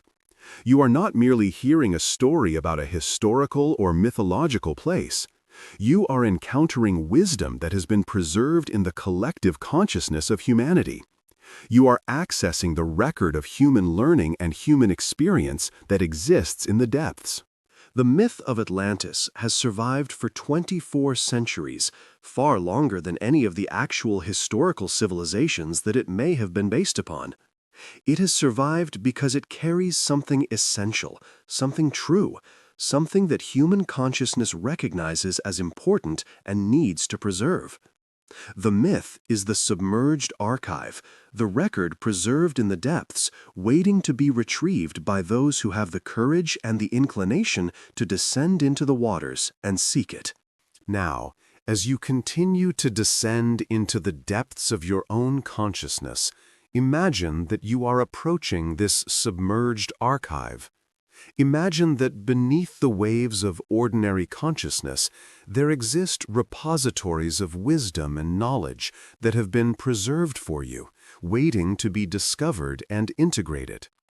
Imagine that the story of Atlantis that you are encountering is itself one of these preserved archives, one of these repositories of human wisdom, now being made available to you through the pathway of sleep and dream and deep consciousness. The ruins of Atlantis beneath the waves are not dead. They are not empty. They are full of meaning and knowledge and wisdom. The statues are not mere sculptures of stone and metal. They are carriers of presence and intention and understanding. The laws inscribed on the orichalcum plaques are not merely ancient words. They are carriers of eternal truth, preserved beneath the waters, waiting to be read and understood by those who descend to seek them. And you are descending now. You are sinking through layers of ordinary consciousness, moving toward these submerged archives, moving toward the depths where the wisdom that has been preserved waits to be discovered. The journey is almost complete. The descent is nearly at its deepest point. And in that deepest point, in that place where the surface world is completely out of reach, where the pressure of the depths is fully present, where the darkness is complete, Something magnificent and true is waiting for you. The submerged archive is calling. The preserved wisdom is stirring, as if it senses your approach. And when you reach the depths, when you arrive at the ruins of Atlantis that sleep in the ocean of consciousness, you will understand that what was lost has not disappeared. It has been preserved. It has been waiting. And now it is ready to be retrieved and brought back to consciousness, ready to be integrated into your being, ready to fulfill its purpose as a guide and a source of wisdom for the journey of your life. All journeys into depth must eventually lead to return. This is a fundamental principle of the hero's journey. The descent is not permanent. The journey into darkness is not endless. There comes a moment, sometimes subtle, sometimes unmistakably clear, when the traveler begins the ascent, when the mind begins to rise from the depths toward the light of ordinary consciousness, when the dreamer prepares to awaken. In the twilight of sleep, as dawn gently approaches the horizon of your mind, you begin this gentle ascent. You are returning from Atlantis, not as a lost place beneath the waves, but as a living presence within your own consciousness. The wisdom you retrieved from the depths has been integrated into your being. The mysteries you encountered have been acknowledged and honored. The chaos you faced in the abyss has been transformed into clarity. This return is the most crucial part of the journey, for it is in the integration that transformation becomes permanent. The gifts of the journey, the insights, the healing, the renewal, must be carried back into waking consciousness if they are to have lasting effect. The inner temple, where you encountered the sacred presence of Poseidon, the submerged archive where the mythic wisdom of Atlantis resides, these are now alive within you, part of the architecture of your consciousness. As you awaken gradually, the gentle rhythm of the ocean continues to accompany you. Though your eyes will open to light and sound from the external world, the inner soundscape, the eternal echo of waves within your being remains. The tender voice that guided you through the depths still resonates in your mind like a lullaby you carry in your heart. This transition from sleep to waking is a delicate process. It embodies the liminal space, a threshold not unlike the one you crossed at the beginning of this journey. To awake fully, you need only to keep this inner connection alive, to remember the messages you received deep within the dream. Carry the image of Atlantis as a place not forgotten, but transformed, not lost, but preserved in your own becoming. The deep rest you experienced is not merely biological. It is spiritual. It is psychological. It is a recalibration of your entire being toward greater wholeness and authenticity. What awaits you in the waking world is a new perspective. The losses and transformations you have undergone are not wounds that permanently scar, but passages that have refined and reshaped your consciousness. The proud, arrogant cities of false selfhood have been surrendered to the sea. In their place, new forms of awareness arise. The meaning of life becomes clearer when understood from the depths, when the rise and fall, the loss and regeneration, the beauty and the catastrophe are seen as part of the eternal cycle. The history of Atlantis is not a distant legend disconnected from your daily reality. It is your story. It is humanity's story. It is the story of ongoing transformation, an ever-unfolding myth lived anew with each breath. As you open your eyes and return to the familiar world, allow this mythic presence within you to guide your choices and actions. Let it remind you that every moment holds the potential for renewal, that even in the darkest depths, the light of wisdom shines, and that the journey of the soul, like the rhythms of the ocean, is eternal. Welcome back from the depths. The dream of Atlantis sleeps within you now, not as a lost city in a distant ocean, but as an ever-present sanctuary, a reminder that beneath the surface of the ordinary, eternal truths await discovery. And whenever you need to return, the waves will call you back home.